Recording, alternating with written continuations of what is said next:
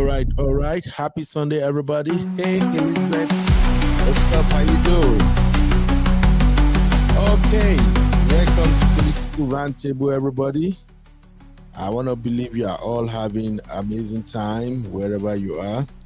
I hope you went to church today, and of course, you give all the glory and honor to God. Okay, we're back at it again. We want to give you guys a quick update on what's going on in Nigeria. Nigeria has dominated the news in Africa for the past 1 month due to the insecurity situations going on. And all thanks to President Donald Trump.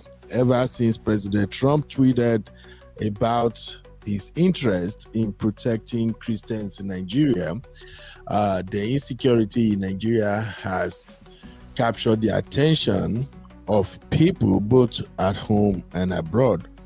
And as for us here, all we can do is to bring updates to everybody. We are sharing this update so that our people in the diaspora, a lot of Nigerians in diaspora, they work too much. So in order for us to make sure everybody is on board and everyone is aware of latest development in Nigeria, we are updating you on daily basis. And that is why we love Political Roundtable. If you're watching right now, if you are watching on the portrait mode, kindly tap your screen to give this stream a like. And if you're watching from the regular landscape streaming, please hit the like button. It's just a matter of 5 seconds and you are done with that. So this show is scheduled to run for 2 hours, and my intention is to actually cover the following topics or issues on this stream. First of all, Pentagon working aggressively with Nigeria to fight jihadist terrorists. If you are following news over the week, you will have learned that Nigeria sent a delegate to meet with United States Secretary of State in order to find an amicable solution, or rather partnership with the United States government to tackle the Boko Haram insurgents in Nigeria. And good news is, they are making headway. However, President Trump is angry. President Trump is very, very angry. He's angry with the Nigerian government under President Tinubu. And during a radio program, the president called in and expressly stated that he is angry with that disgraced country. Whew, that's so crazy, man. So we're going to cover that on today's show. Also, one of the news that trended over the weekend was that Facebook deactivated Reverend Dachomo account, and not just his Facebook, they also deactivated his Instagram. This is worrisome, this calls for concern, and this is what we've been talking about.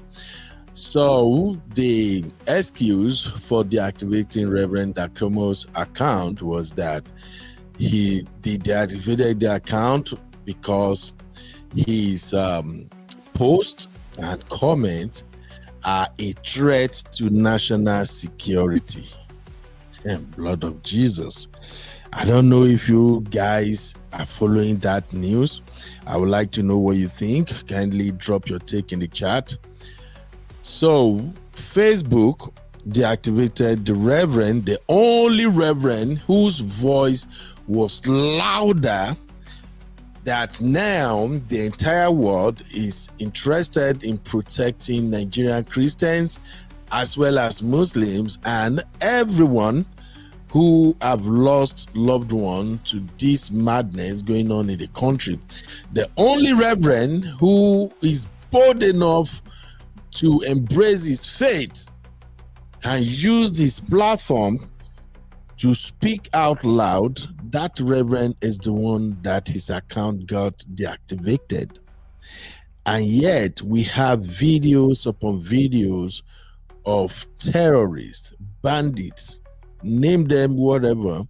We have their videos on Facebook every time showing their brutality, showing the attacks on innocent Nigerians, showing how they're sharing money and yet those accounts are live. But the very person who got tired of how his people, especially Christians, are being massacred is the one whose account got deactivated. I truly want to know your take as far as that is concerned. Also, Nnamdi Kanu, we're also covering Nnamdi Kanu over here. So, Nnamdi Kanu, the Igbo take on his sentence. All right, I'm gonna play a video of one Ndigbo man who was on Arise TV, and I think he claimed he's speaking on behalf of the Igbos.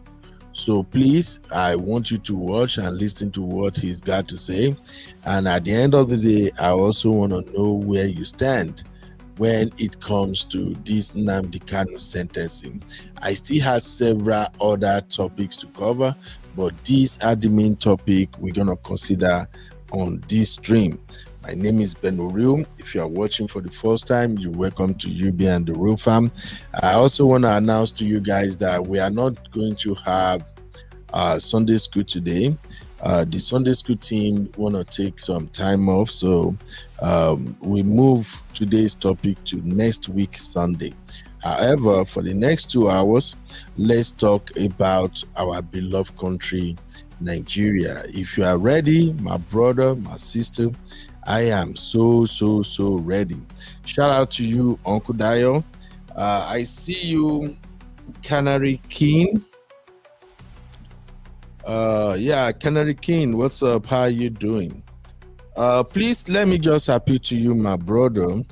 I saw on the last show you were very pissed, and it's okay to be angry with everything going on in Nigeria. If you are patriotic and if you are really concerned about the well-being of all Nigerians without tribalism or nepotism or Christian bigotry, you're gonna be pissed. So, but please, let's keep the chat clean.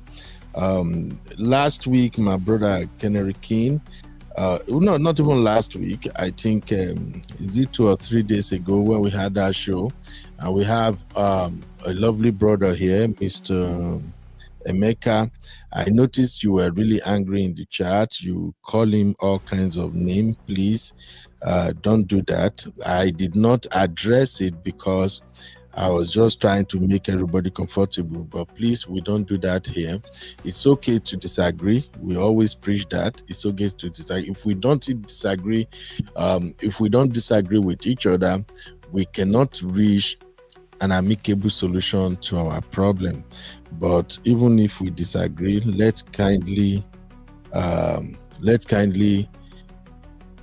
respect each other. Okay, thank you very much. I appreciate you being here. Shout out to my lovely sister Lola. Sister Lola, I heard the code in UK is holding you guys down.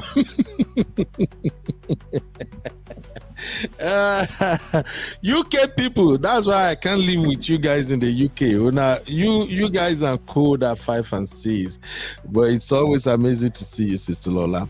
All right, let's talk political roundtable. Let me see if this one has loaded itself.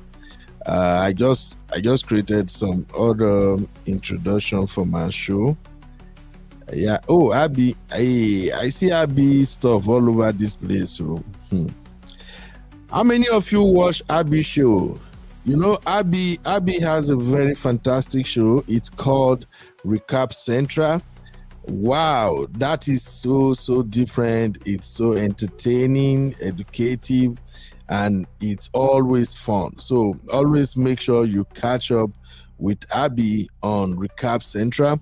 We also have the TSC Sisters, where we have my lovely sister Honey Babe, my sweet sister Cece, and of course we have Abby, and you cannot doubt who is there. Okay, yeah, I mentioned all the 4 of them now: Cece, Honey Babe, Sister Yinka, and Abby. Yes, of course, Abby, our troublemaker. So I'm talking about TSC. We were supposed to have a show to celebrate my lovely sister, Honey Babe, but unfortunately, the events happening in Nigeria just made me completely forget about her birthday. So we're gonna wish Honey Babe a belated birthday. Please help me give Honey Babe a birthday shout out in the chat. Let me drop flowers. I can see we got like 40 people watching already. I just want Honey Babe to know that we celebrate her, we love her. If you have been here for a while, you know that Honey Babe is one of the pillars of this channel. You know, they always co-host with me, and of course when they have their own show, you also saw the flavor. You can tell that this is classy, this is different from the usual Uncle Ben Basbo. So please help me give a happy birthday shout out to my Honey Babe. Please just spare me 1 minute. Let's celebrate my sweet sister Honey Baby. And in case if you don't know it's Honey Babe, I'm gonna play our regular intro, and when you get to Honey Babe, I will pause so you will know it's Honey Babe. Watch this.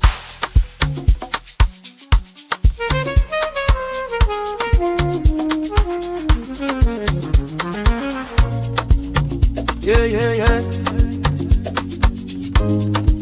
You be in the building.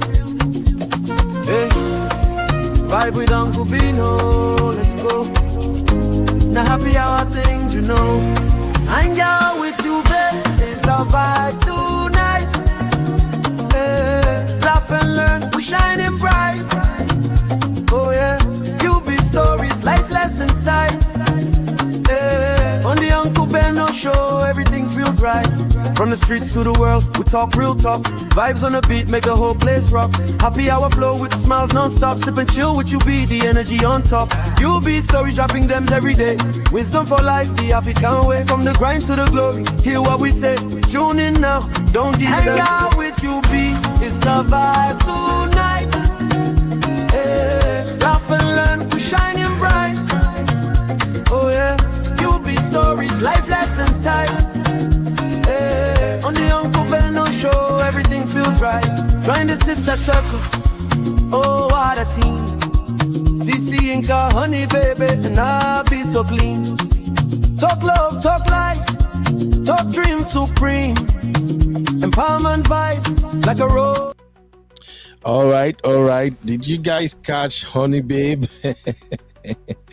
That's my Honey Babe right there, looking so innocent. Let me show you guys once more. Yeah, this is our lovely Honey Babe, looking all cute and innocent.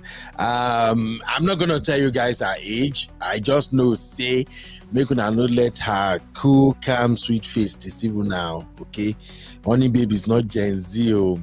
Anyway, Honey Babe, we love you, my sister. We pray that you're gonna celebrate so many years on earth in good health, in plenty money, and in a lot of energy as usual. You always continue to be yourself. Okay, we love you, mama. Happy birthday. Thank you everybody for celebrating my lovely sister Elizabeth. Thank you. Abby, what's up, mama? Happy Sunday, Abby. Thank you everybody for celebrating my Honey Babe. Yeah. Canary King, thank you. All right, let's go back to political roundtable. This is gonna be lit, it's gonna be fire. I'm ready to go all the way. It's just that there are too many videos. I can't even count all of them, but somehow let's get started. You guys are watching Political Roundtable with UB. Like, subscribe, and leave your thoughts in the comments.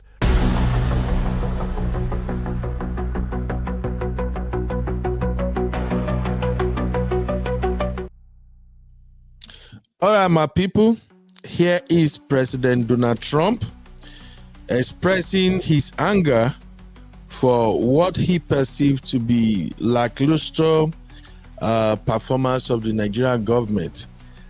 Take a listen, please. You are watching Political Roundtable with UB. Like, subscribe, and leave your thoughts in the comments.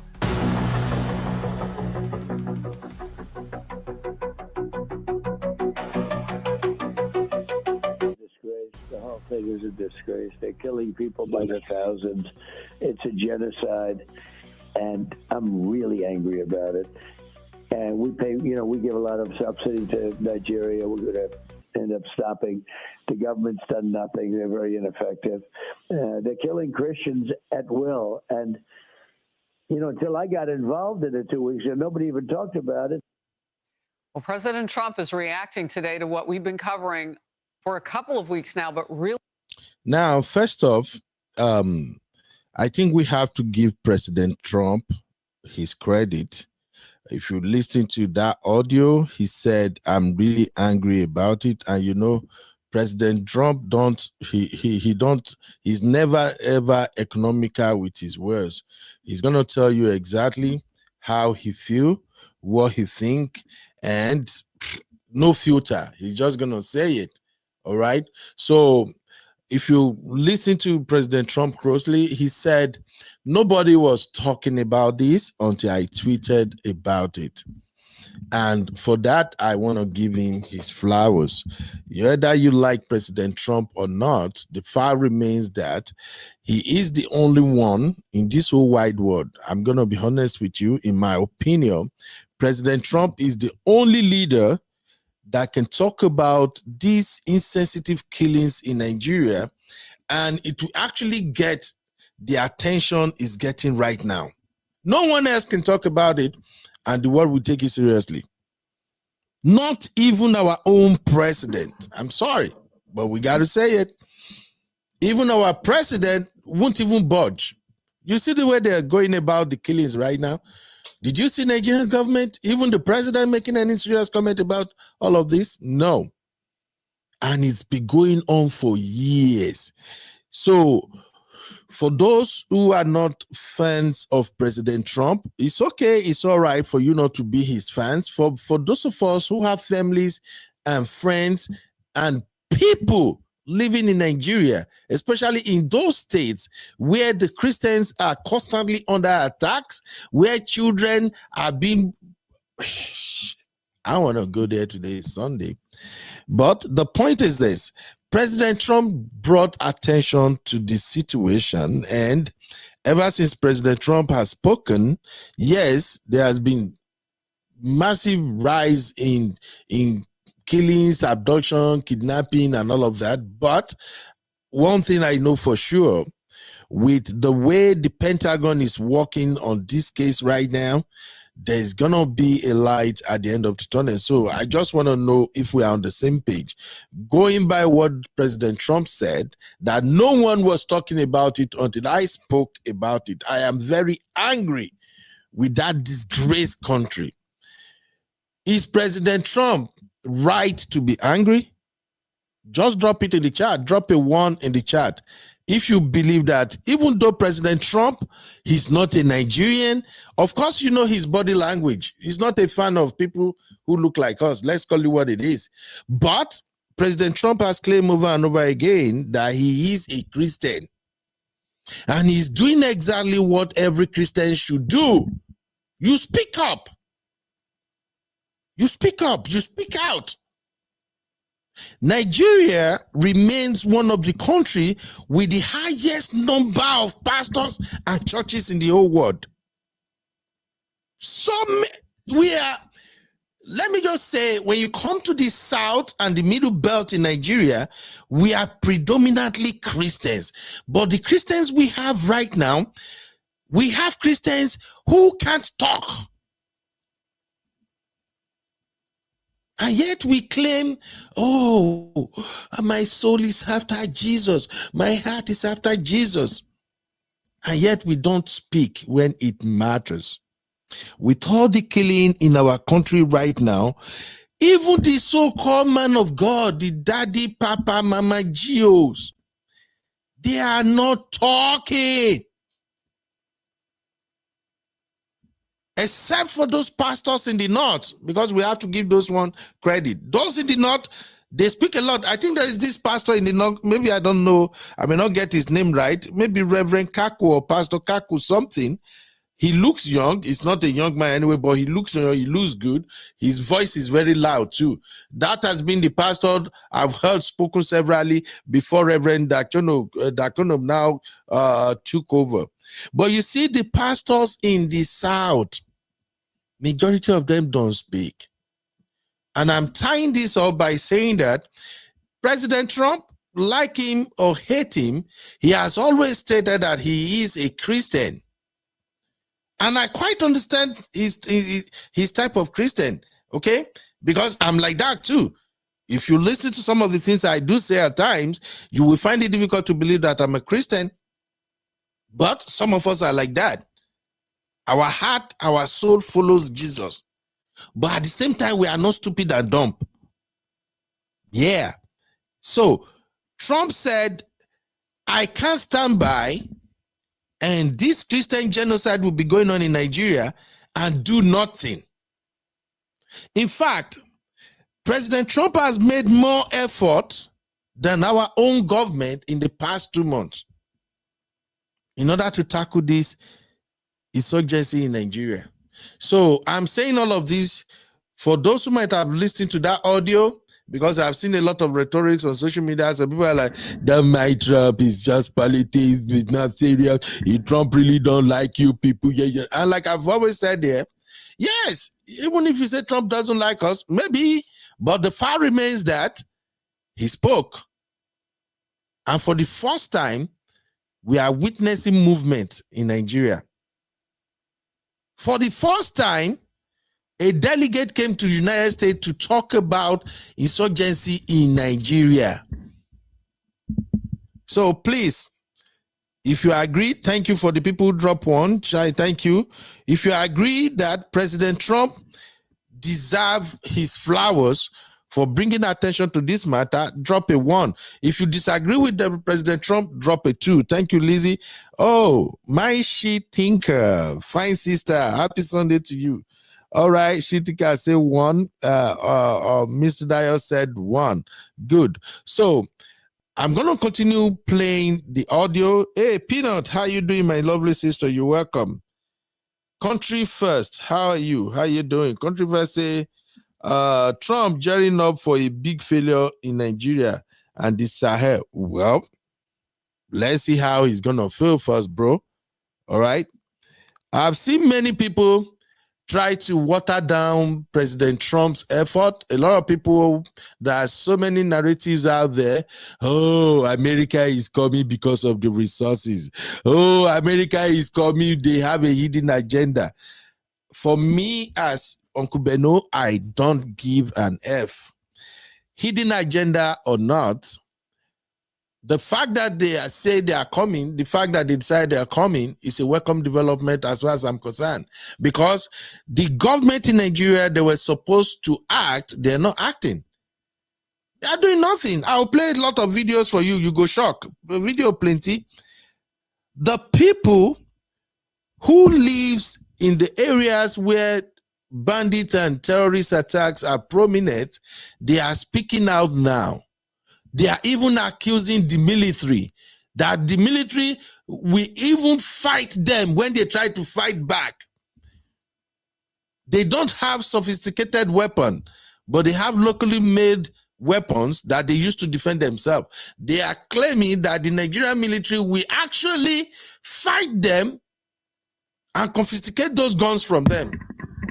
So what are we talking about? So whether America is coming for resources, they are coming for anything, the fact remains that humans are not supposed to be dying. This week alone, in Kebbi State, the number we got was that 25 girls were adopted. We are still talking about that. Before you know it, another school was attacked, St. Mary Anglican School or Catholic School or something. It was attacked. The government said, the Nigerian government said only 52 children, students were kidnapped. But the data is out now. 300, some say 312, some put it at 315. So tell me whether America is coming for resources or they are coming for anything else or they have hidden agenda. Is that a country where people, let me not even go there, man. Let me allow you to listen to the various interview on Fox News, and then I will come back. We will have this conversation. It's a genocide, and I'm really angry about it. And we pay, we give a lot of subsidy to Nigeria. We're going to end up stopping. The government's done nothing. They're very ineffective. They're killing Christians at will. And, until I got involved in it 2 weeks ago, nobody even talked about it. Well, President Trump is reacting today to what we've been covering for a couple of weeks now, but really leaned in with my panel that I hosted at the UN at the request of Ambassador Michael Waltz. And he also invited superstar rapper Nicki Minaj, because she has a pastor who's Nigerian and has jumped into this as an advocate for those under attack. Horrific violence in Nigeria against mostly Christians, and a third mass kidnapping this week alone. So it's getting worse under President Tinubu over there. In this attack, gunmen targeted a Catholic school just days after that attack on a Christian church. Islamic terrorists in Nigeria. There are now 22 of those groups, including Boko Haram, and some of them are aligned with ISIS. They are targeting Christians and have been for years. Some experts, as well as the president, are saying that the mass slaughter needs to be contained. And you heard him here. The government now over there has to do something about this. I joined U.S. Ambassador Waltz for an event on the crisis earlier this week. I served in Nigeria helping train their Navy SEALs for hostage rescues and to go find these girls. And Harris, it is horrific what is happening to them right now. We were able to get many of them back, but not all of them. And as a father of a daughter, it's just horrific to think little girls, 8, 9 years old, being kidnapped out of their schools and sold into Islamic sex slavery. Senior Foreign Affairs correspondent Greg Palcott has the latest. Greg. Hi, Harris. That's right. More violence in Nigeria. Christians again under fire. A Catholic secondary school in the town of Gwara in northwestern Nigeria attacked by gunmen. Local media says as many as 52 kids were kidnapped. A desperate search involving military and police is on right now. And yes, earlier this week, a Catholic church nearby was attacked. 2 people were killed and 38 worshipers abducted. The ransom per person, $69,000. Thousands of Christians have been killed in recent years there, leading some, yes, to speak of a Christian genocide. President Trump has branded Nigeria a country of particular concern regarding religious freedom, threatening to apply sanctions and send in U.S. troops. Here's how a State Department official put it at a congressional briefing yesterday. The Trump administration is developing a plan to incentivize and compel the Nigerian government to better protect Christian communities and improve religious freedom. Still, the Trump administration and analysts say others are getting hurt too by Islamist terrorists, organized bandits, militants. 25 children were kidnapped at another school in western Nigeria on Monday. 1 escaped. That happened in a Muslim area. Harris, Nigerian officials claim they are not persecuting any religion, but many analysts say at the very least they are certain that the government officials are not protecting their own citizens. Back to you. Yeah, and as we've been pointing out, it's mostly young girls and women, and that's what we saw in that church. And those new numbers are just heartbreaking. How many more people were kidnapped and killed in that church attack that we showed this week? Greg, thank you very much for the update. President Trump says the persecution and killing of Christians in Nigeria is, quote, genocide. Others say it's not quite that simple, but there is no doubt Nigeria has a major problem with mass killings and kidnappings of both Christians and Muslims going back more than 10 years. This week, 2 more mass abductions at schools in the country's north and west. Hundreds of children taken from a Catholic school yesterday. One bishop urging action there. Without quick intervention, Christianity risks elimination in parts of northern and middle belt Nigeria within a very short time. The church alone cannot stop the killings. It requires coordinated political, military, and humanitarian intervention. Mr. Chairman and members, the blood of Nigerian Christians cries out to you people. We cannot afford to wait any longer. Let's bring in Reverend Father Rebelius Ahula of the Catholic Diocese of Makurdi in Nigeria. He's also the director of the Foundation for Justice, Development, and Peace. Peace, it seems, is in short supply in your country. Thank you, John, for having me. And I want to thank you very much for this platform. Actually, there is no peace. Even though I had the Foundation for Justice, Development and Peace. We have been noticing for many years, we've been witnessing for many years killings and abductions like you just described. I come from Benue State, which is part of the middle belt of Nigeria, where we have documented these killings since 2001. So it's not just 10 years like people want to refer to. Maybe the peaking of the killings and abductions can be reduced to 10 years, but we have systematic documentation of these killings taking place as far back as 2001, when the Catholic Church in the diocese first opened an internally displaced people's camp. So we have experienced these killings and displacement for many, many years. It's not just 10 years. Those 350 schoolgirls that were kidnapped, what happens to them? I mean, what are the chances of getting them freed, do you think? Very little, sorry to say. And I say very little because this is not the first. If you have followed the history of Nigeria in the recent past, schoolgirls were kidnapped in 2014. In 2015, others were kidnapped. There is a famous girl who was kidnapped in Dapchi alongside other girls that is called Leah Sharibu. She's not been returned to her parents, to her family up to now.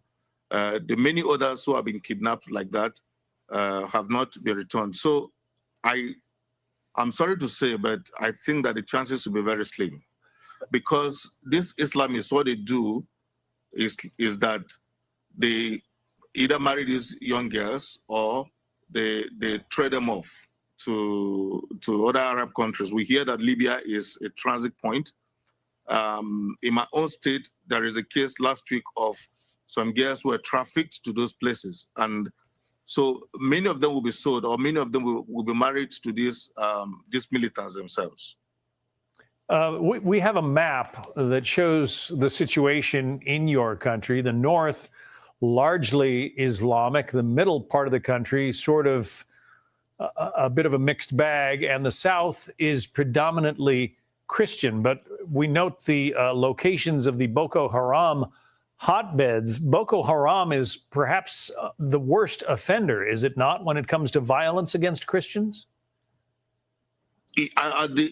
When Boko Haram started, it was the worst offender to violence against Christians. It started in the northeast of our country, in a place called Borno State. When they started in the 2000s, they used to be the most deadly Islamic group. As I speak to you today, the deadliest Islamic group will be the Fulani ethnic militia that is operating in the middle belt of the country, where you highlighted, and you have the picture very well. So the Fulani militants come in their numbers. They are armed with AK-47s. They come on motorcycles. They surround villages, displace a lot of people, kill as many as they can. I'm sure you are aware of what took place this year in my own state. It's just some kilometers away from the capital state of Makurdi, in this city called Yelwata, where they came shouting Allahu Akbar, and they killed over 270 people. I have the names of every individual who was killed on that day. So this is not just happening in Benue State. Also, Plateau State has been very much hit by this Fulani ethnic militia. So it is true that Boko Haram is deadly, but in the last 10 years or 12 to 10 years, the Fulani militants have overtaken Boko Haram in the brutality of killings that they're doing and stuff like that. Yeah, so much for the so-called religion of peace. Reverend Father Remilius Hula, we wish you well, and we urge strength and prayers as you continue. Thank you, John. I thank you for giving us this platform, because many times our stories have been stifled and no one wants to take our news. Yeah. So I thank you for giving us this platform. And please thank President Trump, who has brought this to the attention of the world. I think by his intervention, Nigeria is discussing this issue and the world is getting to discuss this issue. Thank you very much for The this. President of the United States is on your side, and that certainly helps. You are watching Political Roundtable with UB. Like, subscribe, and leave your thoughts in the comments. All right. You're welcome back. I hope you guys understood what we discussed right there. Let me see if you can hear me. Can you guys hear me? Please, if you can hear me, drop a 1 in the chat. It's just me alone now. Everybody kind of went to church. I'm the bad guy who stayed back at home, so nobody to confirm. So drop a 1 if you can hear me, please. All right, thank you, Mr. Dio.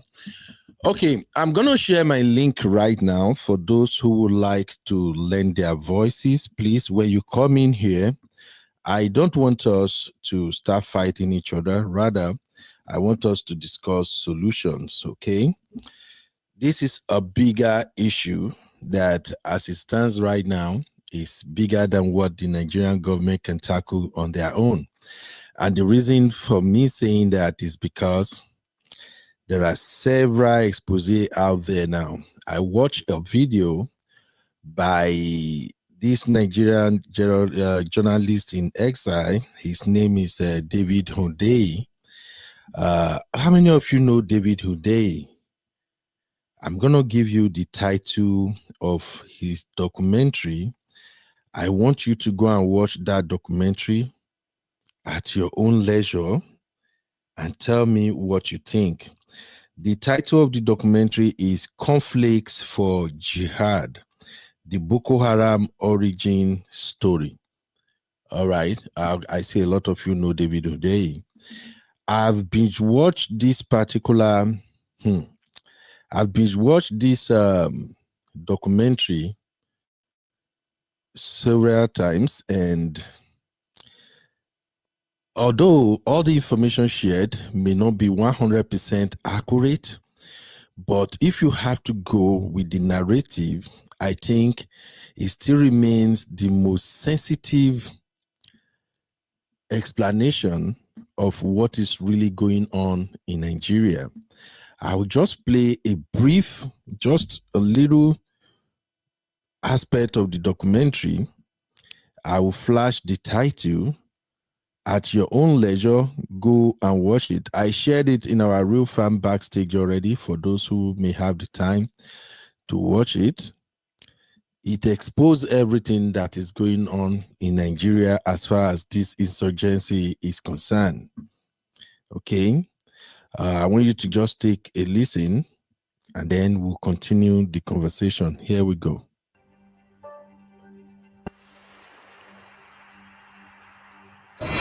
In May 2021, a 96-year-old businessman died in Rome, Italy.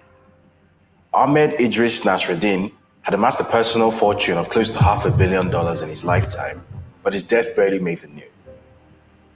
Nasreddin was an Eritrean who moved to Jos in Nigeria's Plateau State and grew his father's small manufacturing business into a $460 million conglomerate involved in everything from breakfast cereal and confectionery to pharmaceuticals, real estate, and energy.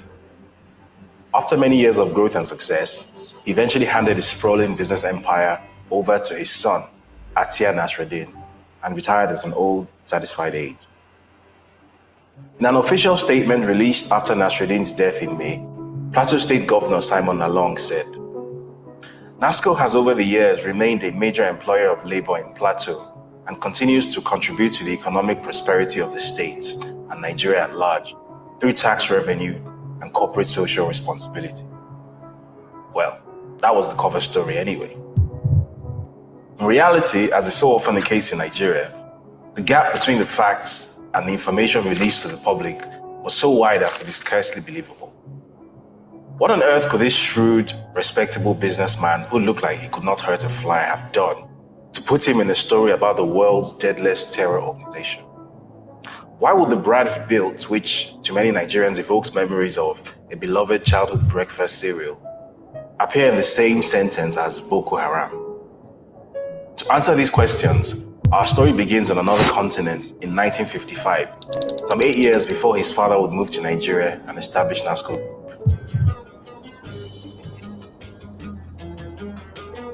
The year is 1955.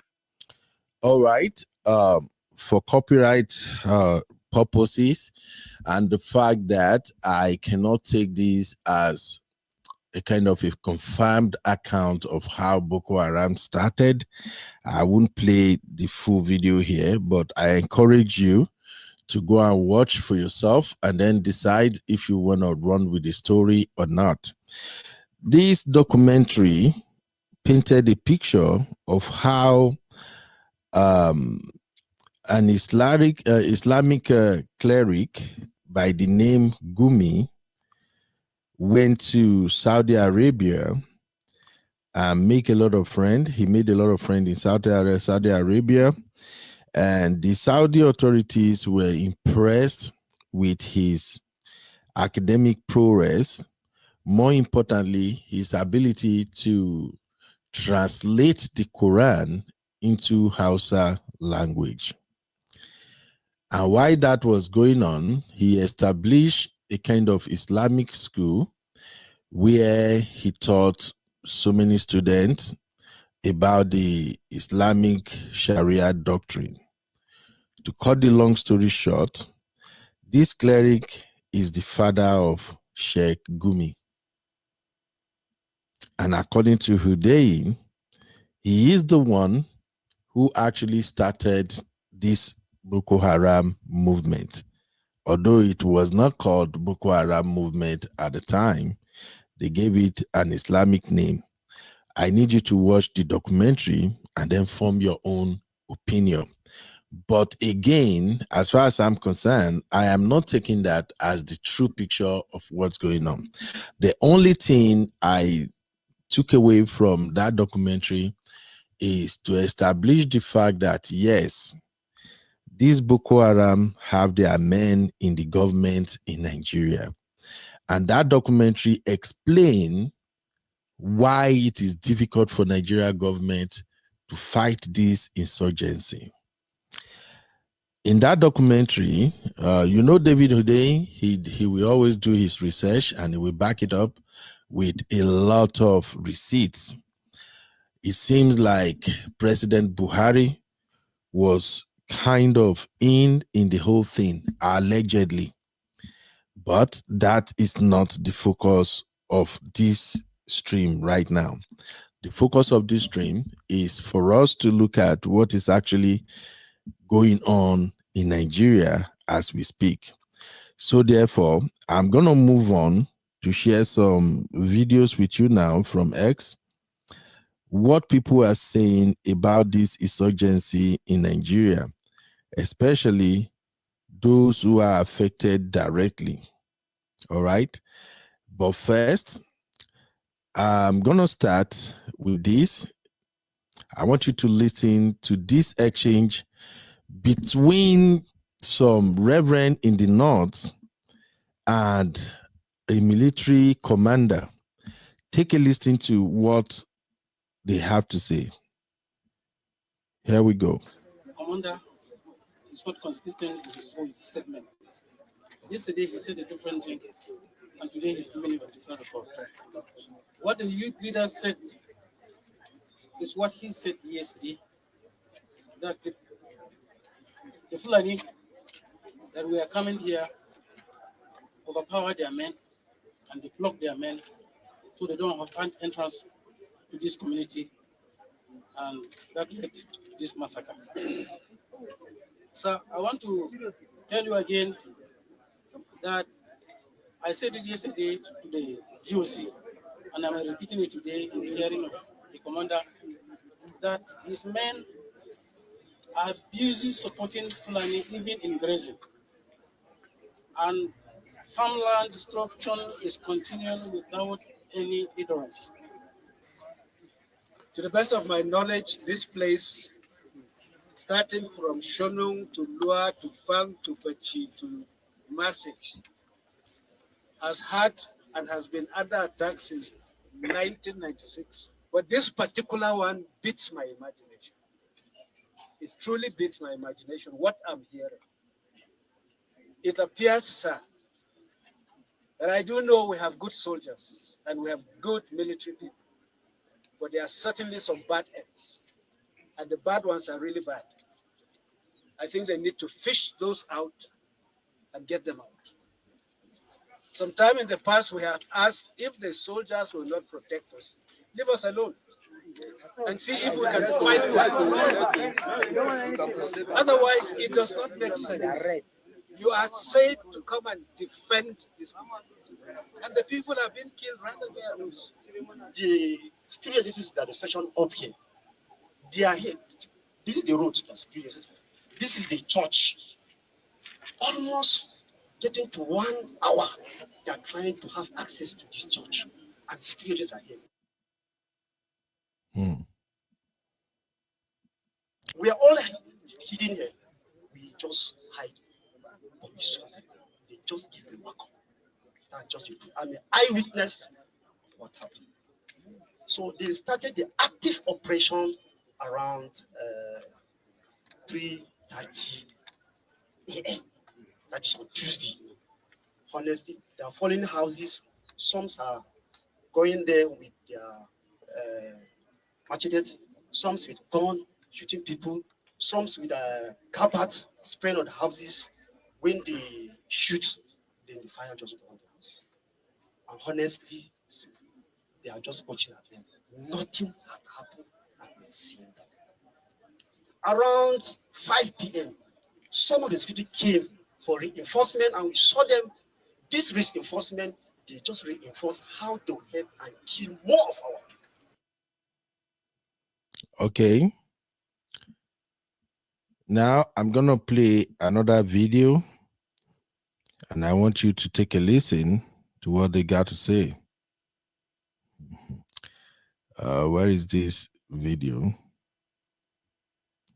Okay, listen to this one. Bitterly. Sir, yesterday I spoke bitterly at Kubon, a village in Bai district, because of the killings. These people came and they killed 7 people. What actually pains us most is it has already been in record that the Moravul man has never attempted attacking a person. We have never done that. We've been piping our youths. And indeed, the Moravul man is a law-abiding person. Yet, these people, they are persisting.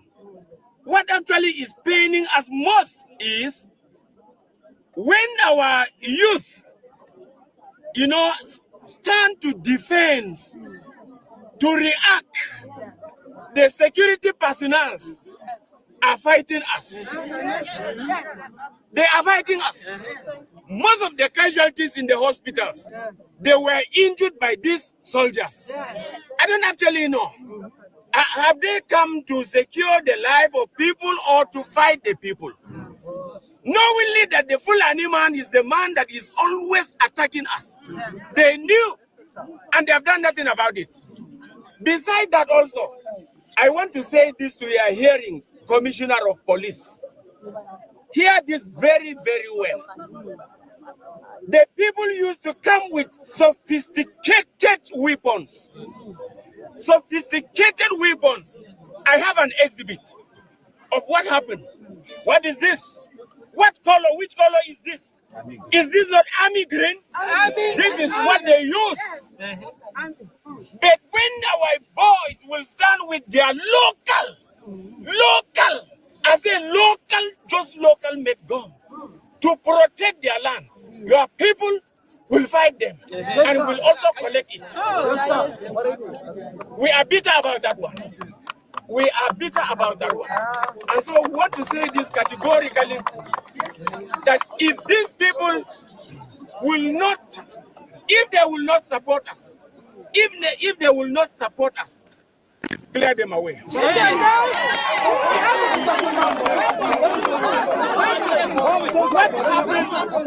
happened at Yambas? What happened at Yambas? The soldiers were sending our youth away, and the Fulani people were burning our houses, and they didn't stop them. And they just stood, and they allowed them to burn our houses. Nothing was done about that. Sir, enough is enough. What this woman has just said, I want to emphasize on that. People saw it. After the killings, the soldiers brought 3 hillocks, and they convey all the Fulani man back. Wow. How do we interpret that? That is our grievances. Thank you for coming, creating your time to come. Okay, let's dissect this briefly. Do you all understand what this old man is saying? Or should I break it down? You remember during the interview with Adeola Fayeun, Reverend Ezekiel narrated the same story that this man just narrated right now. Reverend Ezekiel said, when the Fulani headsmen came to attack their village, after burning, unaliving people and all of that, the villagers decided to fight back. And as they were fighting back, the headsmen took off. While they were running away, the villagers, the youth, everybody, they were chasing them. Reverend Ezekiel said, the military came and double-crossed them. They blocked their path from chasing after the bandits. This old man has just repeated the same scenario in their own community. And in case you don't heard the last part, he said, as soon as the Fulani bandits were done, allegedly, the military brought trucks, 3 trucks, to convey them back to wherever they came from. And he also alleged that the military are actually attacking the people that are defending themselves, and they are taking their weapons away. And that is why he said, if the military are not there to help them, they should go away. My people, we have a bigger fish to fry in Nigeria. We really, really need help. These people need help. In case you don't understand the magnitude of what is happening to these innocent folks, imagine you living comfortably in your own town, in your own ancestral land, and these Fulani headsmen or bandits, they came and they tried to chase you away from your land. From home ownership, you now become somebody who is living in IDP camps, internally displaced people's camp. Just think about that for a minute. That is what they have to contend with. So where are we going? Exactly. The more story we hear coming out of Nigeria, the more we can sense that there is a bigger conspiracy ongoing. And this is getting out of hand. So this brings me back to where we started. Should Pentagon intervene? Should America come to the people's aid? Because our president is not doing as much as expected. We got to be honest. We got to be honest. So I'll take you through what went down when Nuhu Ribadu delegates went to Pentagon to meet with Secretary of War, Hegseth. So let's dive into that briefly, my people. I see you, Uncle Dayo. You're welcome, Uncle Dayo. How are you doing today, sir? Can you hear me? I'm fine, sir. Thank you very much. It's so good to be here. Thank you so much, sir. Happy Sunday. Happy Sunday, real fam. All right. Let us quickly examine what went down between Luhu Ribadu-led delegation and Pete Hegseth and what Nigerians are saying about it. Give me a minute. Let me share my screen with you. Okay. I'm just going to become a news reporter right now. Sorry, I have so many tabs open, so I'm trying to clear the tabs gradually. All right, let's dive into what went down. You are watching Political Roundtable with UB. Like, subscribe, and leave your thoughts in the comments.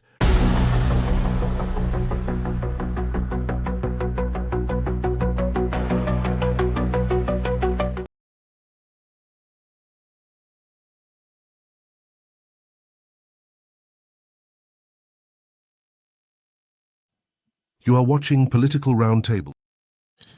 Oh, this system. No, now is not the time for you to be freezing. No, I'm already clearing the tabs, okay?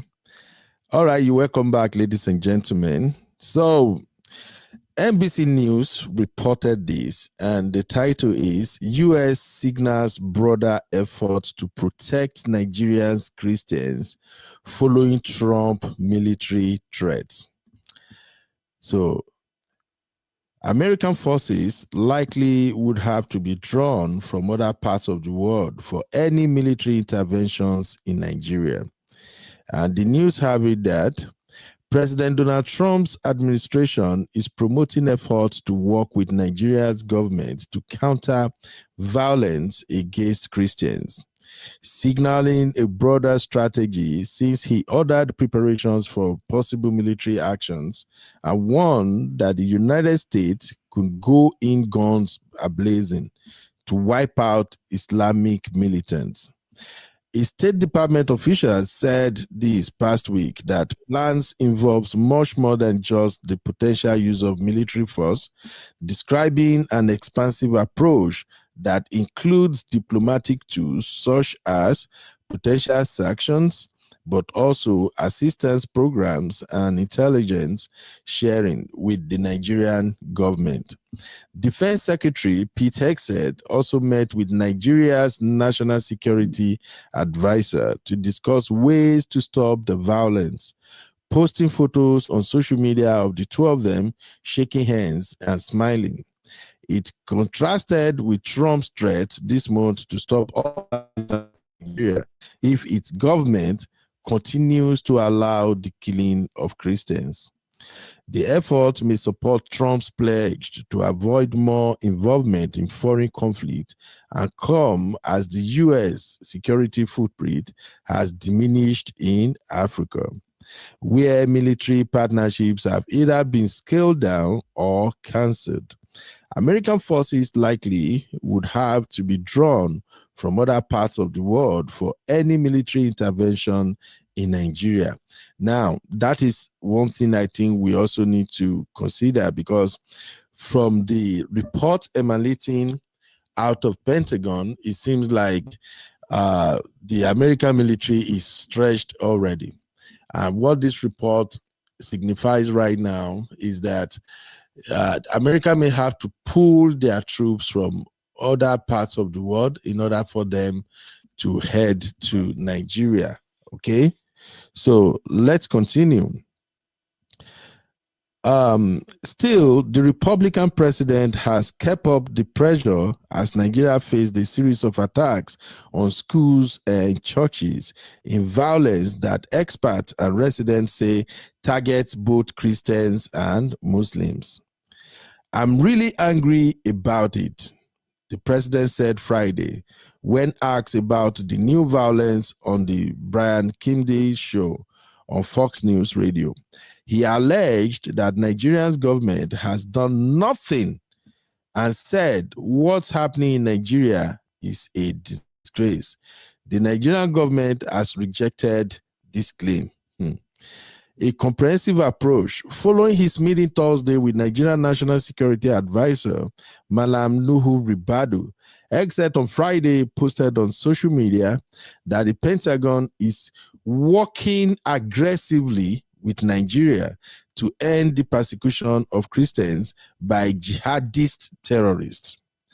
Hegseth emphasized the need for Nigeria to demonstrate commitment and make both urgent and enduring action to stop violence against Nigerians, and conveyed the department's desire to work by, with, and through Nigeria to deter and degrade terrorists that threaten the United States, the Pentagon said in a statement. Jonathan Pratt, who leads the State Department Bureau of African Affairs, told lawmakers Thursday that possible Department of War engagement is part of the larger plan, which the issue has been discussed by the National Security Council, an arm of the White House that advises the president on national security and foreign policy. But Pratt described a wide-ranging approach as a congressional hearing about Trump's recent designation of Nigeria as a country of particular interest or particular concern over religious freedom, which opens the door for sections. This will span from security to policy to economic. He said, "We want to look at all of these tools and have a comprehensive strategy to get the best result possible." And then another report said, Nigeria's violence will not be reversed overnight. The violence in Nigeria is far more complex than Trump has portrayed, with militant Islamic groups like Boko Haram killing both Christians and Muslims. At the same time, many Muslim herders and mostly Christian farmers have been fighting over land and water. Armed bandits who are motivated more by money than religion also are carrying out abductions for ransom, with schools being popular targets. In 2 mass abductions at schools this past week, students were kidnapped from Catholic school Friday and others taken days earlier from a school in a Muslim-majority town. In a separate attack, gunmen killed 2 people at a church and abducted several worshippers. The situation has drawn increasing global attention. Rapper Nicki Minaj spoke at the UN event organized by the US, saying no group should ever be persecuted for practicing their religion. In the Trump administration, if the Trump administration did decide to organize an intervention, the departure of US forces from neighboring Niger and their forced evictions from a French base near Chad capital last year have left fewer resources in the region. Options include mobilizing resources from far-flung Djibouti in the Horn of Africa and from smaller temporary hubs known as cooperative security locations. U.S. forces are operating in those places for specific missions in conjunction with countries such as Ghana and Senegal, and likely aren't big enough for an operation in Nigeria.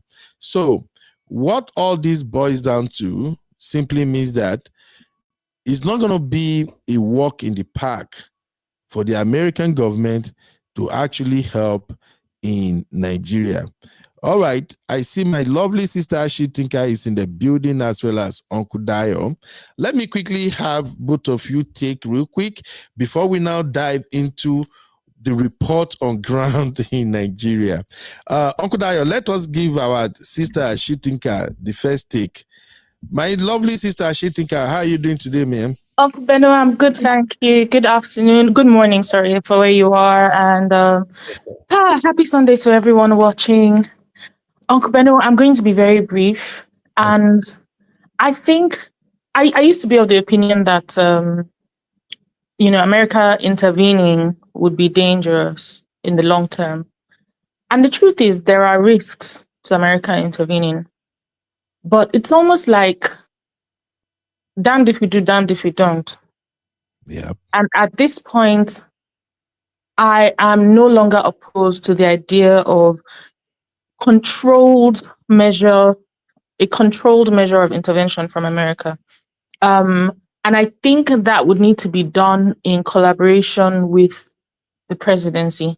And I think that if that's supposed to be successful, the presidency will have to do it in a covert way to the extent that people are not even aware to the extent to which he is in support of what's going on. Because the president himself, if the reports from these precious people of God who are complaining about the armed forces, some elements of the armed forces being complicit in their attacks, if these reports are to be believed, then we don't know how far up the rot goes in terms of the complicity, those who are complicit in this agenda. And so the president will have to be very careful and very delicate in the way he gives assent to the intervention of America and the way this works around this whole thing works. Because a number of things back in the bear in mind, this problem didn't start recently. It's been ongoing for as long as I've been alive. I've known of this problem. But there are people that I know that are currently alive that will tell you that this problem has been existing for over 100 years. And I think the problem is that, so in Nigeria, since Christianity came and Islam came, some of us take religion seriously to the extent that we must talk about it to everybody we meet. And some of us think erroneously that we can buy people to dominate so that our own religions dominate. Not everybody thinks like that. And I'm not even limiting this to one religion or another. There are people who are irksome in the way they are overwhelming. They overwhelm you with their talking, but talking never tied anybody. There are people who would actually die for their faith. Now, the problem, I'm going to talk about my own lifetime. I think that the problem has been as bad as it has become now, present day, as bad as it's become. Because a number of years ago, and I don't remember exactly when, the government banned the possession of private firearms. At some point in my lifetime, people were able to get licensed weapons, licensed firearms. And when that was a possibility, even though these persecutions existed, there was pushback. Now, the pushback was never overwhelming enough for one to say the people who were being attacked were the ones causing the attack. No. But there was a reasonable effort of aggression to resist these kinds of intimidation. Well, over 15 years ago, I think maybe 10, 15 years ago, because I know that, I think it was under Buhari's time, I'm not sure exactly when, private ownership of weapons was banned. Now, just imagine a scenario where people are able to obtain licenses and own weapons. And they have, let's say in these farming communities in Plateau, bear in mind that in Plateau, there used to be such a high number of retired generals. And at the time, they were not retired. They were still serving generals in the armed forces. And those places, there were attacks in 2001. There were threats of attack in 2000, but there were attacks in 2001. And many of those places, they defended their territory valiantly. They fought gallantly, and they maintained their territory. Over the last 20 years, especially in the last 15 years, people are no longer licensed to own arms.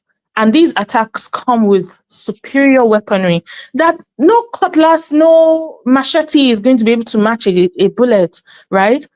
So I think in the short term, private ownership of weapons needs to be reassessed in Nigeria. If you are not going to defend the people, allow the people to defend themselves.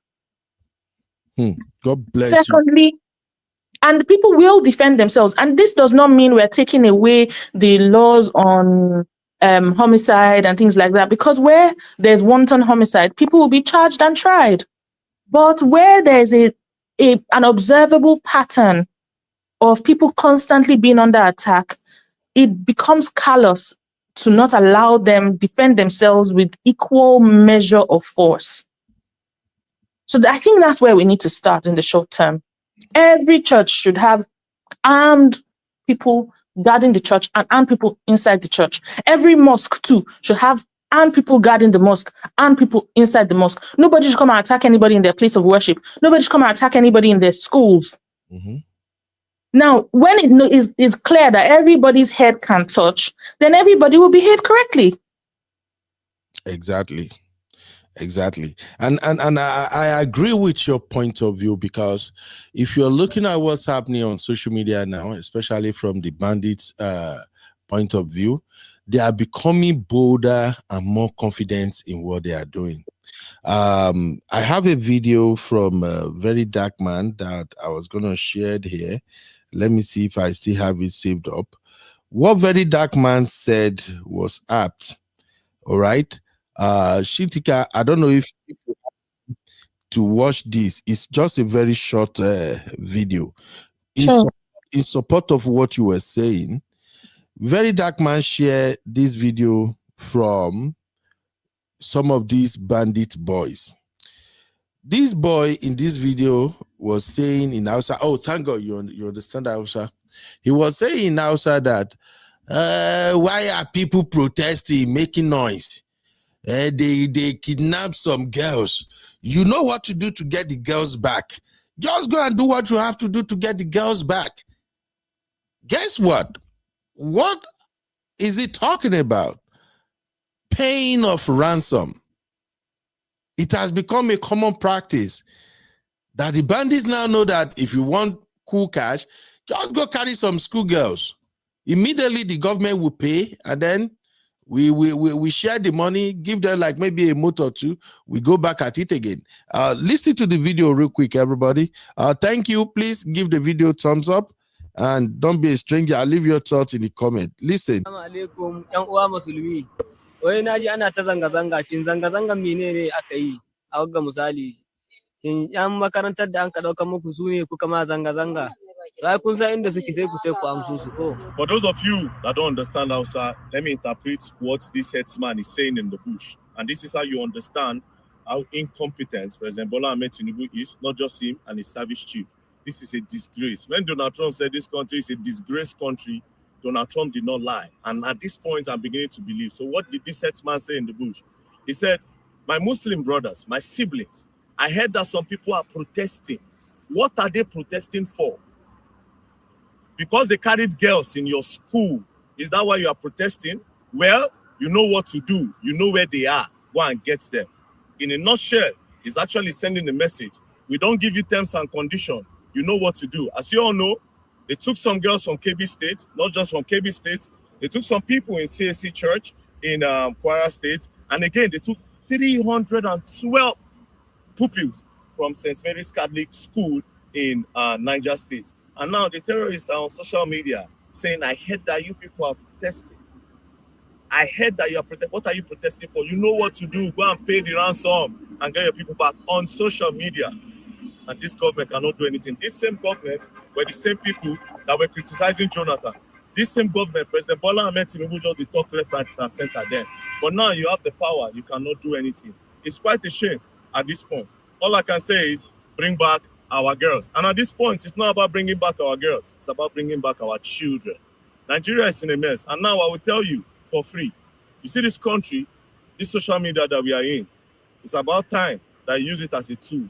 If you like, make you know, yeah, I know it's at the top. A few months ago, I made a post when I said, Kwara is surrounded. I said it. I said, Kwara is surrounded. I don't know if people thought I was creating content or just talking on the media. Now, what's happening in Kwara? They don't start to pick them.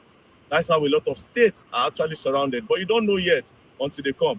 Again, a lot of you don't know your terrain. A lot of you don't know your bushes. I live in Abuja, and I can categorically say I know a lot of places because sometimes I just go there and observe the area. Please try as much as possible to observe your areas. Try as much as possible to observe your area. I beg, Nigeria is surrounded. Only God, now if you help. But not be only God to help. You don't talk to them. He don't say make you fight. You gotta fight. I swear. If not, you will learn and you will learn the hard way. Don't play. And 2027, APC, if you cannot put a stop to all of this terrorism in Nigeria. President Bola Ahmed Tinubu, I don't know. You don't deserve to be on that seat. Just resign. All right. My sister, Shitinka, first off, the interpretation given by a very dark man to that video, is it accurate? It is, Uncle Beno. Yes, it is. And it's worrying. This small boy actually saying, you know what to do. Government, you know what to do. Go and do it and get the girls back. And did you also notice that when banditry and all this Boko Haram insurgency started, they used to cover their face, like you won't see their face at all. But now, their face is all over social media. So, Uncle Beno, they're not scared of anybody. Help me make And you see, the thing is, Sheikh Gumi is always saying that the government owes these people. I don't know what debt or what arrangement they had with government, and I don't know by which instrument that arrangement was made. I don't know which government they had the arrangement with. But when does the debt stop, and what was the debt, and why is it that human lives are required to fulfill this debt? So, Uncle Beno, we have more questions than answers. Honestly. And it makes a person weak. So honestly, from time to time, I look at this thing and then I look away, so to protect my mental health. And I just think, first of all, allow people to be able to defend themselves. Secondly, let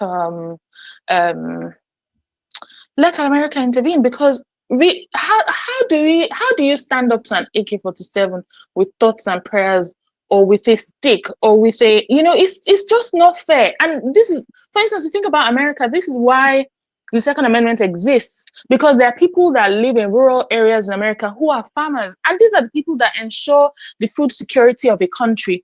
Food prices are going up in Nigeria. They've been going up for a long time, and food insecurity is very, very, it's a real and present threat, because a lot of these people, if you want to see, okay, let me put it like this.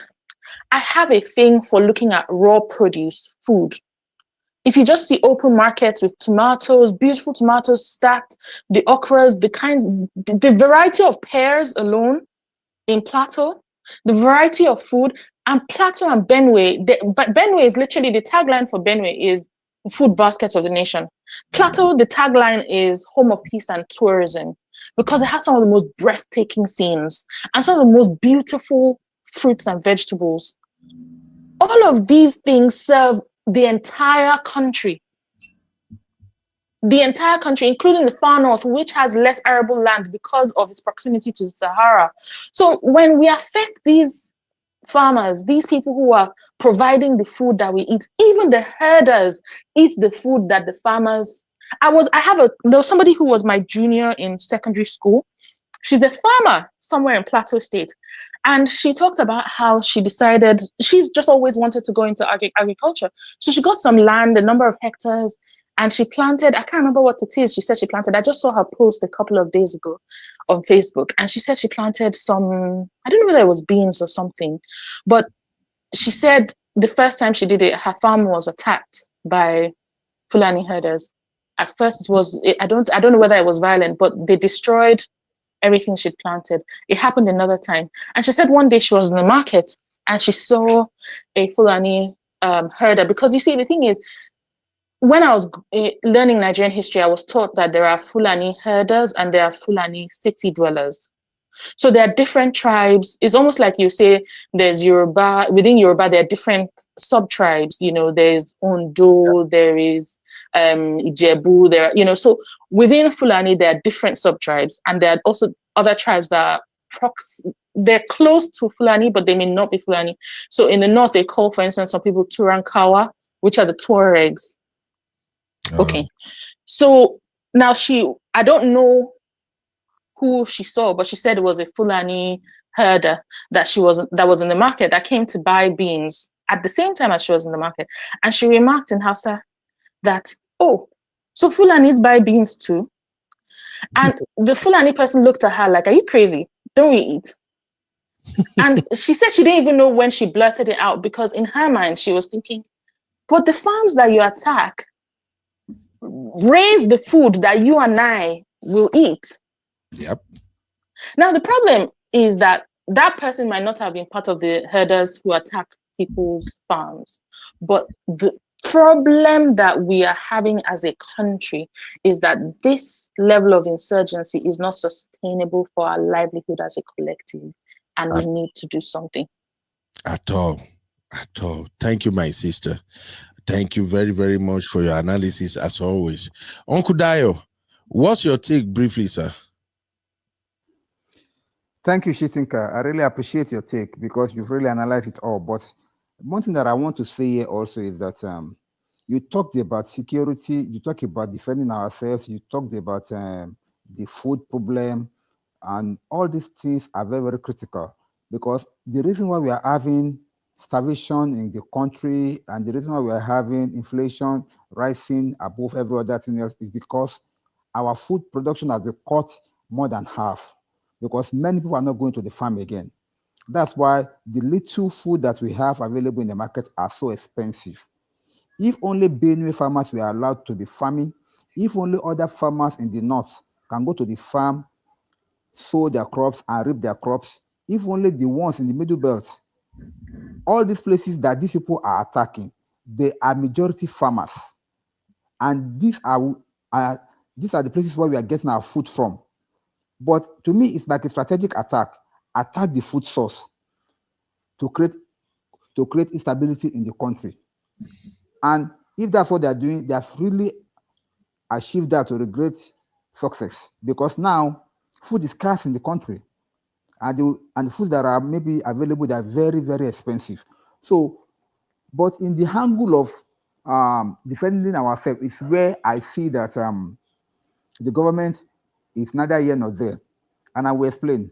In the video that you just played, sir, people were even making use of local guns. Even that, the military or the police are coming to come and confiscate it from them. Why? In the front of bandits, buying and maiming them, they formulate and get their own dang guns, their own locally fabricated guns to defend themselves, not to kill anybody. In fact, hunters carry guns in Nigeria. They go into the bushes to go and hunt animals. Our local hunters, they do that. They have their local guns that they use to kill all those animals, and which is normal. Nobody worries you about it. But do you know that in these days of bandits, if you carry that gun now, a policeman will confiscate it for you? I wonder why a government that wanted to like fight banditry is continuously disarming its own people, leaving them at the mercies of these bandits, and allegedly supporting those bandits to be buying their people.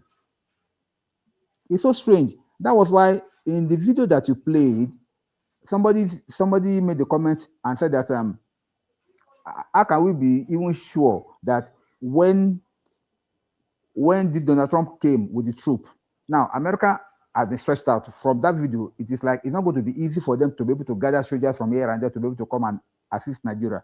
But however, even though they come, how can we be so sure that they are going to muster enough soldiers to be able to combat it? That is number one. Number two, how can we be so sure that they can work with Nigerian government? Because Nigerian government, they will give them the military. Okay, let our military support you. But inside that same military, there are bandits that have infiltrated their camps. And I'm not talking about just foot soldiers. I'm talking about in the hierarchy of command. We have bandit sympathizers, we have terrorist sympathizers in the command, allegedly, because those are the ones that are giving the orders for the soldiers. On is to obey order. Do this, they will do it. Don't do this, they will not do this. Those soldiers that the man in the video that we played earlier on, that came to block the youth from pursuing the bandits, and they now started fighting them, and they wounded many of them that landed in the hospital. Those soldiers, who gave them the command to do that? These are the questions that we should be asking.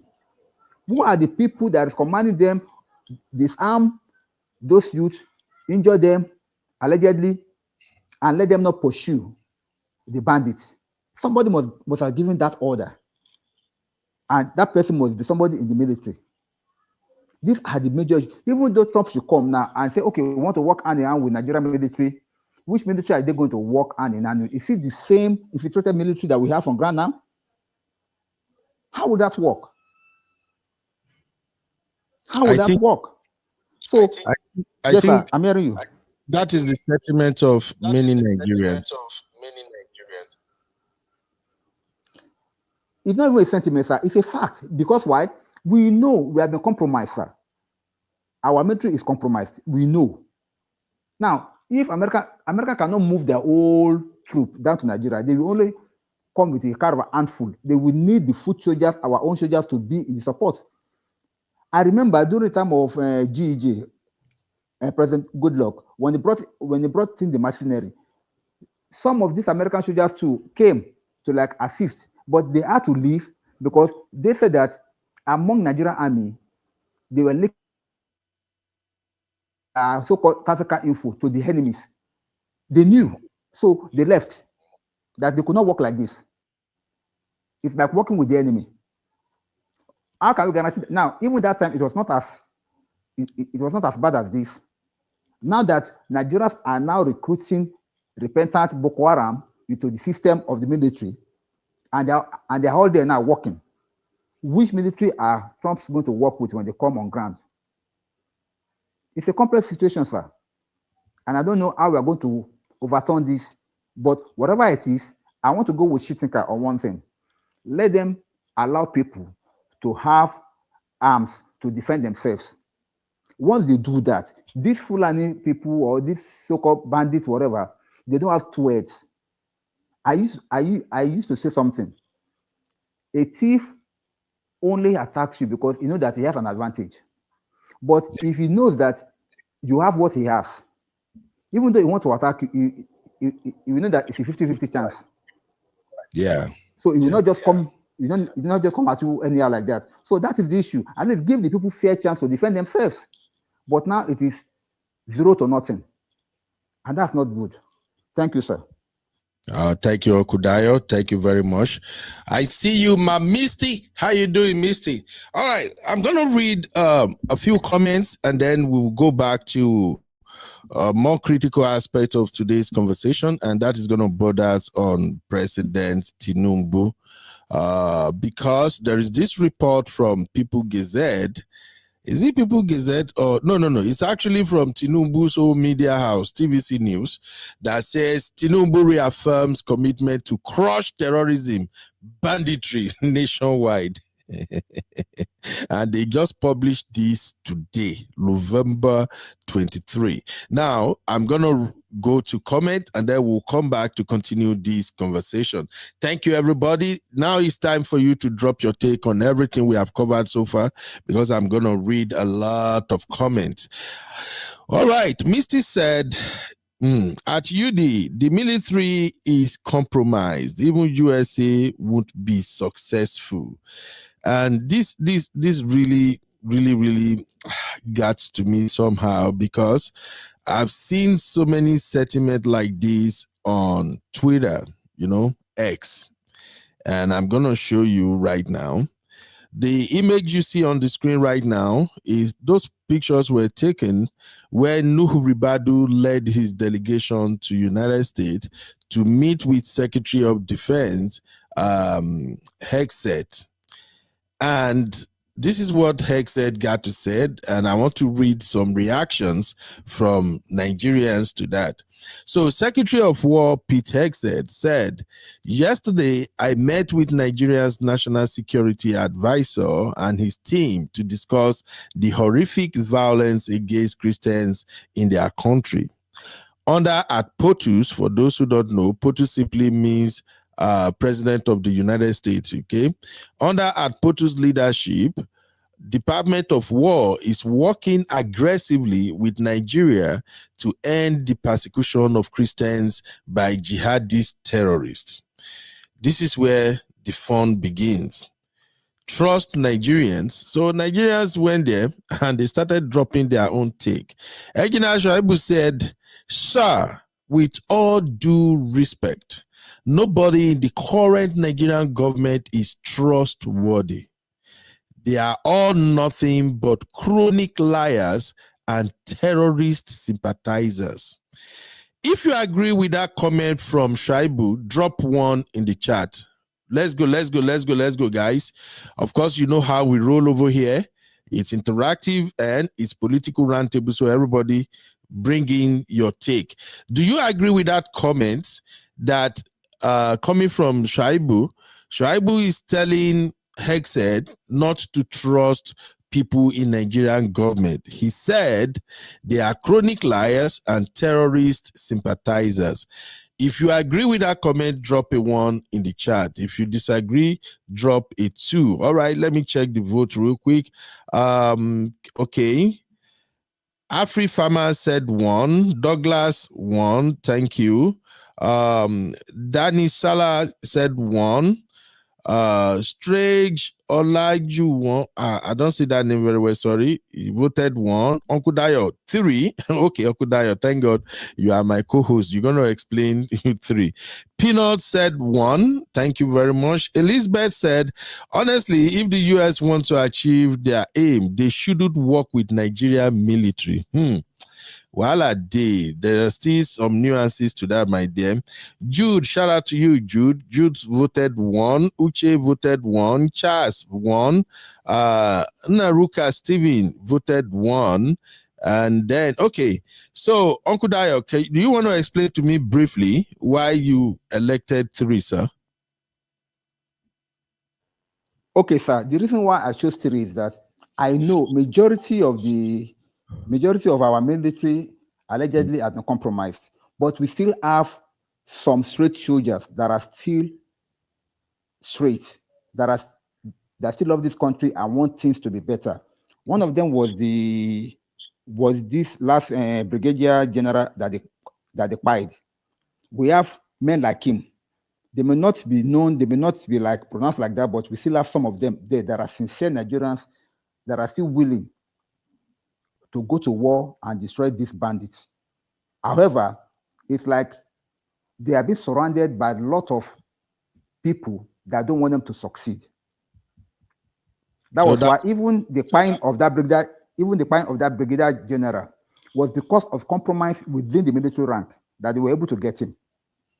Okay, so not that all of them are corrupted. We still have some that are still working actively in the defense of the country. Then the question is, how do you separate the corrupt from the incorruptible? Okay, sir. That is the question now, because the ones that are corrupted, they are not, it's not written on their faces. We cannot know them. However, I know America has a way of doing their covert operations. If what I've been watching in the movies is anything to go by, they have a way of doing their covert operations. There are sometimes that when they know that they are working with unfriendly team, they don't divulge information until the last minute, and they make sure that nobody can leak it because they'll be guiding everybody. Everybody will be eye upon each other, so they can still work with them, but in a very, very special way, so that they will not give out any information. They will not tell them where they're going or where they're going to strike or when, until they move. And when they move, they'll be watching everybody that is going on that. They've done this several places, and they can still do it here in Nigeria. But for them to come to Nigeria and say, okay, this is how we are going to do it. We are going to go like this. We are going to go like that. They will never succeed. And they can even use that as a trap. Give them a general idea of what they wanted to do, which actually is not what they want to do. Of course, they go and tell their mentors, they go and tell their bandits that, oh, they are coming this way. But last minute they will change, they will go this other route. That's how they can easily manipulate and get their ways done. Thank you. All right. Okay. I don't know if a lot of people agree with you on that one, but I get what you're saying exactly. Oluwakunle also voted 1. Christ Generation TV 1. Elizabeth 1. Canary King said Nigerian military mission is to suppress the Nigerian people. Okay. Thank you. Godwin said 1. Yeah. Steve Joseph said injustification. All right. Dan Isaiah said, Nigerian military include Shegumi's son. How do you sort out the good one? This is why people are apprehensive about working with Nigerian military. Thank you very much. Laura, shout out Laura, how you doing? Laura said, Uncle Beno, please, I want to come into the studio. All right, Laura, I shared the link earlier. I'm sharing the link again. Let me know if you can get it. So that's the link again. All right. Canary said, for younger people that don't know, Nigerian military pied Fela's mom and elderly lady in one of their attacks. They claim it was unknown soldiers. Well, my brother, we've been dealing with this for a long time. All right, I'm going to take some more comment from Nigerians who are replying to United States Secretary of Defense, and I think they're right. So, Positive King actually shared this video. He said, listen to what the former governor of Benue has to say. The government is working with Turkey, Saudi Arabia, and everything to Islamize and take over Nigeria. Governor Otom of Benue says that. Listen to that. We have chosen to say the truth. Even if we are going to die, let us die and let tomorrow appreciate what we said. And so, as far as I'm concerned, the federal government is complicit. The day they want this insurgency to finish, it will be done. Actively, they are working with Turkey, they are working with Saudi Arabia, they are working with everything to Islamize. But the real agenda is to take over Nigeria. And all these insurgents that you see happening is from Mauritania, is from Senegal, is from Cameroon, is from all over the place, trying to ensure that the indigenous people of this country do not have a say, but the Fulanis have a say. We are not against Fulani people. In government here in Benue State, I have Fulani people who are in my government. I have no issue about Fulanis, indigenous people. Everybody in this country, Nigeria, comes from somewhere. Even the two people where I govern today as governor, they come from somewhere. But we have settled. Today, because of the rise in population, there is nowhere you can say that the two people or Benue people should leave Benue State to go to Cameroon. Where is the land? To go to where? Where is the land? And so this is the main problem that we're having in this country. If this government will appreciate and stop deceit against the people, we shall all work as a team. Nigerians, wherever we come, let us cohabit and live together.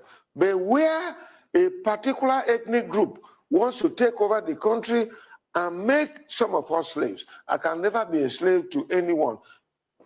It is better I die and not be alive. I cannot be a slave to any Fulani man. All right. So that is one of the reply, one of the video they sent to Hegseth. Probably, I don't know, maybe they want him to listen very well before he sent his army to Nigeria. But I have a unique angle that I want to tell you guys right now. When you listen to ex-governors, please take their comments seriously. I have seen a lot of them talking lately, and they're saying the same thing, that it seems like the Fulani want to take over Nigeria.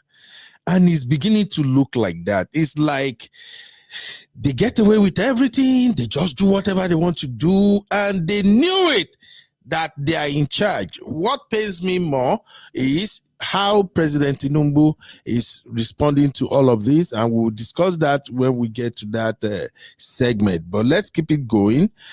This is Reverend Ashimolowo, or Pastor Ashimolowo, also giving a take. This video was also dropped on that thread for the Secretary of Defense to also listen to. Take a short listen to this. The baby Lagos.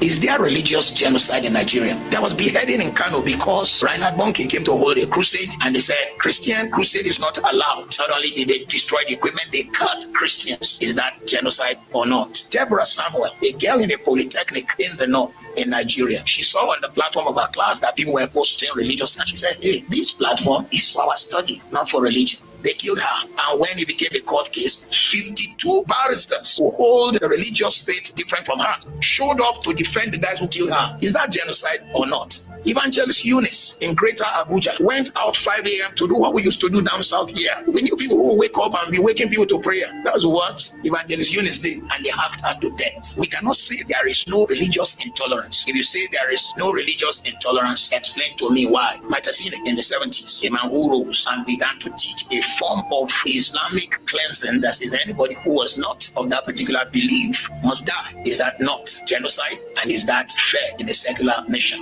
270 girls were carried out of a school. They were all Christians. The people who carried them committed 5 crimes. 1, child molestation, because they raped these girls. Nigeria's criminal law says that you sleep with anyone under 18, which is the age of consent, it's a crime. 2, if you carry a person against their will across border, it's trafficking. I thought we have human trafficking law. 3, you force these people to change religion. 4, you force them into marriage. That is the 4th criminal offense. 5, some of them were violently raped. And then 6, some of them were killed. The same people who committed this crime, you said you forgave them. Who forgave them? Where were they forgiven? Which court of law? Is it the government that said, okay, we suspend the criminal laws of Nigeria in the case of Boko Haram? Who did it? If you now say you forgave them, where are they? It is rumored that some of them are now repented and you brought them into the army. How can a man who killed and committed all this crime now qualify to be a defender of the nation? It is rumored that some of them are in the Air Force. How can a man like that defend the Federal Republic of Nigeria? How can we entrust him in the country where I live at the moment, in England? If you touch a child, you know, rape and you touch a child in an indecent way, you will be in the register of child molesters. And the moment you change local government, you must go and report yourself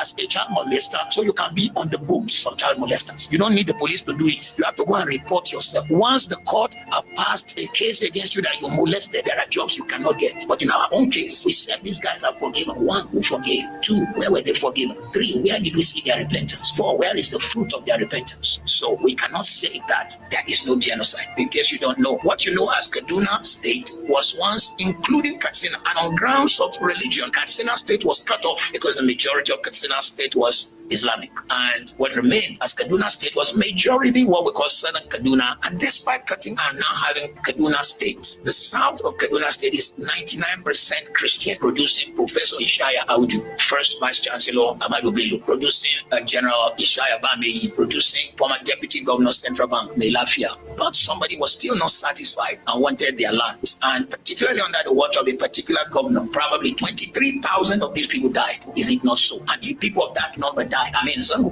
people were being hacked, cut like animals because you wanted their land and because they didn't follow your religion. Is that genocide or not? You will have to answer. I haven't answered any of your question yet.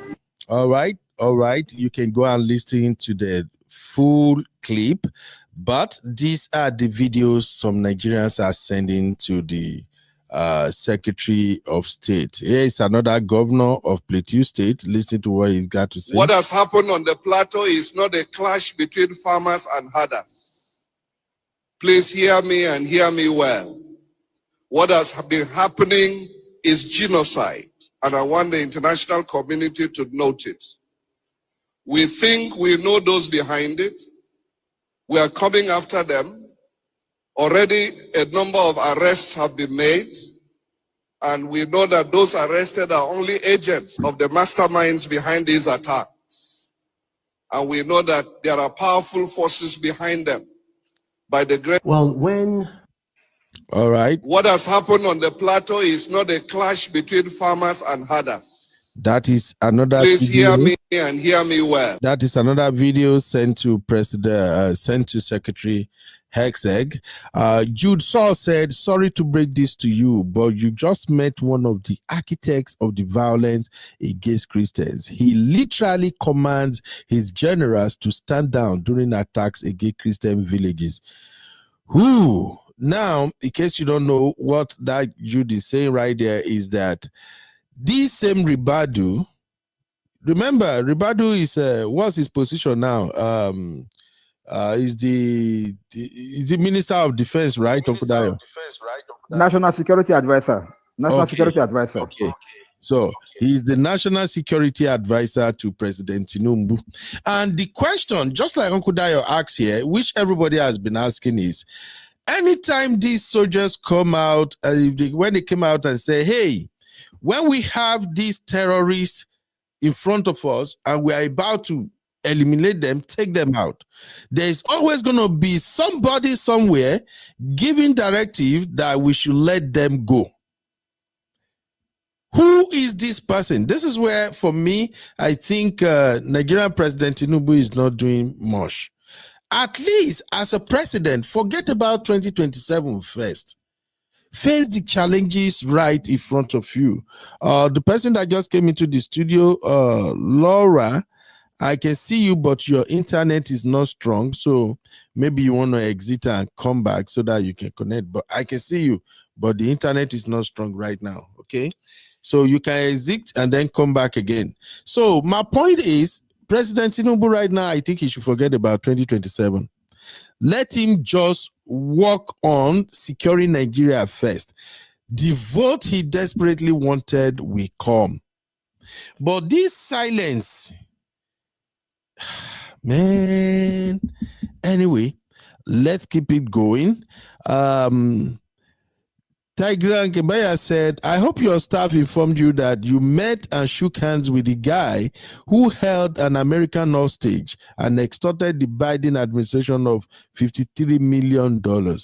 These are all allegations against Ribadu. I don't know where they are getting all of this from.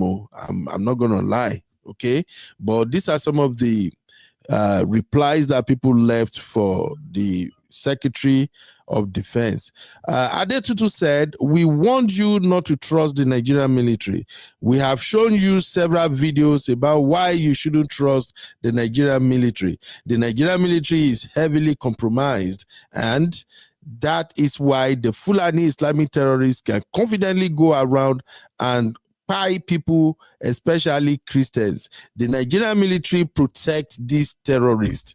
We have warned you people several times. Now, there are tons and tons of comment there. I can't read them all. I want to come to the chat and read comment from the people who are watching right now, and they are dropping comment. But before I do that, Laura, how are you doing? You're welcome to a political roundtable with UB. Can you hear me? Please unmute. How are you doing? Hello, Laura. Hello, Uncle Beno. So this is my first time using StreamYard, I know. Can you hear me? I can hear you. I can hear you. Let me welcome you officially, okay? Yeah. All right, my sister. I can hear you. How are you doing? Where are you calling from? I'm calling from the UK. Can I double check? Yeah, I can hear you. I can hear you. I think everybody can hear you. I keep hearing you twice, so I don't know if there's something I'm not doing right. Okay. Do you have YouTube open on your phone? Oh, no, I have YouTube open on the other. Okay, I think. Let me mute it from the other end. Yeah, so you can just mute it. Okay, that's fine. So I've muted you from the other place, so I can only hear you via StreamYard. Can you hear me? Yeah, I can hear you. Go ahead, my sister. So good evening. You are from UK, right? How is the code first? We are loving it. Oh my God, you are loving the code, eh? Yeah. Okay, make I don't talk, but I'm actually wearing short sleeves, so that says I'm loving the code. Really? Yes. Okay. Give us your take, my lovely sister. Uncle Beno. Yes, ma'am. Thanks for your show. I listen sometimes, but the time difference does not allow us all the time. I know. Nigeria is a truly disgraced country. I'm one of those people who am not a fan of Bola Ahmed Tinubu. The election he stole from people like me, as far as I'm concerned, he stole the election from me. In 2022, we worked hard. We gave our money. I was not on ground, but I supported. We stayed awake till middle of the night. We fought for the country. But one thing we told people We said, look at the character of the people you want to vote for.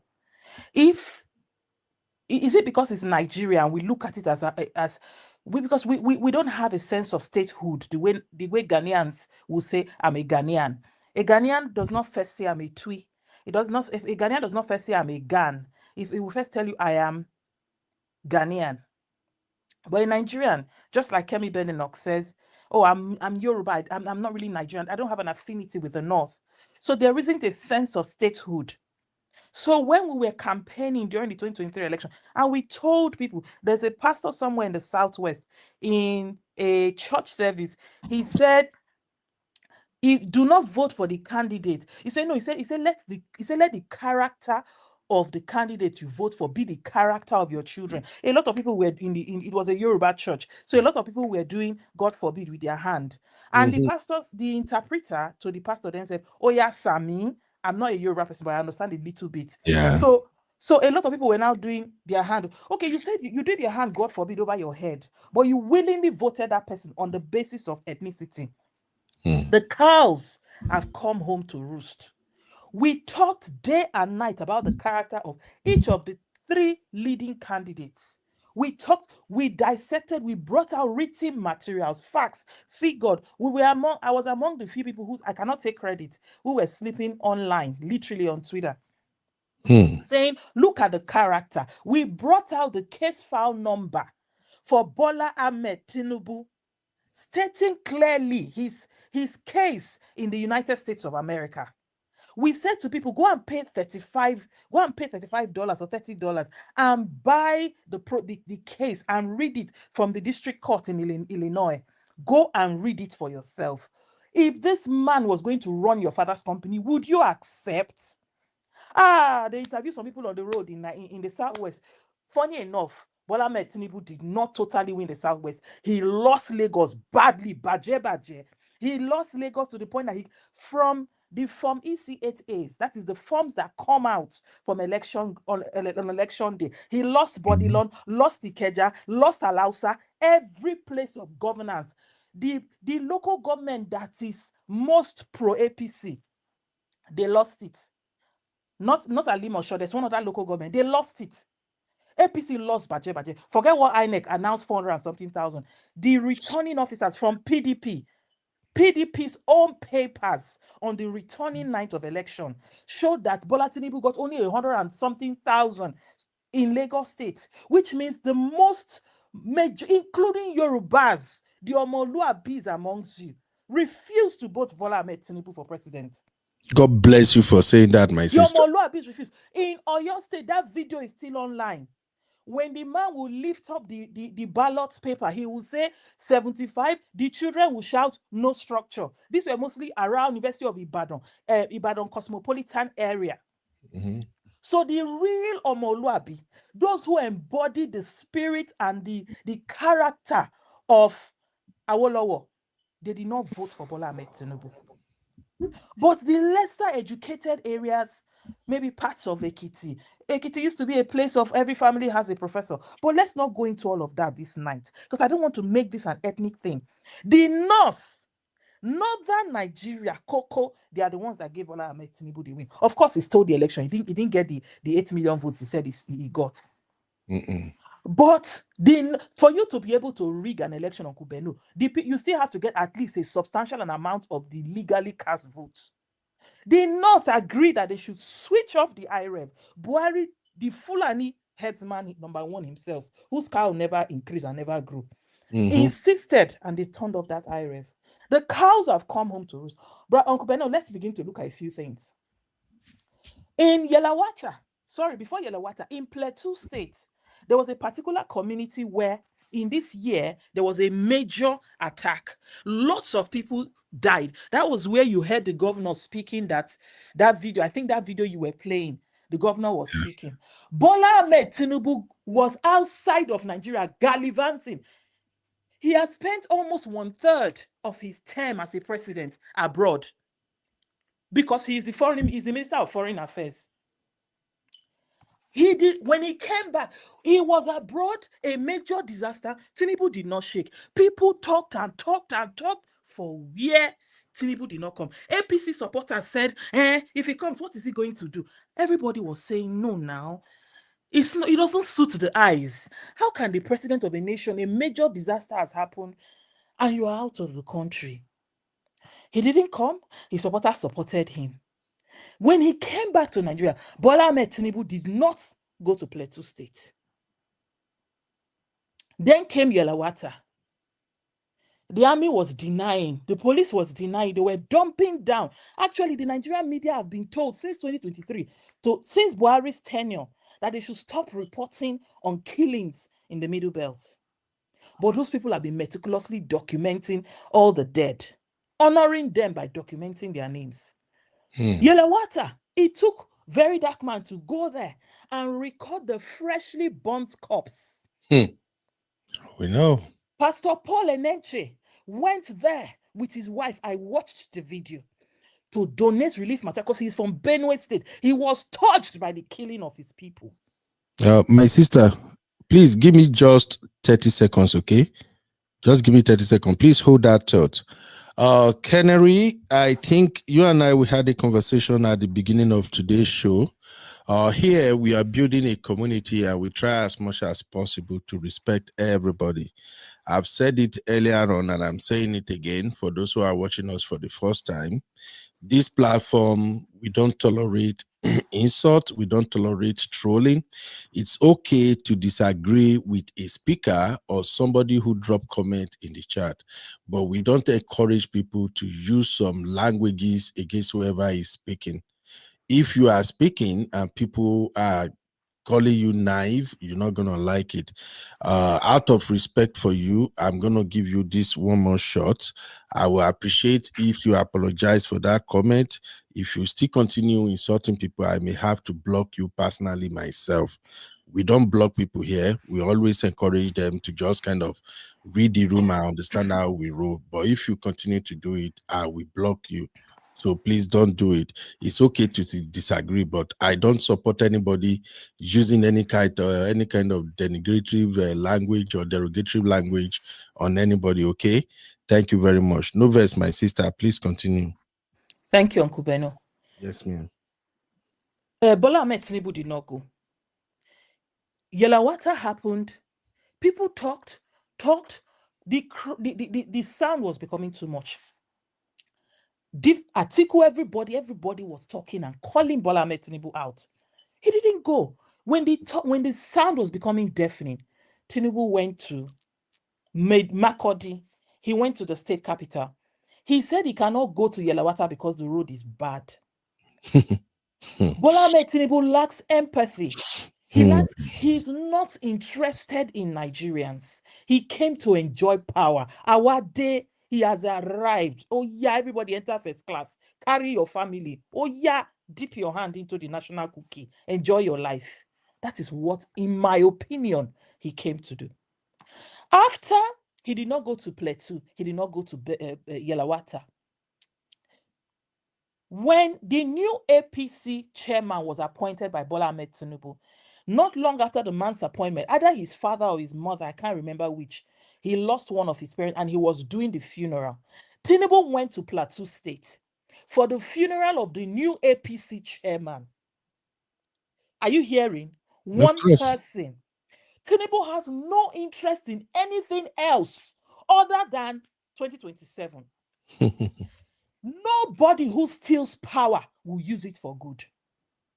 Nigerians, we are a people without dignity, without respect. During the elections and after the elections, I spoke on Twitter many times. I said, Nigerians, you've not dignified yourself. From marriage, I listened to you, I listened to Auntie Brie. From marriage to the way the government treats us, we have degraded and disrespected ourselves. We've not said to our government that you must treat us with respect, with dignity, and with honor. Therefore, our political class take us for granted, which is why the entire country backed that young man, that lieutenant, that Navy lieutenant, when he stood up to the braggart Obiakpor Hitler in Abuja.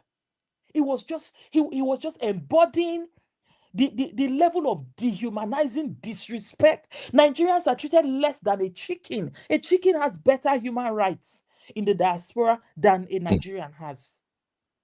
Tinubu went for the APC chairman's parents' burial, but he could not go for thousands of citizens whose votes, by the way, he stole in Plateau State because he got less than 300,000 votes. But he stole the votes of people who stood under the rain. May the karma of those votes that he stole never leave him. For me, the US must come. And Nigerians must organize. If we miss this opportunity, we will become Iran. If Tinubu should come in 2027, you people will never get the chance of an election in Nigeria. You will become another Uganda where Museveni has been for how many years? That's where we are headed. Bola Ahmed Tinubu has destroyed the entire tenets and pillars of democracy in Nigeria. The entire political parties, he has destroyed all of them, put in moles, sabotage every political party that can stand him to produce a candidate. Bola Ahmed Tinubu has crippled the entire structure of our democracy. Going to the Trade Union Congress, he has compromised, destroyed the Trade Union Congress. These are arms and tools of governance. That is how we got to know people like Oshomole back in the days that withstood Obasanjo. Yes, behind the scene, they did all their conniving and stuff, but people still had a means, even if only symbolic, to withstand their government. They no born you as president in those days. If NLC call for a national protest, right from when I was in primary school. Once we are coming back from school, we see leaves on cars. We know NLC has called a national protest and for everybody to strike. Today, the Trade Union Congress, the National Labour Congress, these are all arms of democracy. Forget about the judiciary. It is inside the pocket of Bola Ahmed Tinubu. Look at even the student union government. Sheyi Tinubu has been accused by the young man from Niger State to even conduct a free and fair student national Association of Nigerian Students national election. Sheyi Tinubu went there because why? A devil cannot give birth to an angel. And the young man had to quickly, they did the elections, they had to quickly swear the young man because Sheyi Tinubu had already gotten a country and another person who they were going to say there are two elected chairmen in the National Association of Nigerian Students. Never in the history of Nigeria do we have two different PDP, two different chairmen, Labour Party, two different chairmen, ADC, two different chairmen, National Association of Nigerian Students, two different chairmen. What Bola Ahmed Tinubu cannot destroy does not exist. Now he has come to president. We want people as bad and as corrupt as the Colombians. When Escobar contested for election, they refused. That just tells us the stench of we as a people. This comes to our doorsteps. The average Nigerian is fantastically corrupt. We are one of the most rotten nations on earth as a people. I have had to go deal in the Federal Secretariat, Federal Ministry of Lands, to sign a paper. Somebody who is a permanent secretary will tell you to bring 70,000, 10,000, to sign paper to move your paper from table to table. Federal Ministry of Lands. I experienced it. Fantastically rotten people. The cow has come home to Uncle Benno. I want to also point to something here. The people who were saying in the 2-3 weeks ago, oh, let America not come. And I know Dovi Hunde in the sense that I've followed him online for a while. And I understand what people say, oh, America should not come. The countries they've gone to, Libya. I was on another show and I mentioned 17 countries in the Middle East alone where America is. And those are one of the most prosperous nations on earth. From Kuwait to Jordan to Saudi to Qatar, name them. Bahrain, they all have American military bases. Why has America not destroyed those nations? America does not go into a nation to destroy the nation, except there are warlords already in that country, corrupt politicians who collude to destroy their own nations from internal. Is it America that destroyed Syria? Yes, they empowered one of the groups to do something. But there was already a warring faction. There was already a corrupt Bashar al-Assad and his family. There were already corrupt groups of people looking to cause Syria to implode. And America simply backed one. Nations must take responsibility for their own nation. If you are doing your people well, you will not give chance for a foreigner to come and take your country. After all, they say in Nigeria that it is the rat that is inside the house that we invite the rat that is outside to come. Abi no be so, Uncle Benu. Yep. And let me begin to round up. You see this what is it called? This charade that Bola Ahmed Tinubu says he's doing that is stopping insecurity. You cannot stop insecurity. That it is part of the deal to give him the votes in the north. It is part of the part and parcel. Go and criticize Tinubu online right now in Nigeria. DSS will come and look for you. The young man who said he supports military coup, just by tweeting it, they arrested him, they are trying him in court. But bandits are doing giveaway online on Instagram.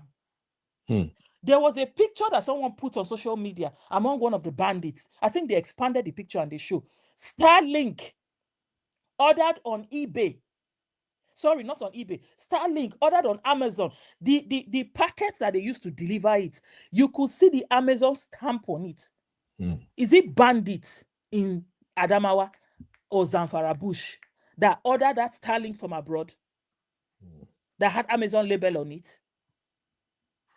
Bola Ahmed Tinubu's cabinet from the top to the bottom is packed full with people who collude with these terrorists. His very minister of state, Matawale, that has only a secondary school certificate, and yet he is the minister of state for what is it called? For defense. Yeah. He was the immediate past governor of Adamawa, right? This current sitting governor, Dauda Lawal, has accused him time and again on TV and said, my immediate past governor is colluding with bandits. And Tinubu has heard this man, Dauda Lawal, current governor of Adamawa, say it multiple times that the man in your cabinet, the very minister of defense, is a backer of these people. It's not me. It is all on TV. Has Tinubu done anything? No. Do we want to count who do we? And you see the irony of it. When Tinubu was loading his government up with people of questionable character, people were complaining. Americans are accusing you of Christian genocide. You send people to go meet Pete Hegseth. Look at the list of people. In the full list of people, about 80% are Muslims. They are telling you that Muslims are killing Christians. Because of all the positions you packed it with people that you collude with. Now you are sending a delegation led by a Fulani Muslim to go and defend that Fulani Muslims are not killing Christians.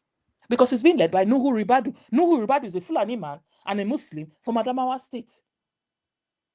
Your very minister of, how can you say you want to fight terrorists when the very minister of defense has been accused by his own statesman? I don't know if Dauda Lawal is Fulani, but same Adamawa man that he colluded and he still colludes. Soldiers are making videos, crying, complaining that they see bandits, they want to shoot. Other will come, don't kill them. Bandits will be making advance. Nigerian soldiers will be making advance. The next thing, if they get stranded, like the brigadier general that was killed, as soon as they make contact with headquarters to give their location, who will find them? Not their fellow soldiers, but bandits. Who, until they gave their location to headquarters, nobody was able to know where they were. So, as a soldier, I saw the video of a soldier's wife who was complaining that soldiers fall. There is nothing.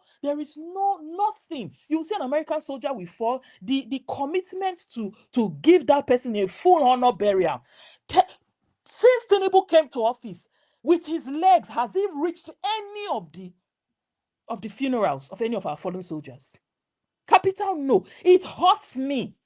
It hurts me that weaklings that we call politicians, some of them who just have only primary 6 certificates, are using the Nigerian army like handkerchief, like pad, that a woman has used for period. This same our gallant soldiers that have gone to fight to qualify, and our unqualified politicians. Okay, Uncle Benno, is it not a shame that the American committee on whatever that sat to hear people's testimonies and witness has your Senate led by the I don't want to insult Akpabio, led by Akpabio? Have you seen them call any inquiry? Have you seen your federal house of if it is to pursue another man's wife? If it's to pursue another man's wife, we will hear Akpabio's voice. If it is to stop Natasha from flying from the country, we will hear Akpabio's voice. Yet, look at our judges, busy singing or sitting down where the Nigerian police is playing "On Your Mandate We Shall Fall." So tell me, is it not the same Nigerian army during Buhari's time that soldier defense people came from America, Pentagon came from America to train them on how they were going to go to do a joint assault to go and rescue the Chibok girls, and they were going to gas them, only to arrive there and find that they were all wearing gas masks. Who gave them the information? And you want the same American soldiers to now collaborate with us. The government is infiltrated. The army, the senior part of the army, and some of the rank and file are infiltrated. And finally, Uncle Brabeno, tell me, how will you feel as a soldier? Have you seen the food that Nigerian soldiers have put online as the food they gave to them? Eba, with meat, stock, water, no meat, no fish. A fighting man in the bush, because they've stolen the entire military budget. A fighting man in the bush. You are giving him eba that will not satisfy a 10-year-old that has finished playing football. With water soup that is like meat stock. Okay, now we find ourselves in a serious situation. The government, the military is trying to recruit. Zero. People are refusing. They've done military, they've done a recruitment this year. Every geopolitical zone has a number that is assigned to them. Of course, the Southeast, they couldn't get 5% of the numbers that they assigned to the Southeast. Because the Southeast doesn't trust the rest of the country. They don't believe that they are a part of the country. And rightly so. I'm from South. Rightly so. We have not treated them as a part of the country. And we don't even see that as a national security. If America wants to pull that, people say America wants to come and destroy. If America wants to destroy your country, they will back a separatist group. End of story. Yeah. The way they backed the white helmets in Syria. Yeah. Somebody said, what is their interest? One of their key interests is, if we don't deal with the separatist groups in Nigeria, they will become what ISIS was. See, my sister, it's not that I want to cut you off, but you just hit the nail on the head. I know we have a bigger problem in Nigeria. That's why sometimes I refer to some Nigerians as educated illiterates. I just wanted to back up the point you made now. America have all different type of strategies they can call upon to fight in your country if they want to fight. And you can't do jack about it. And one of them is what you just stated now.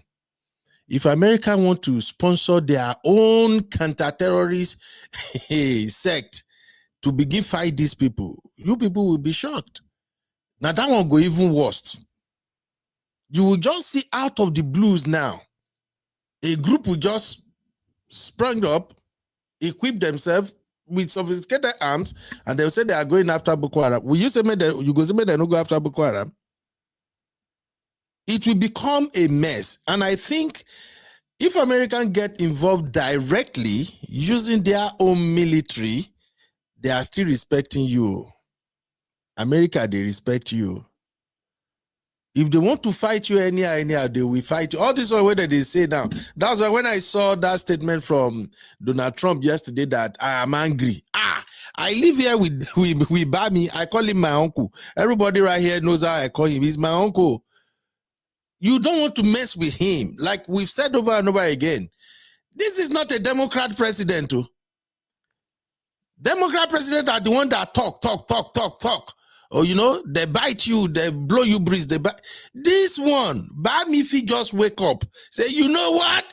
I'm done with these people. Let's go.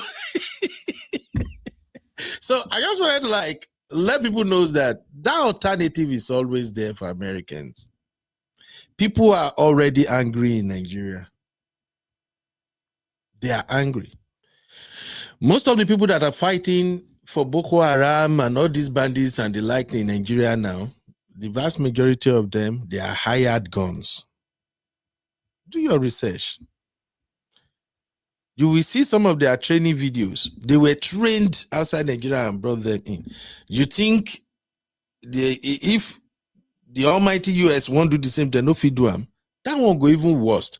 So I just wanted to support what you said, that the option is there. But for me, if America is getting involved directly, I think the sole aim is to just say, you know what, let's get rid of these folks, although it may come with a price. You can't, of course, you can't expect them to spend all this money. Come on, you have to make a deal. We come and help you. What are you giving us in return? And absolutely, they might give you the option of, hey, we know you are working with so and so country. This country, they are against our interest. If we come and help you, we don't want to see this country in your country. And absolutely. That's it.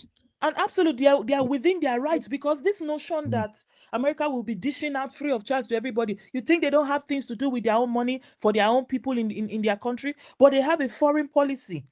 So that notion that are the Chinese not taking a californium and other minerals in Zamfara state? Are they not? They are taking. So what are we saying? And they are taking, they are not supporting, they are alleged to be arming. Uncle Beno, so that I will give other people a chance. Let me wrap up. You see, I've talked about the state of the army. Uncle Beno, let us all not forget that it is this same Nigerian army that fought as 70 to 80% of ECOMOG to defeat to help to win the civil war in Liberia, in Sierra Leone. They say, I googled online, and they say we spent close to $8 billion. War is very expensive, but Nigerians don't even realize that we are at war.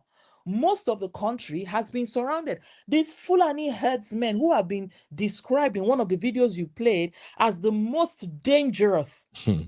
They are regarded as even more dangerous. If you see that Reverend Father that was speaking to that Fox News person, he said they are regarded as even more dangerous than the Boko Haram. They are in my state, Delta State, kidnapping people. They are in Edo State kidnapping people. All those Uromi and all of those areas, they have all been surrounded down to Enugu, because Enugu shares border with Benue State. You see some Benue indigenes whose mother is from Enugu, father is from Benue. So they share border. So they've come down through the river Benue down to Enugu. Yeah. Down to Imo State. So then a good portion of the southeast has been surrounded. The southwest, they are coming down from Kwara down to Ogun. You heard the interview of the Are Kakanfo of Yoruba land. You heard him, Adams. Then they are in Delta, they are in Edo, through Romi. They've passed, because Edo and Delta share, but as they've entered my state, I know someone who was kidnapped. I know a family member who was kidnapped and taken into the bush, and they kept trying to call the wife. They couldn't get the wife. They beat him bloody. I don't know what happened in the middle of the night. He was able to run and come back to the road. This was on Benin Warri bypass. And that was how he was able. Nobody, the fear in the country is palpable. Nobody agreed to stop for him. He removed all his clothes, left with his boxers from head to toe. He was already soaked in blood. I've got another person who I was told that one, they killed him. So the Fulani herdsmen are taking over the entire forest of Nigeria. And let me wrap up in 30 seconds, Uncle Beno. I want to talk about the selfishness of many Nigerians. When this thing was sat only in Benue State, when this thing was sat only in the Middle Belt, did the rest of us do anything? No, because we have an attitude in Nigeria. If you don't concern me, if you don't concern my family, my father, my mother, my brothers, my sisters, my cousins, it did not happen. That's our attitude. It took foreigners, it took foreign Christians to feel the pain of the Christians in Nigeria. We saw the other Ade Farasin saying it's been going on for 40 years. It's nothing new. Does that person embody the compassion that Jesus had? Every time the Bible records that Jesus did a miracle, almost every time the Bible will say, moved by compassion. You are saying that it's been happening for 14 years, nothing new, no compassion, no feeling, and the church carried on. But churches, people came from far-flung land to come to Jos, to record, to note what has been happening. Yes, there are a few pastors that have been talking. I, for one, would call Bishop David Oyedepo, because why? In 2015, I was in a church service in London, in the headquarters in Winners, and when they were 2014 or 2015, 2014, before the election that removed Jonathan, I saw Bishop Oyedepo saying, "I am warning Nigerians, do not vote for Buhari. God has shown me that it will bring us into pain." I was one of the people who criticized Oyedepo. I said, no, you are a bishop, you should not be involved in politics. Stop saying this. You should be neutral. The things that I saw, I kept my mouth quiet and said this. Years later, this man was right.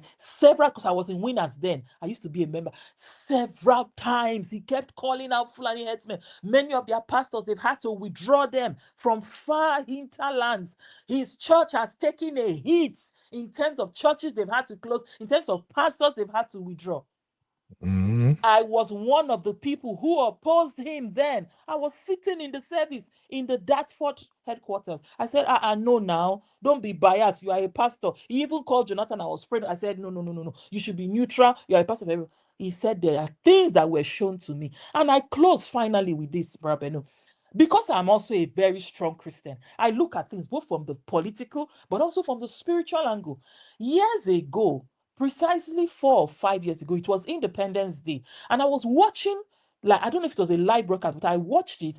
Nathaniel Bassey was brought on, but the main owner of the program was one young man they called Tomi Arayomi. They say he's a prophet. He's more British. His parents are Nigerians, but he grew up in the UK. He was doing this program with a woman called Sharon Stone. She's also a prophetic woman. Years ago, it didn't make sense to me. And he said, one day he had this dream or so of God telling him something, go to the country where there is a lotus flower, wanting, either the lotus flower, one other flower. And he kept saying he doesn't know what this country is.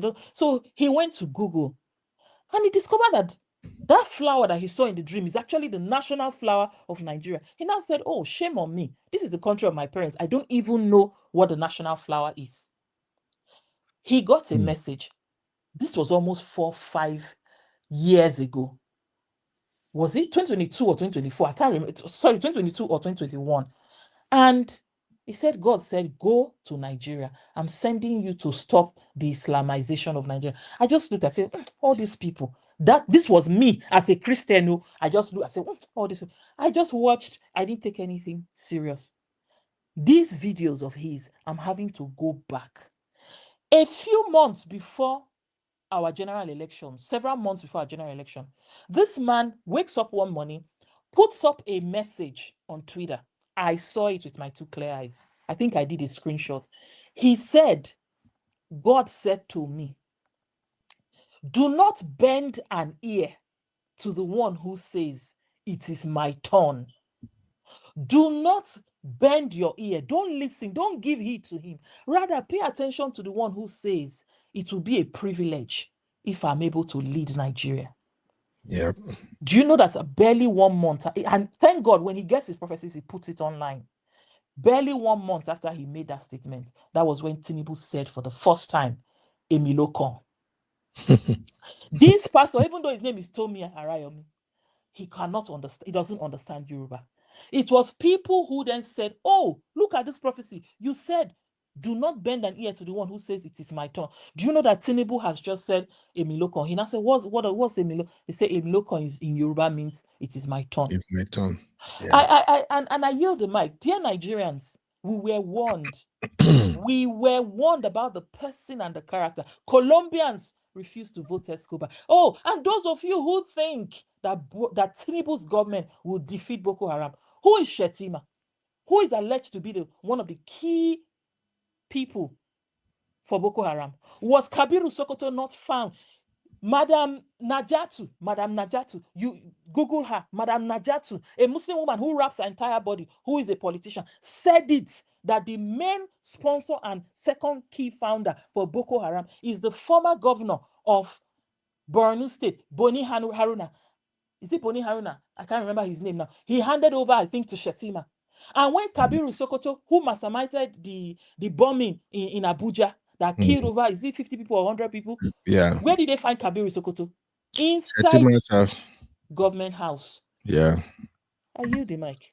Is it those people that want to now? Is it your number 2 is a Boko Haram sympathizer? Is that the person who wants to fight Boko Haram? My sister, you already shattered the table. But finally, before I let you go, what's your take about this deletion of Reverend Ezekiel's Facebook and Instagram accounts? That was trending all through yesterday. Facebook deleted Reverend Ezekiel account under the excuse of his posts and videos are a great concern for national security in Nigeria. Governments. Shout out to my Abby. Abby, I've told you, stop giving the child the money. We are supposed to pack all the money give you. Now you can't give us money again. Well, anyway, shout out to my baby girl. Please help me praise my Abby. £5, long. That's a lot of money coming from people in the UK. UK 10K people. Sister Laura, make I drag una. Now 10K una they sent to us for Nigeria. I beg, bear with us. The cost of living for you and another thing. Oh my God, Nigeria said that's that sense of entitlement. UK people with 10K. Anyway, shout out to you, Abby. Thank you, Mama. Yeah, go ahead, my sister. Help me. Just give me your take on that. Deleting Reverend Ezekiel Dachono account when terrorists are posting videos of their atrocities every day, and Facebook don't have issues with that. You see, no, it's not Facebook. The government of a country have, the right to request to Facebook, obviously, to say in the interest of national security, can you take this particular thing down? It is fueling this, and that. The government of any country can make that request. It is up to Facebook to do that. So that's one. And then if you also look at it, But I'm sorry, my sister. I have just one small pushback with that. I don't think Facebook has the right to do that. If Facebook can allow those gory videos of the Fulani headsmen and Boko Haram to stay on their platform, see, I don't think they have the right. It is not. See, a sovereign government. There are these things that we as civilians do not know. A sovereign government can request certain things, right? A sovereign government can make certain requests, and they are not. This is why we say the Nigerian government cannot fight terrorists, because them and terrorists, what is the difference? You can barely squeeze a cigarette paper between the Nigerian government and the so-called militant. Did we not just see about 2 weeks ago, a week ago, that Katsina state government was doing town meeting, family meeting with terrorists? We saw it. We saw the local government chairman, they say for Funtua local government, who was sat with them. I served in Katsina for a few weeks. At least I did my orientation there. So let's not even do. So a government has a right to request it. Yes, now there are other people's one, the bandits one, and the government is not doing anything. I already mentioned it on this program that if you criticize Tinubu, if you say I support a coup, what will happen? The DSS will say they've tracked your device, they've tracked your IP address, they'll come and arrest the person. Yet bandits are doing giveaway on social media. Nothing is happening to them. So you see, Uncle Beno, I watched the Minister for Information on Shehu Okimaloye's show, I think on Friday, on this day, is it 7 or 8 p.m. show with Shehu Okimaloye, and it was almost appealing to Nigerians that this thing where you are busy saying, America should come, it's not in the best interest of our country to come and put boots on ground, let them support our soldiers to do the work. It was almost appealing to Nigeria. You know who they're appealing to? You see those people whose election you stole. Those people since 2023, they have refused to leave Twitter. They are the ones that are camping under Pete Hegseth, camping under John James, camping under all anybody they find that is in this matter from the American side. You see those responses you were reading. That is how they are camped. They are Nigerian young people are actively working against their government. Uncle Beno, sometimes when I'm doing my job, I just sometimes, maybe during my break or something, I would just play maybe Voice of the People or any of the radio station, Info FM, or maybe any of those stations or a radio station in Nigeria. When you are busy and you're not doing anything, just play it in the background. Any phone-in program, 9 out of 10 callers in Nigeria, radio program calling, are all saying they want America. They are all saying they want America. So the government, the Nigerian government feels like her people are taking sides. And don't forget, the American government has a massive embassy in Nigeria. They have people whose responsibility is to monitor Twitter on a daily basis. And those people are taking a poll and telling the American government, you have strong support from the young people on social media. You remember people were celebrating Trump when he won. Nigerians were celebrating when Trump won the presidency. You remember? Yeah, because many people feel that the Democrats were colluding with the Tinubu's government. What did they not call Yoruba people who supported who did not support Tinubu? Omale. My sister, don't even go there. I lost. There's nothing they did not call other Yoruba people who did not support.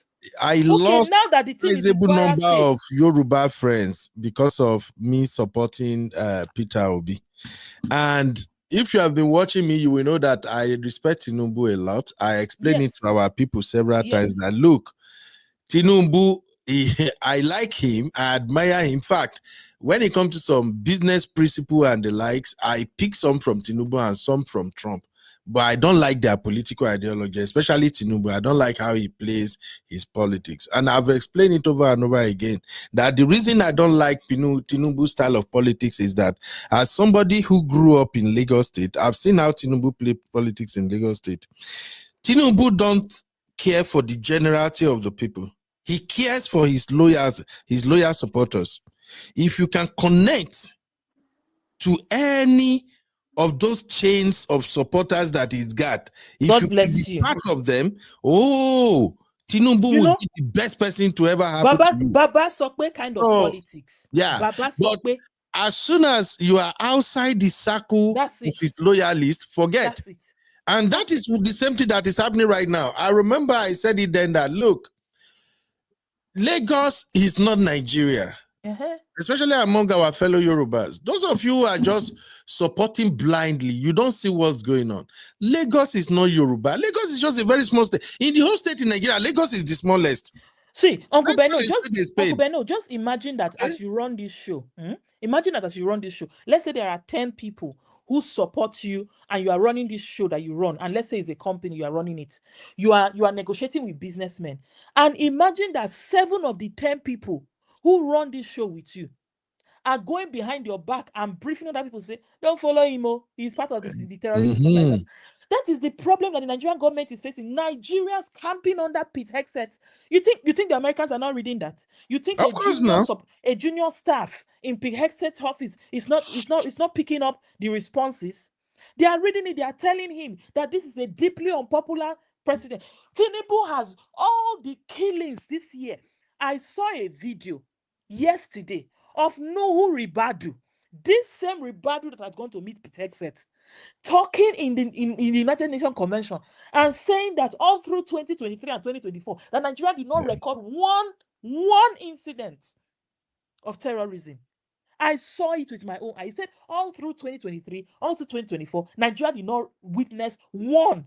But the people you are speaking to, they have people on ground in Nigeria recording because they no talk. Now, the thing don't enter Trump. My prayer, I wrap up with this, Uncle Beno. My prayer is that things will happen in America. The local politics in America will be such that it go affect Trump so negatively, go affect his rating to the point when he be say he go do anything to rally his base, his MAGA evangelical base. Make God run out for us. When he be say Trump go look and say, I must please my base. If not to enter Nigeria, make I enter. Because tell me, what will happen if Trump does not come? Tinubu is only focused on 2027 and getting people to decamp. He has gotten almost all the governors in the South, the whole of the Southeast, everybody to. Tinubu has no interest in governance. Zero. He just wants everybody to decamp and to win 2027. Okay, if you get the heart and the mind, say you win 2027, run out. See, Sister Laura. He doesn't even want to contest. He no one contest. Oh God, this is that he don't wants make me to laugh. run unopposed. And listen, this is what he did in Lagos. Yep. All of a sudden, Funshaw Williams was killed. We don't know who killed him till today. Because Tinubu wants to run unopposed. If you get mind, if you say you have been running an excellent policy, face your political opponents. Face them. Go to the election, go to the polls and face them. Don't destroy all the political parties. Because you will come, you will go. Must you destroy the police, the army, the same gallant army that defeated, that fought Liberia, fought 9 they used take, they do. It's a lie. There's nothing wrong with the army. When it comes to fighting Boko Haram, the command and control from the headquarters is refusing for the Nigerian army to. Because in my state, Okwama, in my state in Delta State, last year, was it 2024, 2023? There was a skirmish between the youth and some soldiers, and the youth took up arms and they fired at the soldiers, and about 4 or 6 soldiers died. The Nigerian army entered that community and leveled the community, killed youths, killed them. Me, I support the area bombardment of the north. I support, since the northerners want to cover Boko Haram, since they're all giving cover to Lakurawa, to Iswap, I don't care. But let me say this, my sister. Their worship. US should pack their worship in the Guinea-Bissau or whatever peninsula and do correct area bombardment. Sister Laura, I need the mic. let me just give you this little pushback. There are a lot of Northerners now that are speaking out. A lot of Northerners, even some of them are Muslims, they are speaking out. Their voices are also very loud. What they are doing is that they are clamping down on them. And again, I know how majority of Nigerian feels right now about this Boko Haram insurgency and what is happening in the north. The idea of dropping bomb on them, I really don't. I don't support that, because the innocent will be the one that they are going to lose massively. The innocent will lose their life, their means of livelihood, home, and all of that. So I really Uncle don't Beno, support that. I have a quick question for you. Yes, ma'am. With regards to what you've just said, the innocent will lose their lives, right? What about the 3 points, the over 3 million Nigerians who have been living in IDP camps, some for over 10 years? There are Nigerians like you and I who have lived the last 10 years as refugees in their own country. Their lands have been taken from them. Their villages have been renamed. Their identity has been wiped out.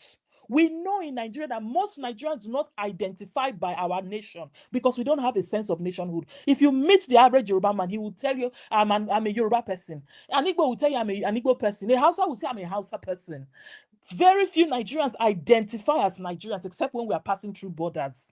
So when you say that there will be damage, there will be this, there are over 3 million Nigerians who are already experiencing this thing that you and I are afraid to experience. Many of us, our fellow Nigerians, have been dying. What did the rest of us do? We carried on with dirty December. We must feel their pain. If we don't feel their pain, Lagos will still do dirty December this Christmas. We don't want our nation to be destroyed because we don't want to go to my sister, dirty December will go down. Livelihood. identity, the Benue people, their identity has been wiped out. Their villages have been renamed.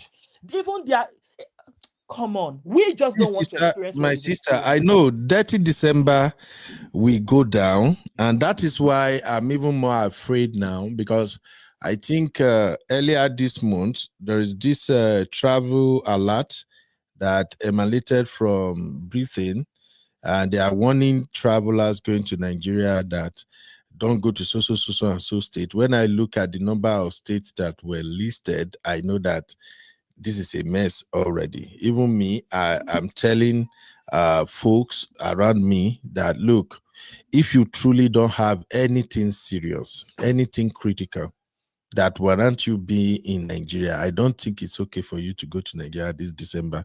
Now, I'm not trying to scare anyone, but with what I am seeing, I think I'm suspecting there is a plan to do something tragic in Nigeria this December. I don't Uncle know what. Beno, you are correct. The year I got Just have that married, feeling. 2012, I was in Abuja, in Nigeria, 2012. Jonathan was in office, APC sponsoring Boko Haram and all those people. Almost every Wednesday or every Sunday, a church was being blown up. I remember our parents calling us and saying, don't go to church 31st night. Don't go to church Christmas Day. Don't go. Madala bombing was on Christmas Day.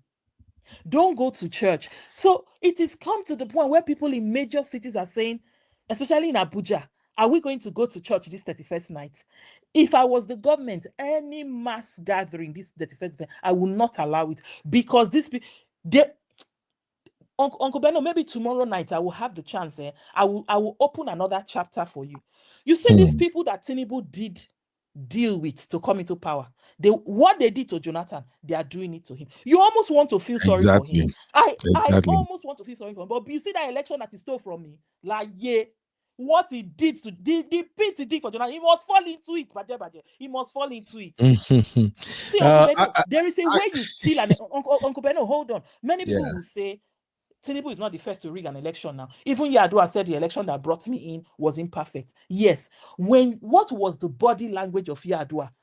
Umaru Musa Yadua, may God rest his soul, when he came to power, he acknowledged that this election that brought me into power was imperfect. What am I going to do? I'm going to set up the Oransoye Commission. I'm going to do this. He began to cushion, make lives easy for Nigerians. He had some of the best policies when he came to office. Due process. Everybody was enjoying that man until his unfair and untimely death. They say good people don't last. Did Tinubu behave like somebody that stole an election? You stole an election, you came into office, day one, you remove a subsidy. Yes, all the candidates said they were going to remove subsidy, but they were not going to do it the way you did it. You increase the price of everything, put tax on electricity, you remove free education at the tertiary level for lots of people. Then you say they should come and take one bloody student loan. And then you increase the cost of university tuition. My sister, don't go there. People are using that loan as an excuse to say Tinubu have done majestically what we have not seen before. They will come fight you. The way they promote that loan narrative, student loan, you give us, and I'll be like, okay, let it go. He's my papa. He's still my Yoruba father. You know, we Yorubas, we respect our elders a lot. So I'll just be like, okay, I don't want to do this argument. But what student loan are you talking about? Which student loan? I will not even dive into it. Go ahead. Beno, not today again. I don't tire. One day we will sit down and we will break down the menace, the destruction. As I have said on multiple fora that Tinubu came to steal, and to destroy. You fill in the middle, the missing space. Because since this man came in, electricity tariff increased, power increased, everything. Somebody was telling me that whether at the height of tomato shortage, when it is not the season, that somebody bought tomato and pepper that cannot fill a paint cup, 14,000 naira. How much is minimum wage? You increase everything. You put tax on everything. You say beginning of next year, you're going to put another tax of Oh. 15% on electricity. He has destroyed the economy. Should we talk about the economy? That Glaxo Wellcome has left? That the main Coca-Cola, not this one that somebody is just doing a bottling company, have all left? That Unilever has left? That Procter & Gamble has left? Their big plants in Ibadan, in Agbara, sorry. Yeah. Talk about the number of companies that have left Nigeria. The unemployment is beyond 40%. But Tinubu's government does not want to engage with Nigerians. It is all about propaganda. APC and propaganda is 5 and 6. Every day they release lies and they call it statistics. They've just said inflation has fallen down to 16%. Even Argentina, that the new president came in and has been trying to fight inflation, I'm not sure say don't feel bring them down to 16%. They just pull statistics from the air. Tinubu is not interested in governance. Which inflation is 16%? When I gave somebody money and the person bought a whole box of turkey for 80,000, how much is minimum wage? Look at schools in Abuja, in the FCT, that have not been paid. Teachers are being owed 2 years' salary. 2 years in the FCT. You are telling me that Tinubu did what? Effing did what? God, I don't want to curse anybody. My sister, no curse, I beg. The thing they make person the para. His supporters are talking absolute rubbish. Yeah, I actually want you back because now Uncle that Beno, make my blood pressure not go up. I make a sign out from our studio.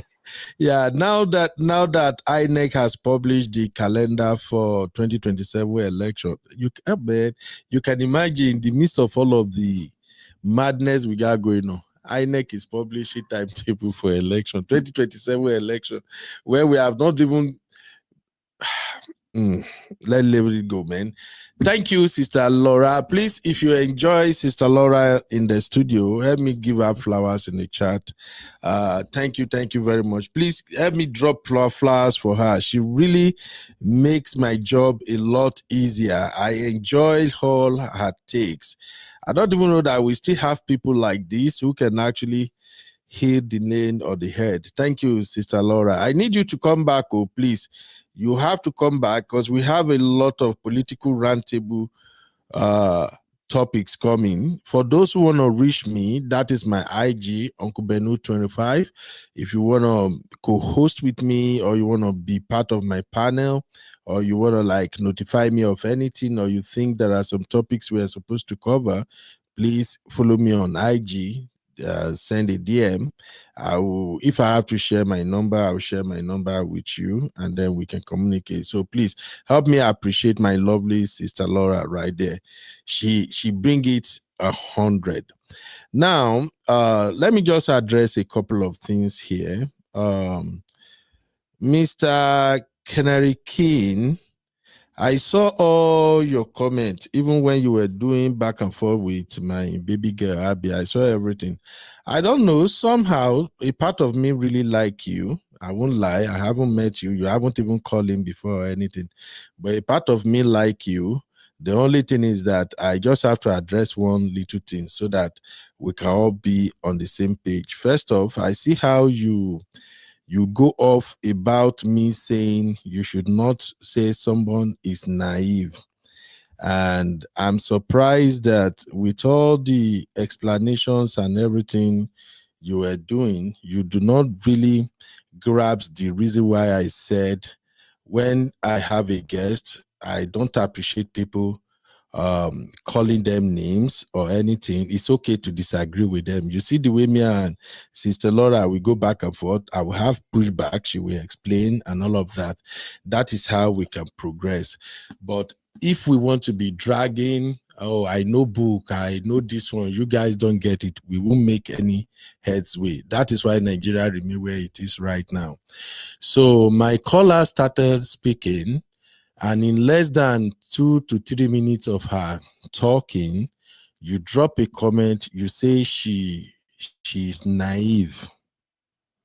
And I simply said, please, we don't use some terms here because we are trying to build a respectful platform where people can see the platform as a space, a safe space for them to express themselves, and you literally took it out of context and you just went on with it. I get it. You were trying to prove that you were right, that the word is actually not bad. I agree, it's not bad. If you use it among your colleagues and friends, it's really not bad. But when you use that type of words in a public space like this, especially in a call-in program, and in case, I don't know if you have called in on shows like this before, when you called in using StreamYard link and we add you, you will actually see everyone's comment in the chat. Some people join shows, when they are speaking, they don't look at the comment. People like me, if I call in on any show, I don't even check the comment. If I look at the comment at all, I'm scanning the comment for positive comment that I can connect with. I will ignore the negative. But there are some callers that a negative comment can set them off on a different tangent. So that is why over here we don't do that. And for everybody watching us for the first time, this is UB and the Real Fam. This is not a YouTube channel created for the purpose of making money. Since I've been here now, I don't think that I ask anybody to give me super chat or anything. So we don't create the channel to make money. Rather, we created the channel for us to address issues, you know, and those who know us here, we are like family. And that's why every member of the Real Fam, we strive to ensure that when people come to this platform, they don't go back feeling hot. So no matter how you explain naive, you even attack me, you say you were surprised, I don't even know the meaning and all of that, but this is it. I asked Bruno real quick. Everybody can Google it. Naive describes someone or something lacking in experience, knowledge, or sophistication, after often appearing simple or childlike. So, bros, I really like you. I've not met you, but I really like you. That's why I did not remove. I've removed like 3 people on this stream while my guest was speaking. So please don't do that again. They call me Coconut Head for a reason, but those who knows me, I respect everybody. So please don't do it. We are not supposed to be arguing about a term used on somebody. If you are the one speaking and somebody say you are naive for your opinion, how would you feel? No matter how you want to put it, telling a speaker that speaker is naive is degrading. It's not a good word. Let's just call it what it is. If you say it to me as a host, I can ignore it because Nami carry my yash on social media. But when I have a guest, I don't want people using that type of words on them. If you decide to call in on my show tomorrow and you are speaking your own, you are dropping your own thoughts, if somebody use this type of words on you, I will tell them not to do it. Okay? So please, I like you. I enjoy your vibe, everything, but let's not do this at all. This is not we don't do that here at all. All the people I have here on the Real Fam, if you take your time to get to know them outside of YouTube, majority of them are professionals. They are people at high top levels, okay? But when they come here, the way I play with them, you might even think that, this ordinary person. No, I roll with big boys and big girls. Even my baby girl, Abby, now they call Abby baby of the house. She no be baby coco, na top notch baby. So please, let's just respect everybody. Thank you. Now let me move to the last part of today's show. Okay, shout out to Momo 5. How are you doing? Shout out to Misty. You know, I told you you're gonna become a Nigerian. You cannot roll with us without becoming a Nigerian. So Misty is officially a Nigerian now. All right, let's move on to the last part of today's show. Wow. So we cover Pentagon working aggressively with Nigeria to fight jihadist terrorists. We also cover Trump. My uncle is angry. Angry with the Nigerian government under Tinubu. So we've covered Reverend Ezekiel. He told you that Facebook deleted his account and his Instagram. So now let's talk about Nnamdi Kanu. Now, this is the part I want to appeal to everybody. I want to beg everybody, please make una no verse. This canon conversation, we're not going to sweep it under the rock. It's not possible. We have to bring it back. And I appreciate the fact that a couple of people on today's show actually see that we are not all tribal bigots. No matter how our activity in Nigeria want to make us look at, oh, Nigerians are so tribalistic, Yoruba tribalistic, Igbo tribal. It's not all of us. Actually, there are some of us that we no send anybody. We are just humans. We just want everybody to live in peace. We want everybody to live their life. And we want everybody to live in fairness, in peace and harmony. Many Nigerians are like that. It's just that those few Nigerians that are so tribalistic, they are the ones that are loudest. So that is why sometimes people tend to put all of us under the same umbrella. Okay? And that's why I kept saying that here on UB and the Real Farm, I've never even seen this type of dynamics before. We get Igbo, we get Hausa, we get Yoruba on this platform. Data, all of us, we did here. To even come make it more unique, we have African brothers and sisters from Kenya to Uganda to Zambia, mentioning South Africa, Ghana, everybody did this same platform here. And anytime we're treating any issue, nobody even think about tribe, this tribe. We just look at it from human perspective. So this Nnamdi Kanu case that I'm going to dive into right now, please let us look at how we can manage this situation, that it will not deteriorate into a bigger chaos than what we are dealing with. The last time when I covered Nnamdi Kanu, my take was that, look, with everything going on in Nigeria right now, with this insecurity, unrest, kidnapping, buying of people and all of that, I'm not saying it's not good to sentence Nnamdi Kanu, but I think Nigeria government as well as the judiciary, they should have at least feel the pulse of the country before they pass this judgment. Now, having sentenced him to life imprisonment, they immediately took him to Sokoto. I think the second day they sent him to Sokoto. I am not a lawyer, but I have a lawyer, a lot of fantastic lawyer sisters and brothers. And one of the things they told me when I asked them about the transfer, how fast it was, they said they don't think from the moment that Judge Omotosho passed that judgment to when Nnamdi Kanu was whisked to Sokoto, it's not enough time for the certified copy of that judgment to have come out. I don't know how fast that thing could be. So please, our legal minds in the house, how fast can certified copy of a judgment come out? Because from what they told me, they said before the team that moved him to Sokoto can move him, they are supposed to have the certified copy of that judgment. Now, who certified that judgment? Is this supposed to be signed by president or who? I need to understand. So please, those who want to educate us, help me out to certified copy. What does it mean? How fast do they get certified copy? Now, that is also, by the way, for those who really don't understood why are Nigerians going crazy about the transfer of Nnamdi Kanu to Sokoto, let me explain briefly. Sokoto is a state founded by Usman Dan Fodio. How many of you know that story? Usman Dan Fodio. He's the one that started jihad in Nigeria. According to history, I stand to be corrected though. According to history, Usman Dan Fodio was not originally from Nigeria. He was a Fulani man who believed in all this war that they are fighting back in those days.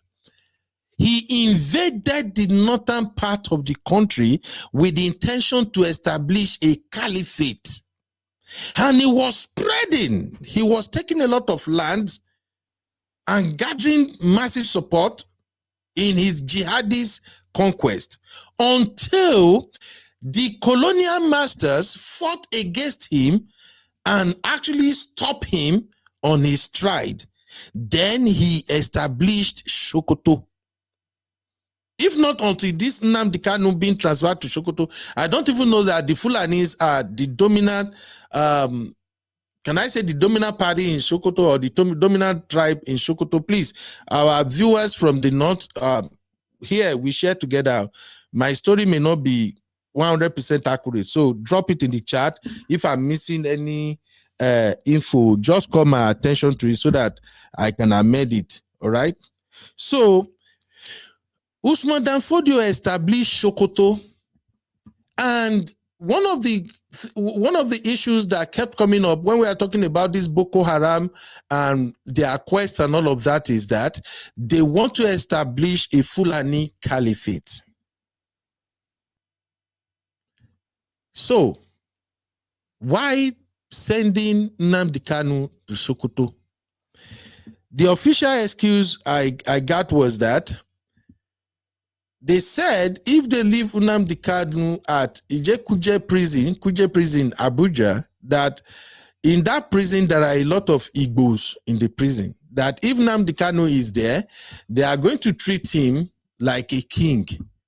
Like it's like he's still among his people. So in order to reduce access to his own people, they decided to take him all the way to Sokoto. That is what I heard, that it is the official excuse for transferring him. But the question I'm having now is this. Is there something more to that transfer to Sokoto? Was there a deal that some people probably agreed to that, hey, this guy have insulted us a lot.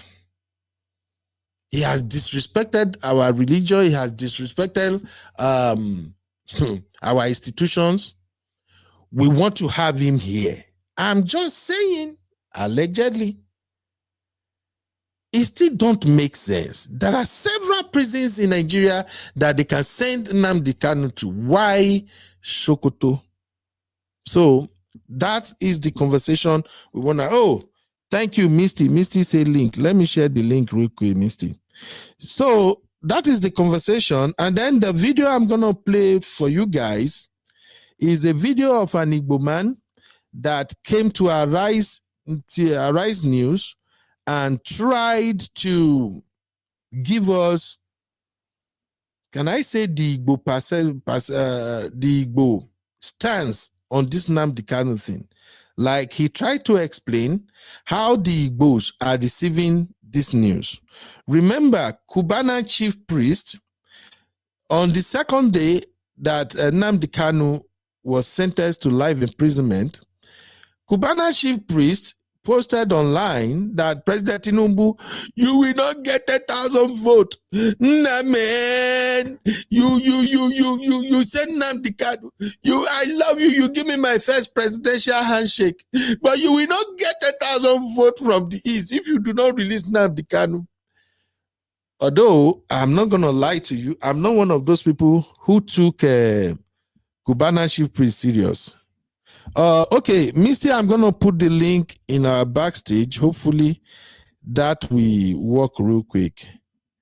Here is the link. The link is on our backstage. So try to click it from the WhatsApp, please. Yeah, I just dropped it in the VIP. So Obi Cubana was, you will get 10,000. The first thing that comes to my mind is that, dude, you are speaking as if Tinubu care about your vote.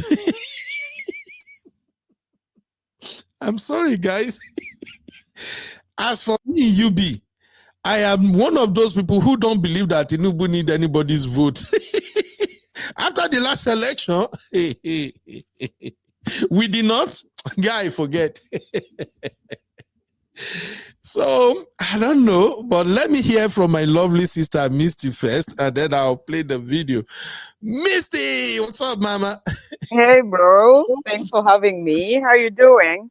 I'm trying to survive, my lovely sister. You're welcome. You're welcome. You have to survive. You don't have a choice. You have to. What can we do now? What Thank you can I for having me. So I Thank just you. wanted to explain, I think two legal aspects you ask. You ask who certifies the judgment. A judgment is only certified by the courthouse. So it's the judiciary. It's not to be certified by the executive, the president, or whatever. That's the precinct of the court. Yeah, it's a preserve of the court. So how soon do certified copy come out after a judgment? So that would depend on how urgent the matter is. It can be done same day or whatever, but ordinarily it takes time. But like I said, it depends on how urgent the matter is. And in my opinion, this is a political matter, and I feel like this is now the one thing that everybody is looking at, and they're trying to make everything really the procedure to go really fast. So they are giving it a lot of time to do what they want to do. Right. Okay, now help me understand something. I know you don't live in Nigeria, but when it comes to law, the procedures and the processes are almost similar.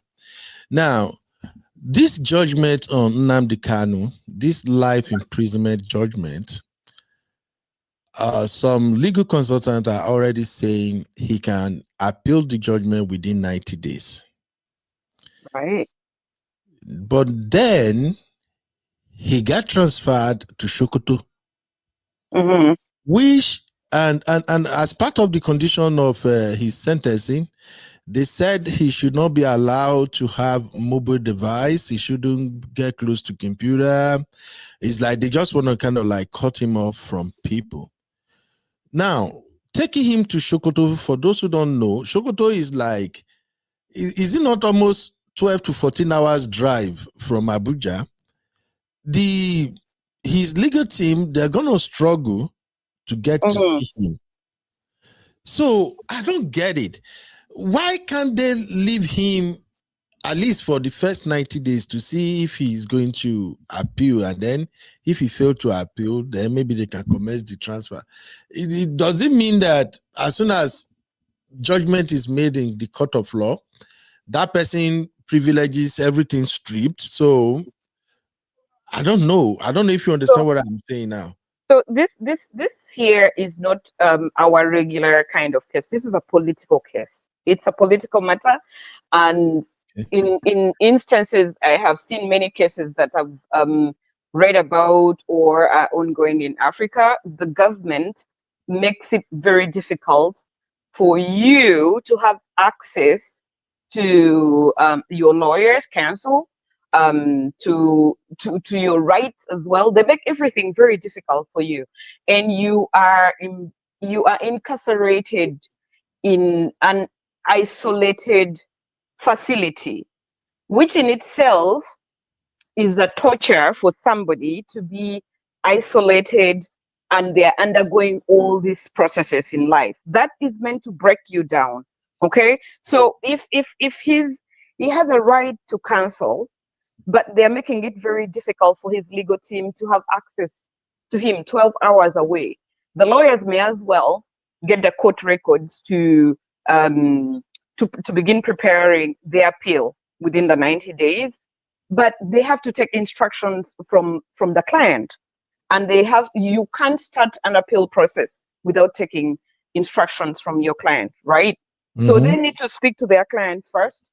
Then they will be in a position to start their legal strategy, come and get the court records, start reviewing, and see where there was an error in law or error in facts, and where they can draft the appeal. So, but the government is trying to do everything within within their means to make it very difficult for this person, for Nnamdi, to prepare his appeal. It's just one way of breaking him.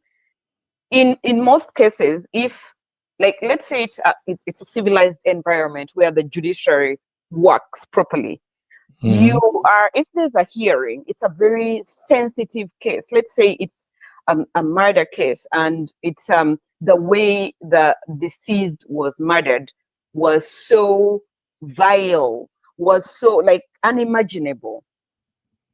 If that crime took place in let's say area A, but now there are protests, there's the environment is just it's a bit scary for the accused and your legal team.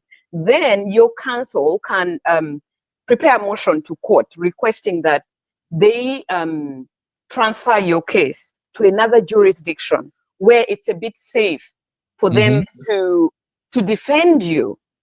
Do you know what I mean? Yeah. So that would be done for your own safety and for the safety of your legal team. That is where a proper environment, like a civilized environment where the judiciary works, that would happen. Also, the judiciary, if they deem it fit that your security is at risk because of the crime that you committed in that area where the crime took place, they can either your counsel or the court can take the initiative to have you transferred to another facility which is deemed to be which is deemed to be safer for you. That's what essentially happens, why a transfer may happen, or why it may happen so suddenly and the public doesn't understand. Sometimes it's for your own safety, or for you to be able to generally for you to be safe and to calm down the environment. But in this case, this is a political case, and it's highly motivated by the government. I'm sorry, I have to say that. That's how I look at it. Oh, you have to. We are looking for a solution now. All of us are looking for a solution for Nigeria's problem. And thank you for at least following what's going on in Nigeria. If I have to ask you, Misty, I know, in fact, you are just a nice woman. That's why you are concerned about us. But like I said, once you are a friend of Niger, you ain't go nowhere. That is why our case has become your case, Misty. It's falling on my head. But I tell you, Uncle Benno, I take the interest not just because I'm friends with many of my brothers and sisters from Nigeria, but these political cases like this are very common in Africa. Very common in Africa. And if you follow, you see them happening all the time. And so I constantly pay attention to cases like this. And sometimes it's for the judgment that I'm interested in, like, jurisprudence or a precedent has been set somewhere. But for Nigeria's case, it's become a very common thing. And you may not, I think maybe I haven't expressed this to you. What is happening in Nigeria now happened in Uganda, so much in northern Uganda, where northern Uganda had its people being abducted, raped, murdered, name it, for 20, 23, 24 years. But the other parts of Uganda seem to have been at peace. So when I share some of the experiences, it's not that I'm not coming from where I haven't been. I have seen some of these things happen. And so there are people who, the northerners in northern Uganda, were marginalized for so long. And the government, you could literally see that what the government of Nigeria is doing now was done in Uganda. They had the power to stop all that and stop everything, but they really hardly did a thing. So yeah, they were just condoning a lot of this. At some point, some people actually believed the government was compromised and they were partaking in all these atrocious activities. Yeah, so it's very relatable. Yeah. So Misty, I'm sorry. Please don't send me invoice. I just want to ask. I will ask anyway. The judgment, this Nnamdi Kanu judgment, as somebody who is an expert in this field, just tell me, be honest with me and the viewers. Do you found anything out of place in that judgment? Because here it is. Many of us think that convicting Nnamdi Kanu on terrorism is a wrong call. Now, legally speaking, based on Nigerian law, yes, what he did, according to the court proceeding, is tantamount to terrorism. But like I've always said on this platform, Nigerian situation and cases is way different from developed world. It's like our laws, the application of our laws depends on who is who is under review, Right. who is at the receiving end. That's how it seems to work in Nigeria. You know, it's like we have a different law for the rich, different law for the poor, different law to political enemies, and different law to political friends. It's almost like that in Nigeria. But this case of Nnamdi Kanu, of course, you know, I'm a Yoruba. I'm not even an Igbo person, but I've listened to so many Yoruba people too, who are of the concern that for the sake of national peace and unity, this case was not tried. Nnamdi Kanu wasn't tried the way it's supposed to be. What is your take on the whole thing, to the judgment and all of that?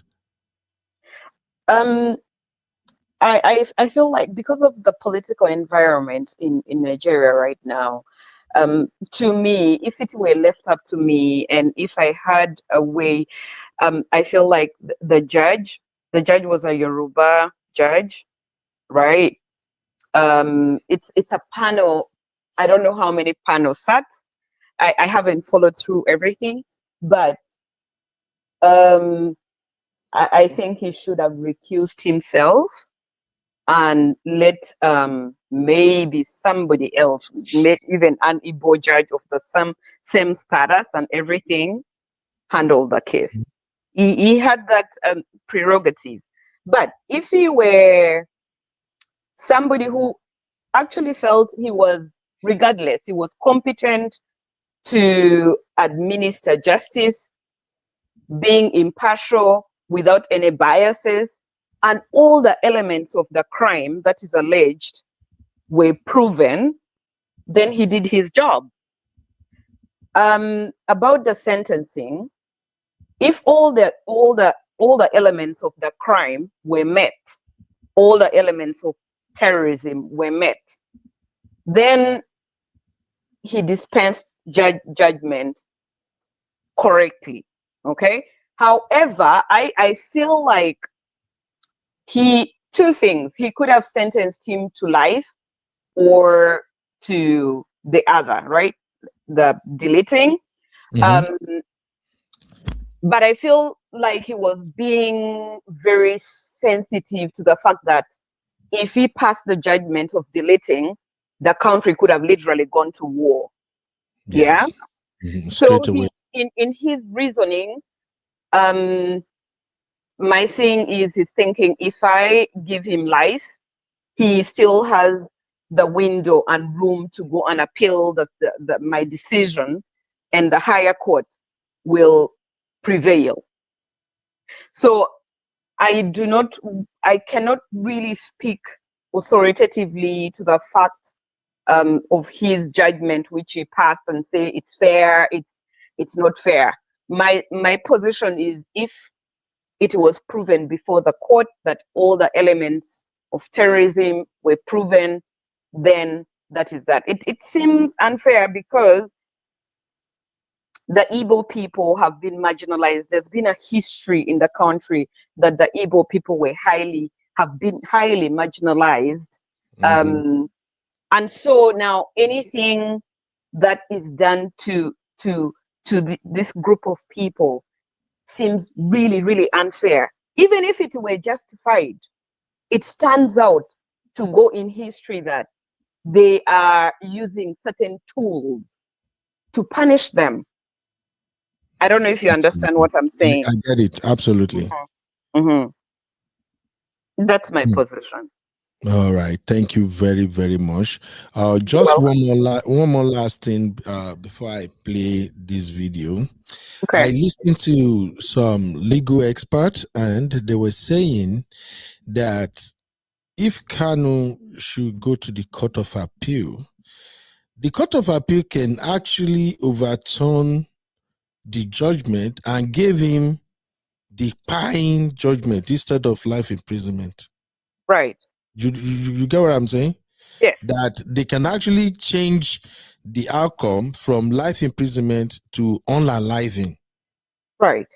Is that possible? Yes. So you know, there are subordinate courts. There are levels to the court.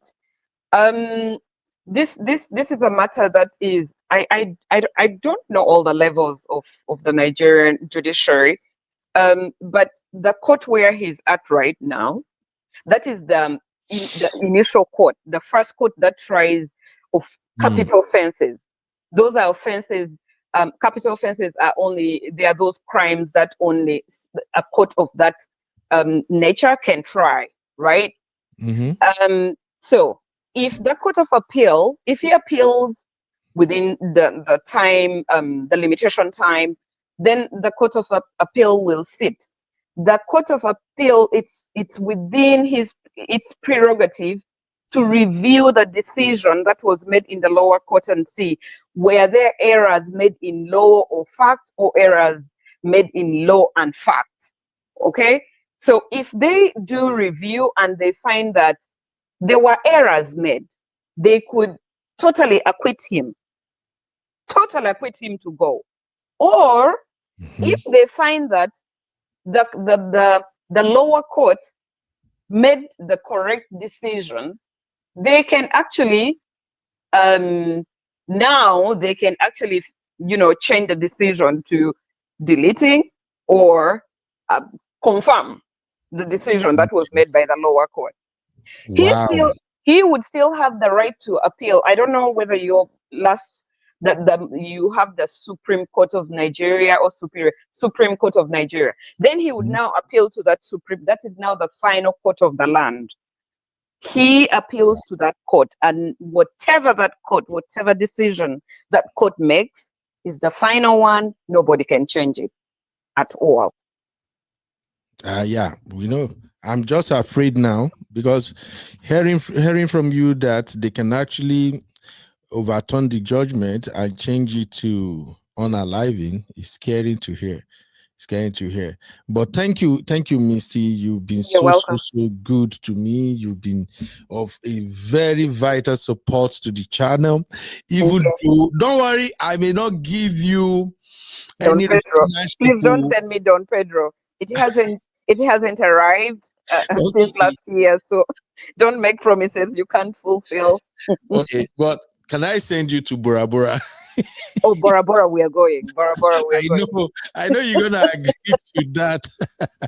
Thank you very much, Misty. You're welcome. Shout out to my real fam who are giving the comment section, keeping it fire. You know, Abby, I see you. Sister Yinka says see you. Chucky, I see you. You know, so yeah, thank you to everybody who is making the show lively. Yeah, thank you, Uncle Beno. Thank you, Misty. God I guess I can step out now, right? Yeah, if you want to. I just want to play this video and wrap up. That's all. Okay. You can listen to it here, or you can step out. You can stay, because this guy is trying to explain where the Igbo stand with the judgment. Okay. The title Let on me listen. YouTube. Let me listen. Okay, the title is Nnamdi Kanu, Impact on Security and Politics of Southeast. So I listened to the guy. I ordinarily can't make sense of what he's saying, but at the point, it started sinking. So I just want everybody to hear his views, okay? Here we go.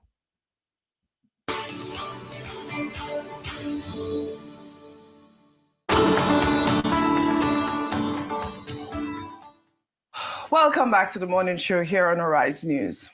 The southeastern parts of Nigeria have been something of a boiling pot ever since Nnamdi Kanu, the now imprisoned leader of the proscribed indigenous peoples of Biafra, launched his separatist agenda a few years ago. Things took a turn Now, Allah, for the brother. worse when he was arrested and charged by the Nigerian government for subversive activities. Just this past week, Kanu was finally committed to prison, having been found guilty on all of the 7 charges preferred against him by the state. As the dust begins to settle on this matter, many are wondering how his elimination from the public life can begin to affect the security and political trajectory of the Southeast geopolitical zone. Joining us now to have a conversation around all of this is Dr. Uzo Ngoladi, Secretary General, Forum for Southeast Academic Doctors. Good morning and thank you for joining on the show, Dr. Uzo. Good morning. Good morning. Thank you. Well, I'd like to know first. Good morning, and thank you for having me. Fantastic. Thank you for joining us. I'd like to know first your immediate reaction to the life imprisonment sentence handed to Nnamdi Kanu and your opinion of what this verdict represents. Do you believe it represents justice or a missed opportunity for dialogue? I know that many Nigerians, especially those in the Southeast, have expressed concern over what they see as an uneven application of justice, and some have described Nnamdi Kanu's life sentence as a glaring example of the federal government's uneven application of justice when compared to other cases of armed agitation, especially from terrorists in the north.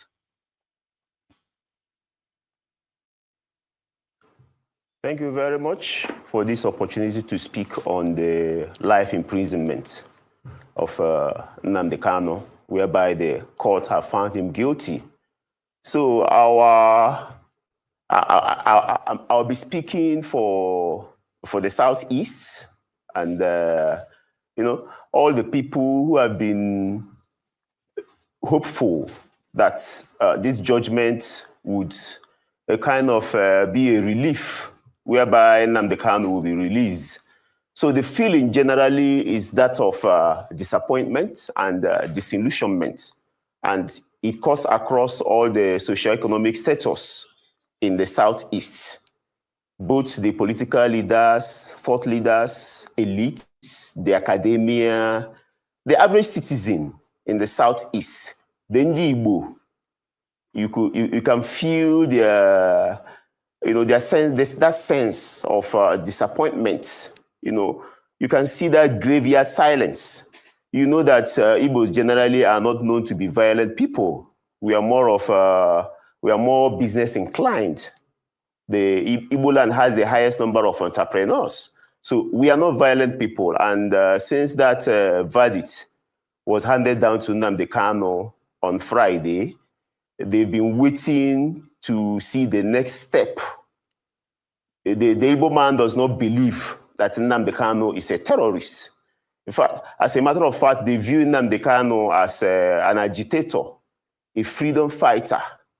They see his ideologies as that of someone who is a catalyst for change, who is fighting for the marginalization of Ndi Igbo within the political space of Nigeria.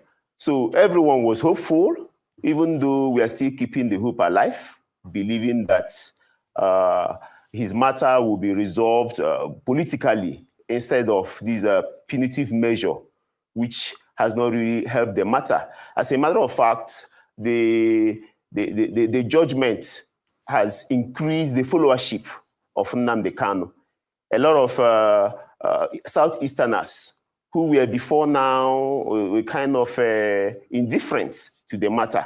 There's an awareness now that, look, what this man is calling for, his ideologies, they are within his rights. Calling for self-determination. It's not terrorism.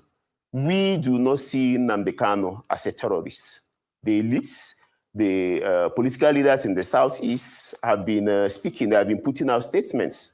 And we are glad that he has drawn enough attention to himself and to his plight, that everybody now is coming together to stand united and speak with one voice that, look, we should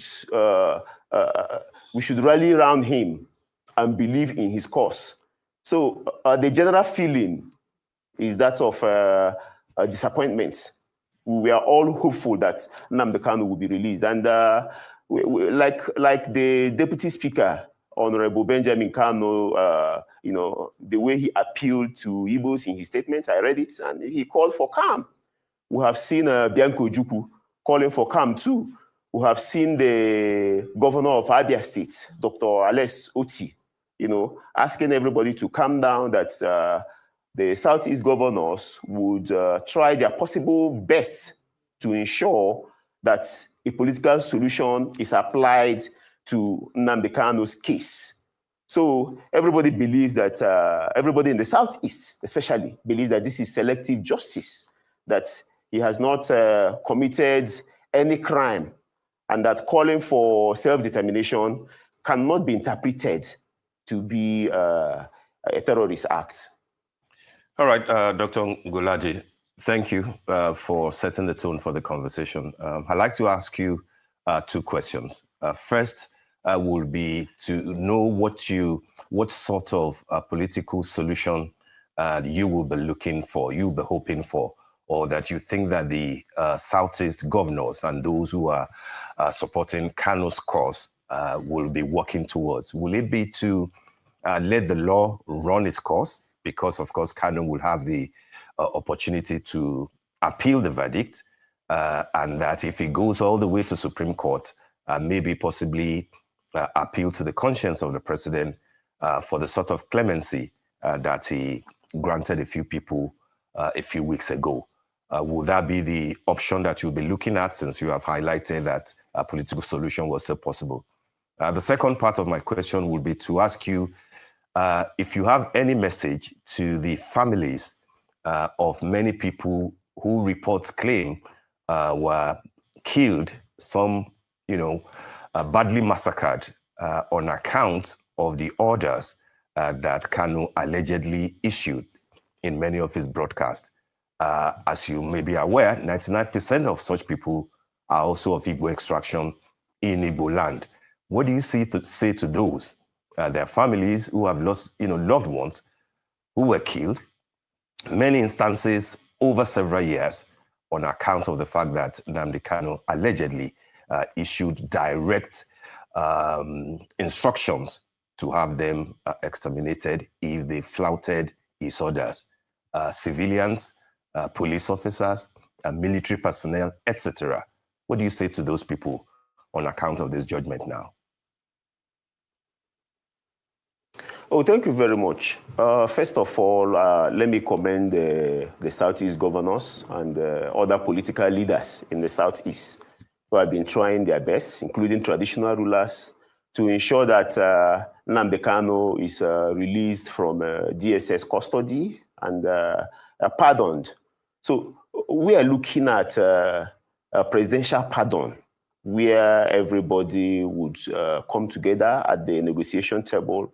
And even if it's a conditional release, let him be released. I believe that that would douse the tension in the Southeast, and that the economic and social activities that has been negatively affected by Nnamdi Kanu's incarcerations. And let me make it clear that Nnamdi Kanu has consistently disowned the sit-at-home order, and that what's actually happened is that some criminal elements, non-state actors, have taken advantage of his detention to unleash mayhem on people in the Southeast.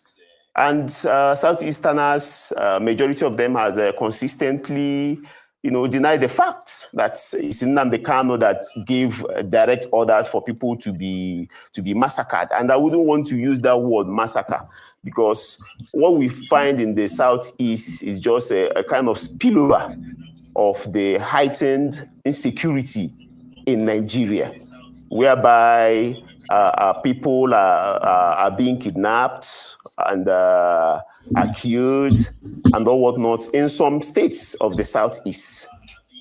It's the sit-at-home order is more or less like a solidarity to Nnamdi Kanu, who has been in custody now for a couple of years. Well, I sympathize with families that have lost loved ones in the Southeast. But like I said before, majority of Ndibo does not view Nnamdi Kanu as a terrorist. They see him from that prism of someone who is drawing attention to the marginalization of his people, a catalyst for change, who wants the Igbo people to be carried along in the scheme of things in Nigeria. When it comes to infrastructure and political appointments, where you notice that the Igbos have been, openly marginalized, whereby what should come naturally to Igbo people, they are not, Igbos are not carried along in the Southeast, and that is what he's fighting for. And I believe that if before now the federal government, the government at the center, have paid attention to what Nnamdi Kanu is agitating for, it wouldn't have escalated to this level, whereby he's being imprisoned. Recall that during the Niger Delta struggle, during the administration of Yar'Adua, the federal government waded into the matter by bringing the Niger Delta militants to a roundtable, and the discussions were held, and the matter was settled amicably without kinetic force. The Yar'Adua called for dialogue. And all of us can see the resultant effects of that dialogue. So when another geopolitical zone or another region of the country is agitating for something, I believe that the federal government should give them a listening ear, at least.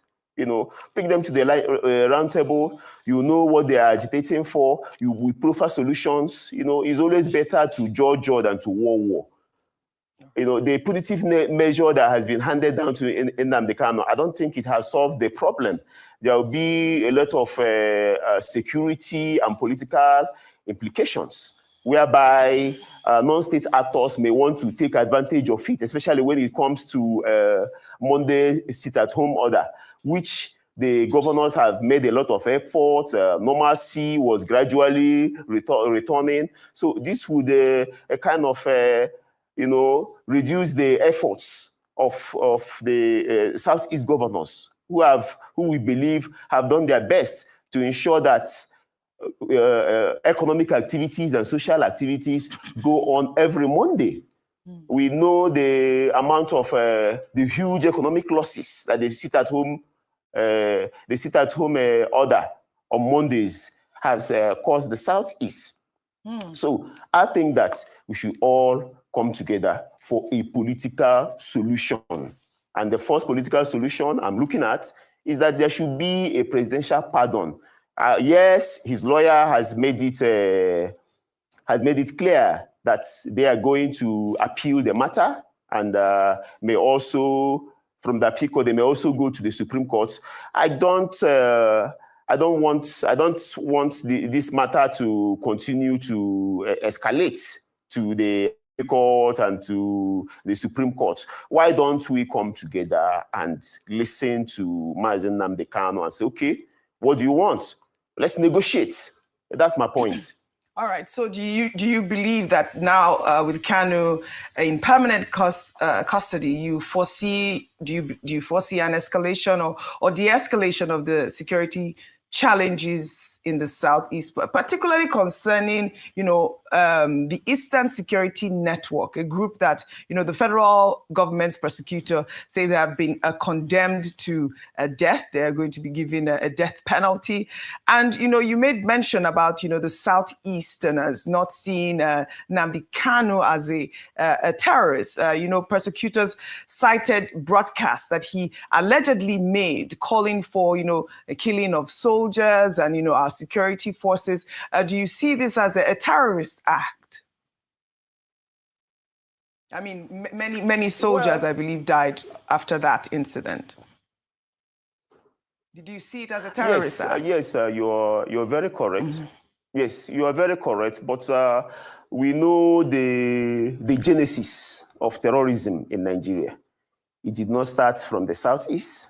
We all know how it started. We know that even before now, there has been massacres. There has been massacres in other parts of the country.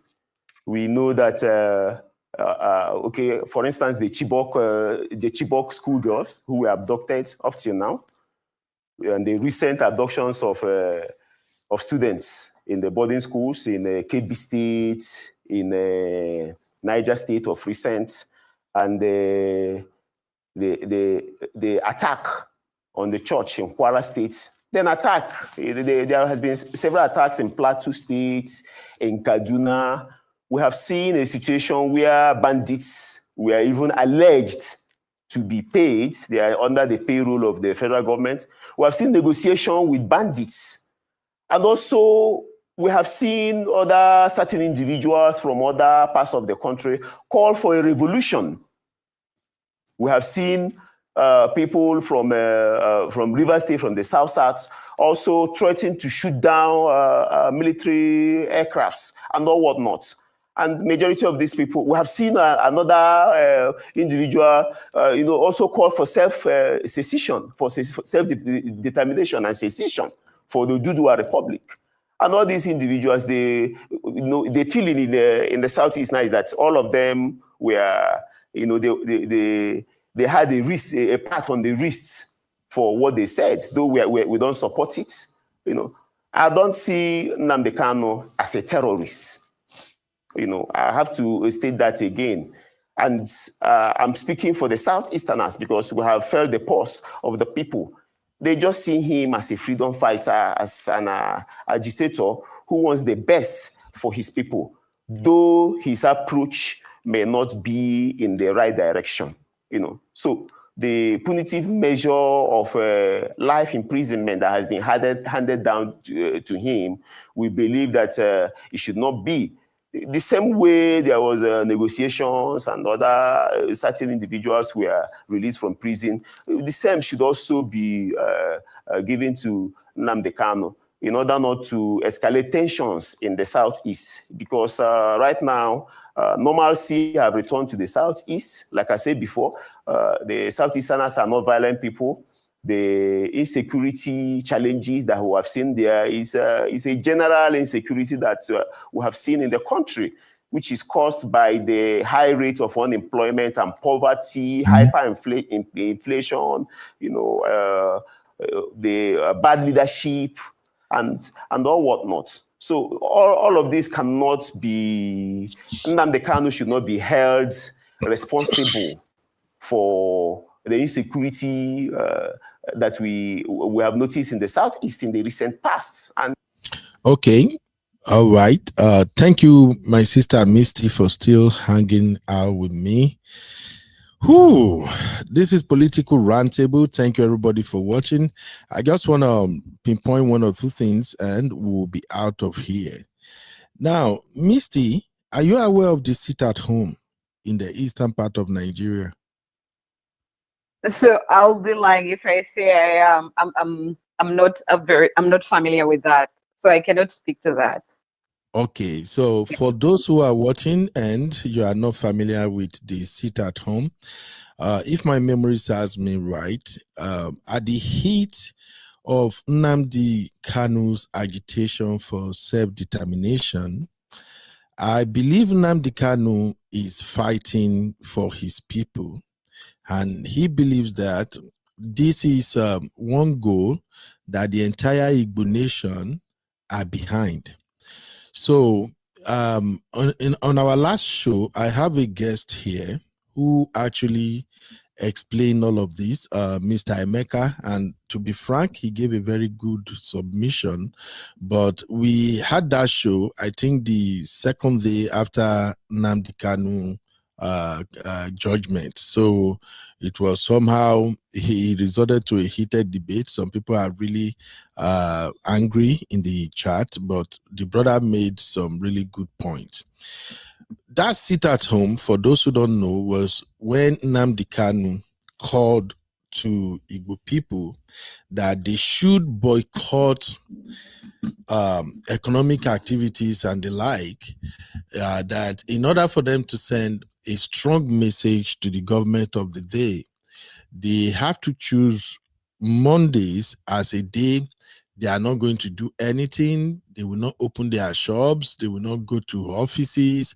They're just going to sit at home every Monday so they can send a message to the Nigerian government. And this was happening under President Buhari.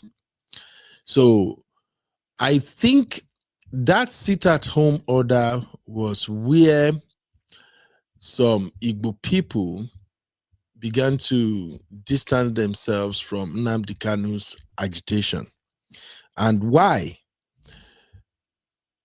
There are these guys, there is this other, how they call it now? We have IPOB, the Independent People of Biafra. That is like the umbrella for which the Igbo must go, Igbo Biafra thing was being pushed forward. Then they have another arm of that IPOB, they call the ESN, I think Eastern Security Network. And the people who are in the Eastern Security Network, they are more or less like the military, or can I say the militant arms of IPOB. So when the sit-at-home order was in place, some people are not compliant to it, and I can't blame them. Nigeria is a very tough place. People hustle for their daily bread on their own. The government is not forthcoming. They are not helping a lot of people. So many people actually depends on whatever they can make daily. And when you ask them to sit at home,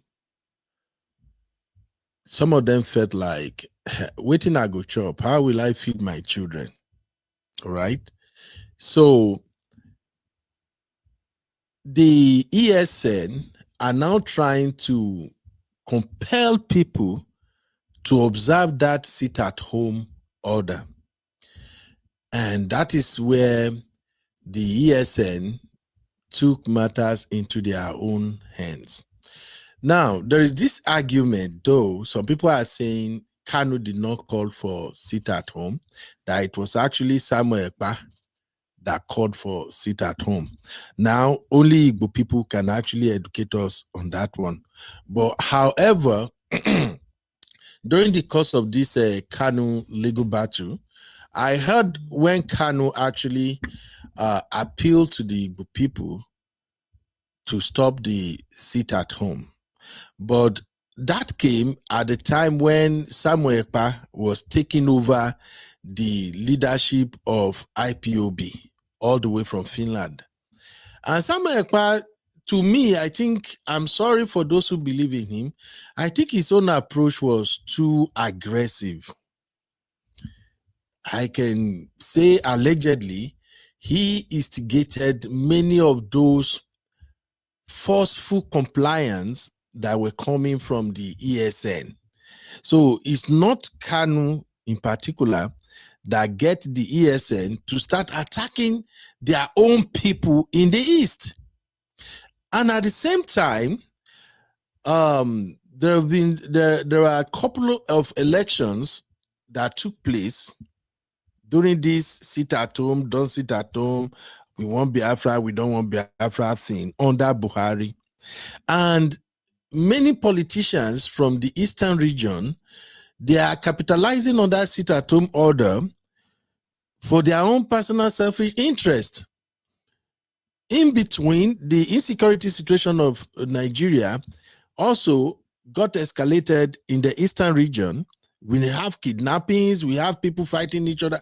It was a mess. And I think this is just from my own personal opinion.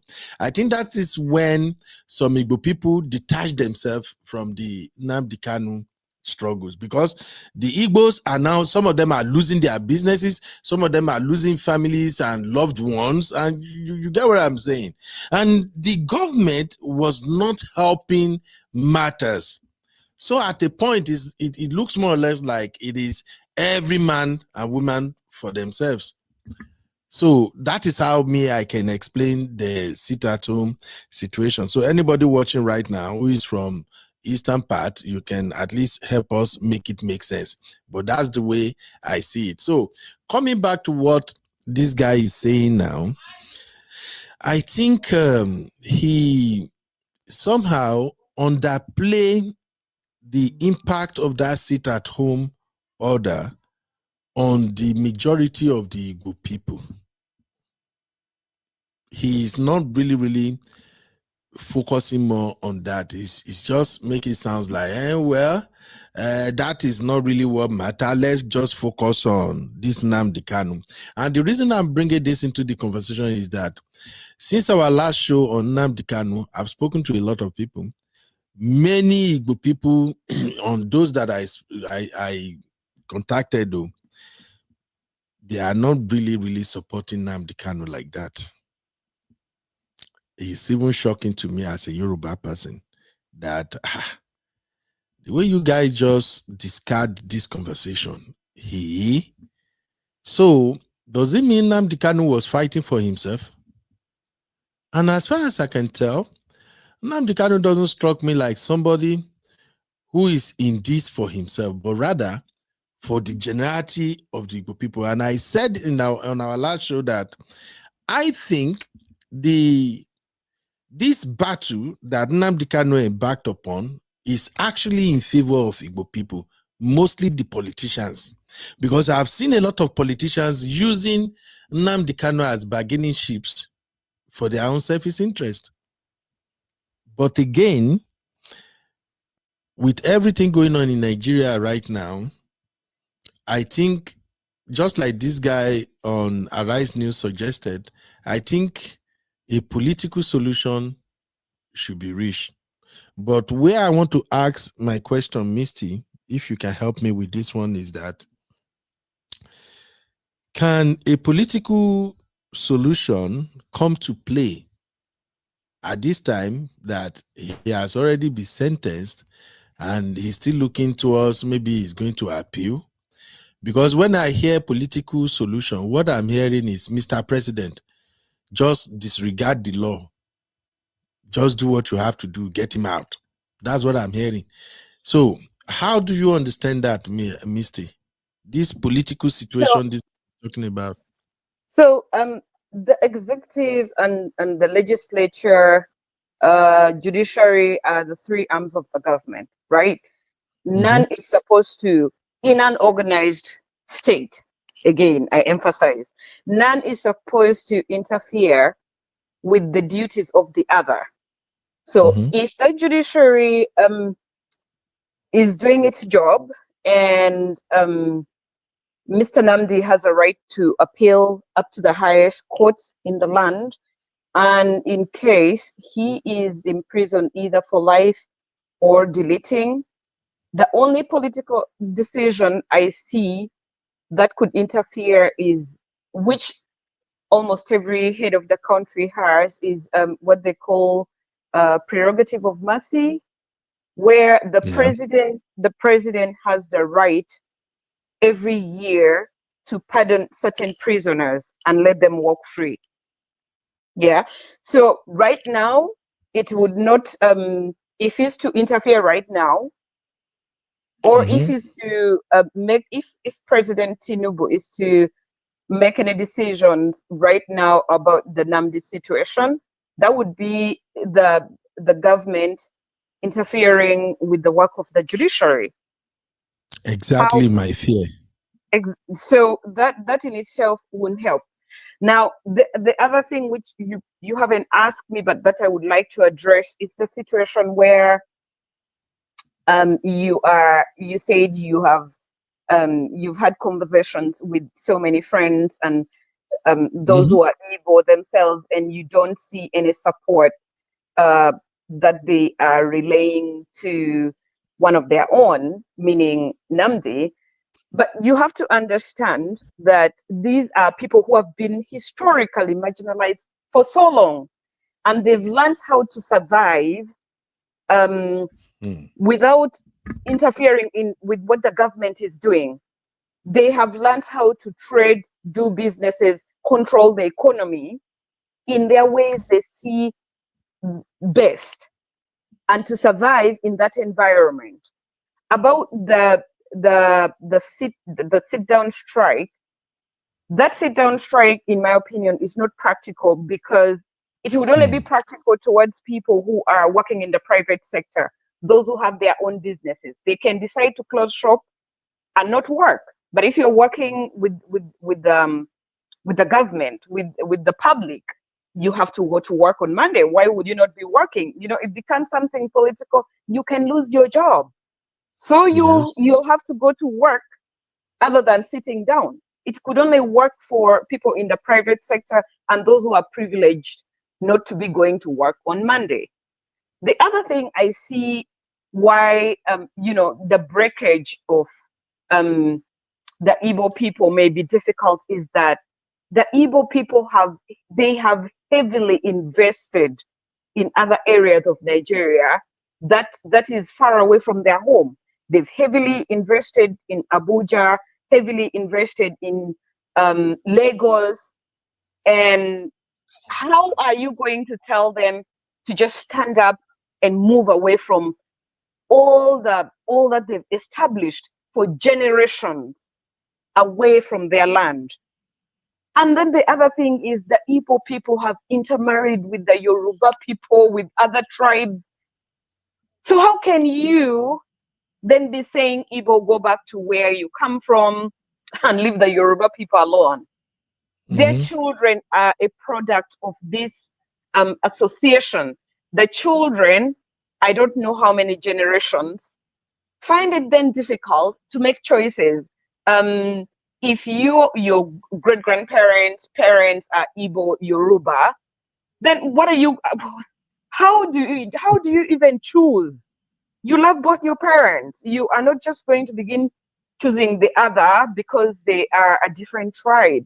So, by default, proximity, we have the Igbo people have had businesses established for years, generations, in lands that they were not, that is not Igbo land, and they have intermarried. They've done so much in other parts of the country. So it's going to be difficult. It's going to be difficult for them to just pick up and go. But I have a feeling since the last election, a lot has been happening, and I've been following. I see some Igbo people have started moving their businesses back home. They're doing a lot back home. Not that they were not doing it before, but it appears that they are now doing it with strategy, just in case. That is really all I can speak to. Thank you, my sister. You're welcome. Have really been so helpful. Anyway, guys, that's all I can take from the video of Nnamdi Kanu. I always like to leave everybody with smile on their faces. So we're gonna end today's show with with Cubana chief priest. Whew. So, Misty, you heard about Cubana chief priest letter to Tinubu, or don't you? No, I didn't. What did he say? But you know who he is? Do you know this guy on the screen right now? How do I not know him when we have a Kenyan sister who comes to insult him every day on social media? Yeah, that is Pascali. Yes. The money, he says money has now become water, right? Manina wata. That one. Manina wata. So, Cubana chief priest completely ignored his son in Kenya, allegedly. He's his son anyway, until he decided to do DNA and tell us otherwise. So, I don't know why Cubana chief priest felt like he need to speak out, but something tells me the urge to speak out is because of his association with the Tinumbus. And I think he was scared that now that they've sentenced Nnamdi Kanu, his Igbo brothers and sisters may come for him, because we saw him visited the White House and he shook the hands of President Tinubu. And in this post, he also kind of praised President Tinubu and say, "Sir, Daddy, you gave me my first presidential handshake." I don't know.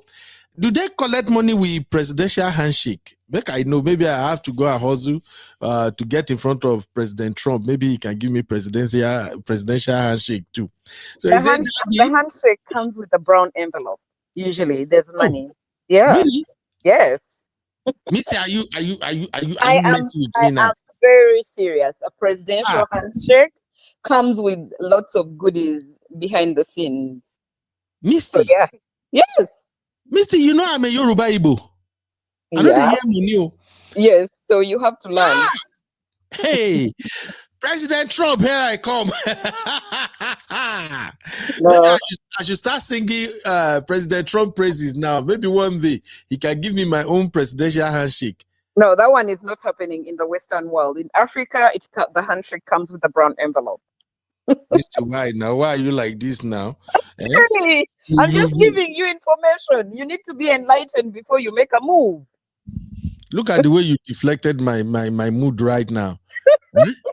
I already started calculating how I'm going to make sure I get my first presidential handshake. You were calculating the zeros. I saw that. Yeah, I'm calculating already. Now, when I say, I'll just say, Mr. President, make America great again. Oh my God. Uncle Benno, you know I'm going to leave you in the studio when you begin talking like that, right? Misty, I will tell Mr. President, make Canada 51 states. Make Canada 51 states. That way, you know how President Trump moves now? He would just say, "There you see him. That's my Nigerian friend. My Nigerian friend supporting me. Come here. I will just go and shake him, and then maybe the money will come." Maybe. Misty, don't mess with me, oh. Yeah, don't mess with me, Misty. So, Cubana chief priest, out of the blues, out of nowhere, he shared this. He posted and said, "Daddy, you have to free Mazi Nnamdi Kanu. If you don't release Nnamdi Kanu, I promise you, you won't even get 10,000 votes in the next election." According to Easterblog Nigeria, Cubana chief priest sent strong message to President Tinubu, insists that the release of MNK is the only way the Southeast will support the government ahead of 2027 election. Now, to be frank, I don't think Cubana chief priest words carry any significant weight when it comes to my Igbo people. Now, any of my Igbo brothers and sisters watching, please help me out. Do you think Cubana chief priest is speaking for all the Igbo people? Because I don't know when he become the Igbo leader that he now made this bold statement and actually share it on social media. For those who did not heard what he said, here is it. Let me quickly read through. So he said, official Asiwaju Bat, as long as MNK remains in jail, you cannot and will never get up to 10,000 votes in Southeast come 2027. So as we are rounding up, please, my Igbo people, this is the last poll we will have. We don't even have any poll today. Okay. Do Cubana chief priest, CP, like they call him, do CP speaks on behalf of all Igbo people? If you think Cubana chief priest is speaking for all Igbo people, drop 1 for yes and 2 for no. Okay, let's have this real quick so we can leave here with at least some smiles on our faces. Is Cubana chief priest representing the entire Igbo people? Is he now the PRO of my Igbo people? Please, let's have this poll real quick. So he went ahead and said, Tinubu will not get 10,000 votes in Southeast come 2027. I will not lie to you, Papa. That's how he called Tinubu, Papa. I will not lie to you, Papa.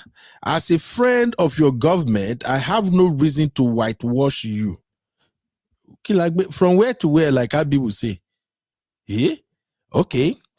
MNK is the supreme leader of Southeast. His detention has caused us so much setback, and I am so surprised that all your useless ministers from Southeast can't even tell you the truth because they are all cowards. None of them has capacity and can do anything to make the people love and respect you. As for governors, they will all disappoint. Okay, they will all disappoint you because what will they tell us? Absolute nothing. Only MNK release can save you. These are strong words. At Sheyi Tinubu, that's the president's son, all those people on that table with you at the Borough Hotel, the other day are just bags of deceit, including me. They can't do anything for you. They can't even go to their hometowns because of MNK detention. So how can they help you? They only want lands from you to develop and sell. You know me, I don't need anything from you. Villa, na hotel, na few more days. Okay, villa, mini house rock, na hotel, na few more days. Your checkout time go reach, and only MNK can guarantee you real vote from Southeast. Look out for Governor Alex Oti. He can convince people genuinely also. I was surprised when you missed his invitation to commission his project in Abia, where MNK hails from. Asiwaju sent the incompetent Minister of Future and Betrayal to Southeast to represent him. A man who has done nothing for us to worsen, it. The weak deputy speaker won't stop attacking our own favorite Governor Oti. To my father at Hope Uzodinma, they said this guy is from Imo State. That's why he's calling him father. To my father at Hope Uzodinma, you have done well, but you will be a complete loser if you don't get MNK out.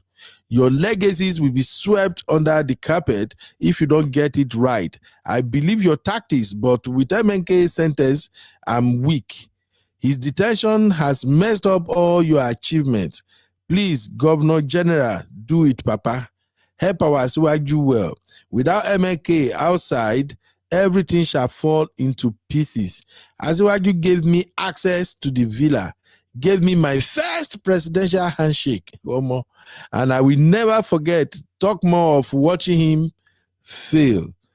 Appeal this judgment and get it right, or get ready to check out of the villa come 2027. Southeast belongs to MNK. This is the words of the gods. Play with it at your own risk. Cubana Chief Priest.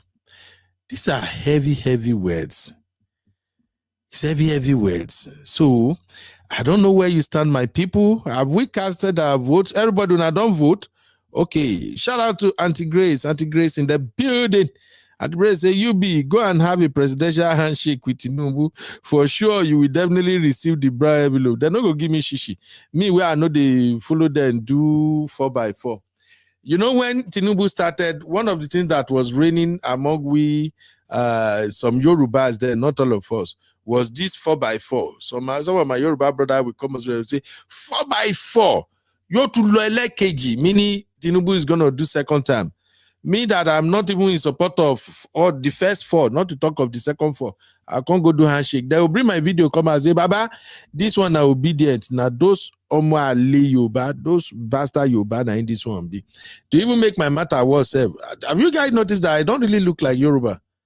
I don't know if you guys notice. The only time you get to know that I'm a typical Yoruba man is if you listen to my accent. I have this thick Ondo accent that won't leave me alone.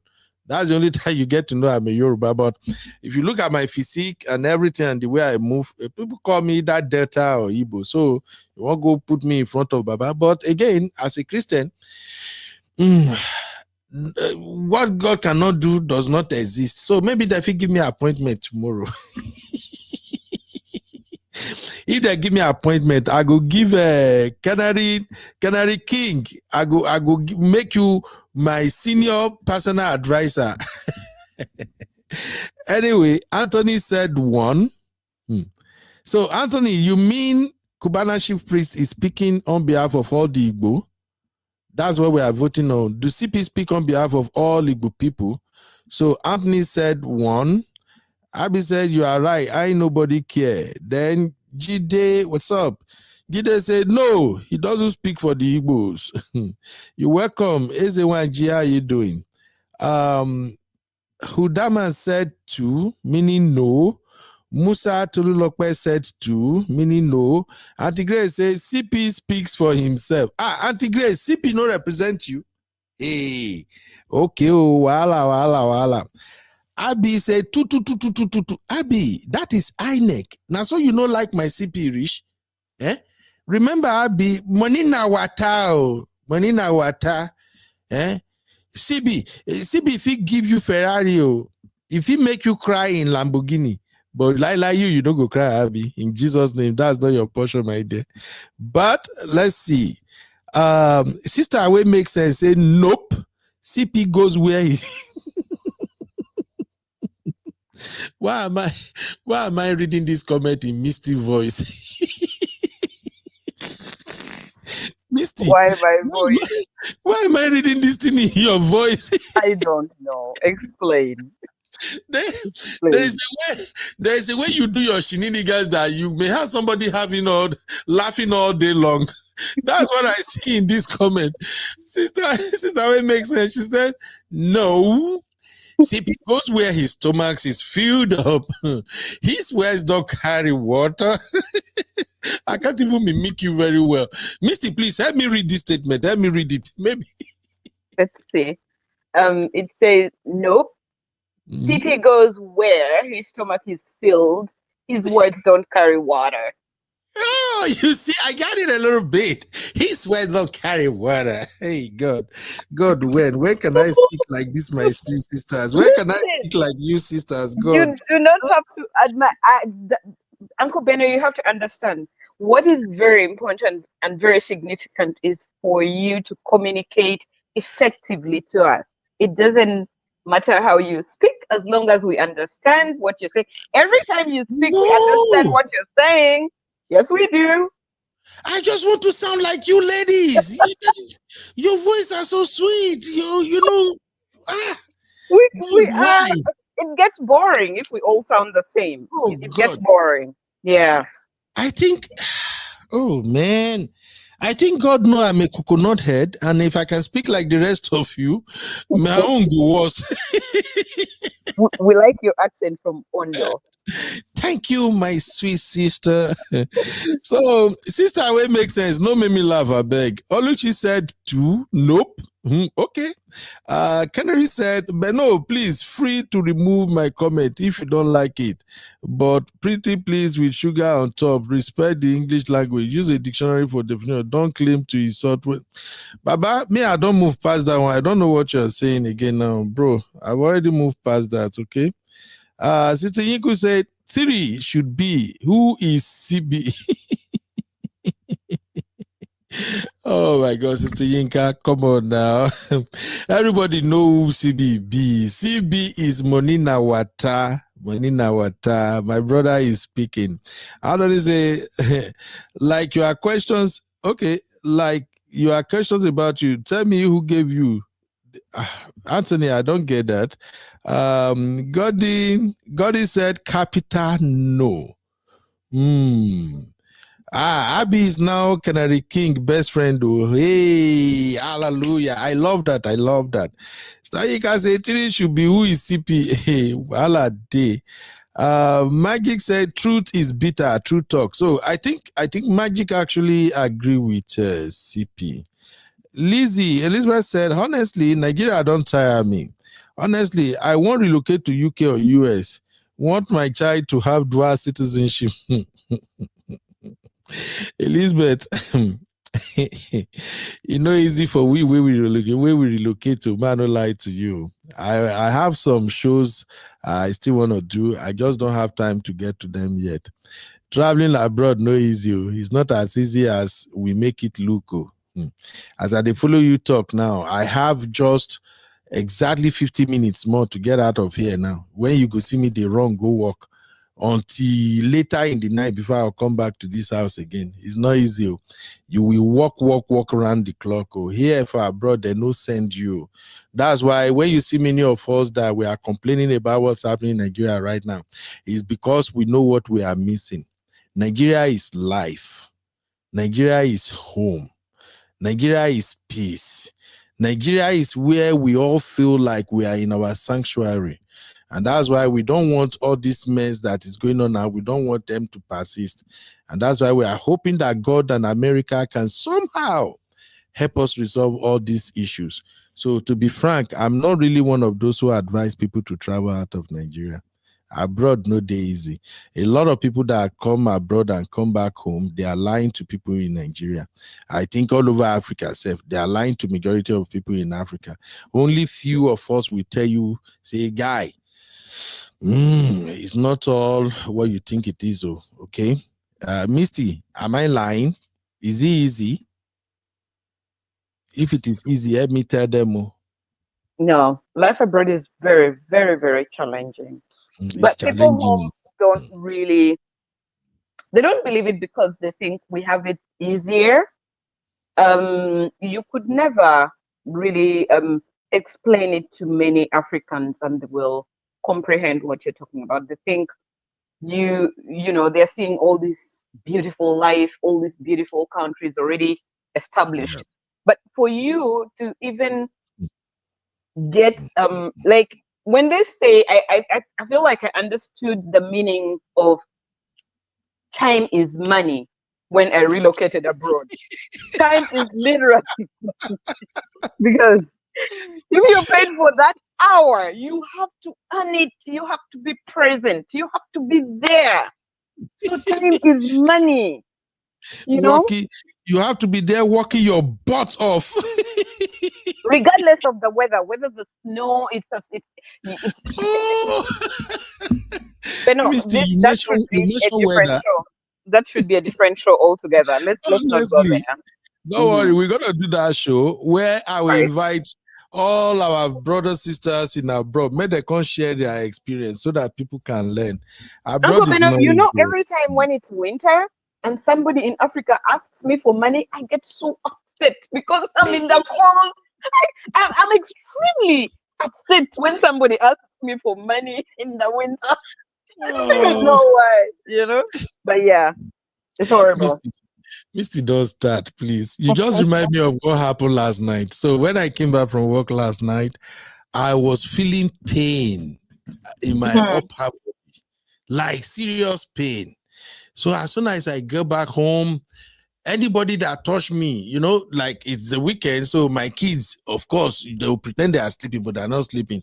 So as soon as they heard me coming, my son ran downstairs and say, Daddy, he wanted me to go and somehow beg his mom to give him his phone. The guy jumped at me. I was feeling so much pain.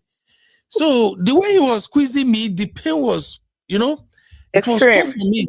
I don't want to like push him away. So I'm just like, easy. Just take it easy, please. Just take it easy. But why am I in pains? This week, I like to go to the gym, of course, and I do a lot of weight carrying. So I started carrying different level of weight. Way past, I don't know who sent my papa. I lifted that in 3 days in a row. And you know what happened when you don't go back to the gym? My sister, 2 days I haven't been there. So all my muscles, everyone was killing me. And I will still have to go to work. So now I'm going to work angry because I'm having pain. And it's not a pain that Elalon can handle. So people don't really understand what we are dealing with here. And Yeah, if you and don't that's when you start begin, shouting at your kids. They don't understand where is this frustration coming from. You know. appear so angry, but it's many factors. It's many factors. So I hear Mm. you. I hear you. Anyway, so my sister Lizzie, I know it's everybody's dream to travel, but that traveling is not what we think it is at times. So you decide to peanut. So Bikubana no represent you. Okay. Abby and her friend, they are still going back and forth. Abby said, I thought you were from Edo State, Ubi. Me, Edoke. They go pursue me if I go Edo. Mom of 5 say she want appointment tomorrow. Oh, you see people who want to go collect handshake from Tinubu. Okay, Actually, I think you will give positions to all the real farm VIP people. Oh, what are you saying? Don't worry. On another show, I'll begin to share my own PA. You know, in Nigeria, we have some governors that have close to 20 SSAs. What do they call those SSAs? I know special advisor. Is it no, senior special advisor.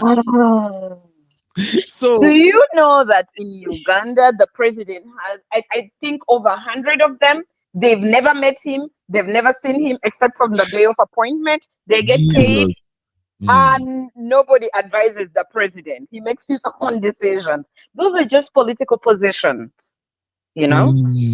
Yeah. Oh man, don't worry. We'll do show where we will share positions. Festus, what's up, Festus? Well, say many Nigerians are not interested in CP, and it's true. I don't know what makes this guy think he has a voice. Cosmos said, I'm not an Igbo, but with the look of things, he is right. Okay. Me, I don't think whether Igbo vote for Tinubu or don't vote for Tinubu, I think Tinubu will still get his vote. Because even though me and Kennedy King, we don't fight here tired today, one thing I appreciate Kennedy King for is that he continuously said that, hey, look, in Nigeria, election don't count. Now ring that they ring them. All right. Cyril said, capital no. He's not speaking for the Igbos. Yeah. Magic, she said, he's speaking for the gods. He's speaking for the gods again, against his opinion. Remember, this guy is very tactical. He may be right. All right. I think that's all I can take on today's show. Hey, Hood Boy, where have you been? You just show up. What's up, bro? Hood Boy say, one Nigeria, please continue to enjoy your deep sleep. All right. Man, plenty comment anyway, but thank you, everybody. Musa Tolulope said, SSG, Special Advisor to the State Government. Oh, SSG. Okay. Nigeria, Politics and Corruption. And Abi said, CP is just a social media personality with no substance. I don't understand why he thinks his words mean something. I bet now laugh they will just laugh. I laugh they go laugh. I don't know what he thinks he's saying, but I do get where he's coming from. So though that sentencing of Nnamdi Kanu, even we that we are non-Igbos, the thing don't even sit well with some of us. That terrorism charges, that's just too much. But anyway, thank you everybody for hanging out with me today. Thank you, beautiful Abby, for that £5 gift. You see, it's not easy when you see Londoners give you money, begin to jubilate. Abby, thank you. I'm sorry to say, but that's what they are saying in Nigeria. They say people in London are very, very stingy. And sometimes I will ask them for Nigeria, say, you where you did Nigeria, how much you feel give person? Giving is both ways. Why don't you just choose one day, may you send money to people where they are abroad? Must it be people in abroad that gives you money all the time? And this is one of the things that Tinubu did for me that I really appreciate too. Because before the last election, I did not know that there are many Nigerians who don't even know that they are suffering, that the only way they can liberate themselves is to vote for the right candidate in presidential election. So during the last election, people will be say, some of them be professional beggars online. Now so them go. Now so them go when they go, they vote for Tinubu. They even come, they fight anybody who come against Tinubu. Even people where they did my DM, they even fight me when I say me I be obedient. That's okay, we're done. As soon as Tinubu, can I say Tinubu won the election? Although based on my own political orientation, as soon as Tinubu win the election, that's what I would say, because it doesn't matter. All over the world, they ring election. So whoever become the president, whether you like it or not, will become your president automatically. So as soon as Tinubu won the election, Mahmoud announced him in the middle of the night. I begin cut ties with all those people where they say, he go favor me, he go favor me. Now we they look ourselves for eye. You where you dey country where there is no electricity, no infrastructure, inflation rate is skyrocketing, and you believe say prayer will solve the problem for you. Somebody stole your election. Instead of you, man, not even go there. That is not what today's show is all about. Thank you, Abby. I appreciate you. Misty, any last word, my sister? Thank you for having me on the show. I think Nigeria's political situation is just it's reached a level where it's becoming so bad. The president or the government should not be turning their eyes to the people who are being, kidnapped, who are being harassed, and these are regular people. The most vulnerable people are the children in schools, and the women and the young men are just being murdered. The government must surely, even if they're compromised, they must be seen to be doing something. So it's something that everybody has to, speak to. Those who cannot do anything, we must speak to this. The world must know that there's a genocide happening right before our eyes, like in 2025. It must stop. It must stop. Thank you. Thank you very much. Thank you, Misty, for all you do for us here. I'm not taking it for granted. And of course, I love you, sis. Even though you are my Glasgow sister, you and I, we are together forever. Okay. So trying to batter me. I've been sending you the invoice. I already instructed her. No. I will never fight you for the invoice. The only time I'm going to fight you is if you insist that the sister should not take me to Bora Bora. Nadia Wahala go day. If we get another cameraman, we're going to leave you behind, I swear. I am going, and I'm not going to be a cameraman, Misty. Thank you, my sister. But Uncle Beno, I'm forever humbled to be on your show and help out with the legal aspects of things where I do understand. And I do apologize if I misinterpreted anything or any law. I'm sorry, forgive me. But I usually try to just bring the legal perspective of things to just help you go through the show in a more enlightened way. So I'm pleased. I'm happy to be here. Thank you. Thank you, my sister. God bless you. Have a good one. Take care. All right. Glasgow continues backstage. Okay. Now that I'm done with today's political roundtable, this Glasgow will continue in the backstage. CC, I see what you shared in the backstage. We're going to have a conversation. Remember, I am the chief security officer to my Egbon. So we'll talk about that. Zeno, the troublemaker. Zeno, I see that wherever they are discussing this Danish deception, now you the big chair lady there. I never get time. When I get time, I'm still gonna do my own review of the Danish deception. How many of you want us to do the review here? Make I do my own show. And by the way, if you are missing that Danish deception, check our channel here. Abby did a fantastic show. I think it was on Friday. Oh my God. Abby break the whole thing down. If you want to watch the main show on TikTok, it takes almost about 6 or 7 hours, but Abby summarized the whole thing in less than 1.5 hours. So you can listen to Abby break it down over here on our channel.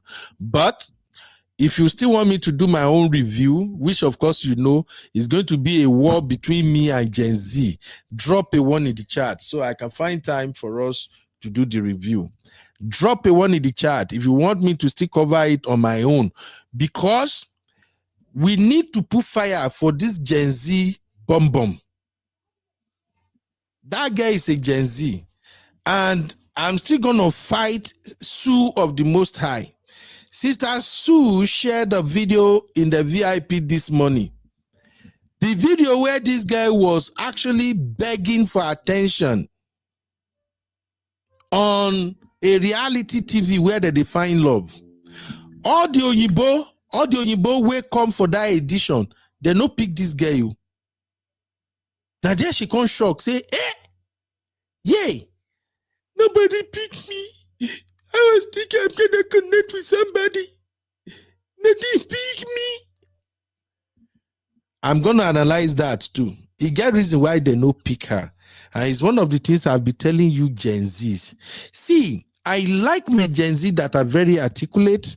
I like Gen Z that can stand on her own. She can, she can at least defend herself. I like Gen Z that are super intelligent, making her own money, living her dream life. But the Gen Zs that me I they get wahala with. Now those one will be say when they small, when parents go they tell them say, stop being argumentative. Try to listen to people's opinion of you. Okay, sometimes it helps if you listen. As soon as people are telling you, the way you talk, I think it sounds this way. Oh, the way you carry yourself, I think it's not showing this. Now, and then you took offense. You are fighting. No worry. Continue to grow. When you grow up, now then you go no say kaki no be leather. That lady, unfortunately, she's now 31, right? But she started making a mistake at 29. Why? She know the listing. She thought she know it all.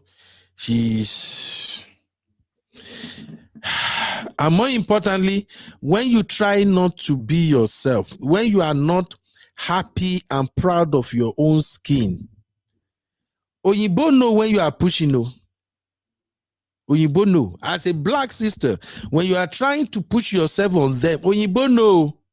And at that time, now they go use you well. So I'm going to do that review my own way. If you want, we will do it. I know Zeno don't want me to do it because Zeno knew that it's going to be a battle between me and Gen Z. But I will still do my own. Who I say make I not do it? Make I see. Oh, now only Zeno vote. Okay. So vote 1 if you want make I do my own. Put 1. If you know I'm I do my own, put 2. Zeno, your vote is nullified. I'm the INEC right now. This vote 2222 is nullified. Biba, what's up, Biba? How you doing? Biba say, why Gen Z? She's 30 or 31. I don't care. All of them are still Gen Z. Yes, 30, 31. They all behave like Gen Z these days. They are still Gen Z, Biba. No. I be so tired of the topic. I go still do my own. This say I was only there because UB was dragging us, Abby. Everything is Gen Z. What else if it's not Gen Z? Me, I like Gen Z. Oh, make I not lie. Man, they confess now. I so much love Gen Z. One thing I like about them is because they go talk their own. Whether you want hear, you don't want hear, they will speak their mind. They are super intelligent. Some of them are super hardworking too. They make their money. It's just that Gen Z can be stingy at times. I'm sorry. You cannot, as a boyfriend, you cannot easily get money out of Gen Z. Except you know how to capture them. But Zeno, nobody say I don't like Gen Z. You just get as a beanie. All right, everybody. Yeah, Mama 5. You see, Mama 5, my love. Mama 5 say, one. We are going to do the show. Una go hear them, whether I want list here or not. Chucky Alpha, may we do them? Chucky say 30 is Gen Z, just want to be Gen Z. Don't mind them. They won't claim Gen Z by fire by force. God is say 1111. Yes, we're gonna have this show. And I go find Zeno. Zeno will be my co-host on that show. You know how Zeno they talk, right? Uncle Ben, no, I just want to ask you something. Zeno, you will be my co-host. We are doing it. Yes. Chucky said, do am. 1 we go do am. May we pepper them.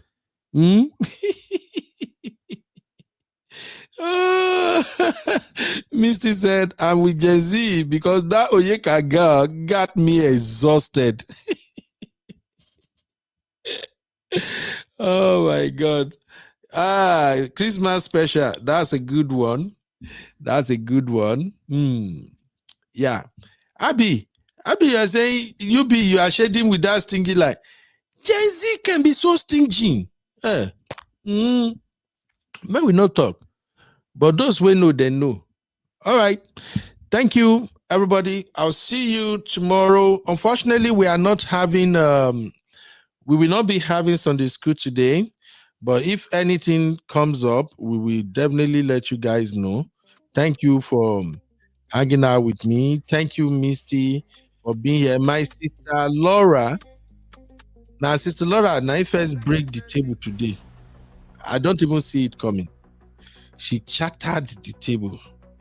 And I love her incisive analysis. Okay? All right. Happy Sunday, everybody. Be good. Pray for Nigeria and pray for Donald Trump. We need Donald Trump help now. So, at the same time, pray that when my papa go come to Nigeria, you know, go just press the button and they will begin blast everywhere. Okay? See you guys in the next one. Bye-bye for now.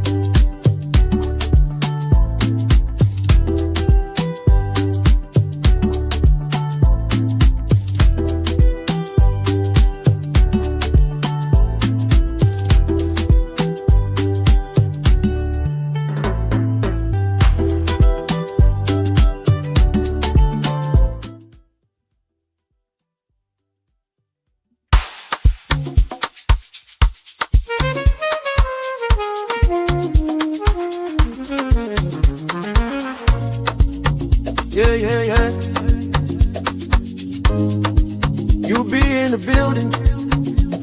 Hey, vibe with Uncle Bino. Let's go. Now happy hour things, you know. Hang out with you, babe. It's our vibe tonight. Hey, laugh and learn. We shining bright. Oh yeah, you be stories, life lessons time. Hey, on the Uncle Beno show, everything feels right. From the streets to the world, we talk real talk. Vibes on the beat, make the whole place rock. Happy hour flow with the smiles non-stop. Sip and chill with you, be the energy on top. You be stories, dropping them every day. Wisdom for life, the African way. From the grind to the glory, hear what we say. Tune in now, don't delay. Hang out with you, be it's a vibe tonight. Hey, laugh and learn, we shining bright. Oh yeah, you be stories, life lessons time. On the Uncle Beno show, everything feels right. Join the sister circle. Oh, what a scene. CC Inca, honey, baby, and I'll be so clean. Talk love, talk life, talk dreams supreme. Empowerment vibes, like a royal queen team. Apollo Sunday school when the beat gets low. A moment of reflection, let the spirit flow. Men of God speaking wisdom, you should know. Faith and vibes on the Uncle Beno show. Hang out with you, be come catch that light. Oh yeah, you be stories, keep your heart so bright. Yeah, join the sister circle, feel that fire. Oh yeah, Sunday school for your soul so right. You be nation, we rise together. Love and vibe forever. Uncle Beno show.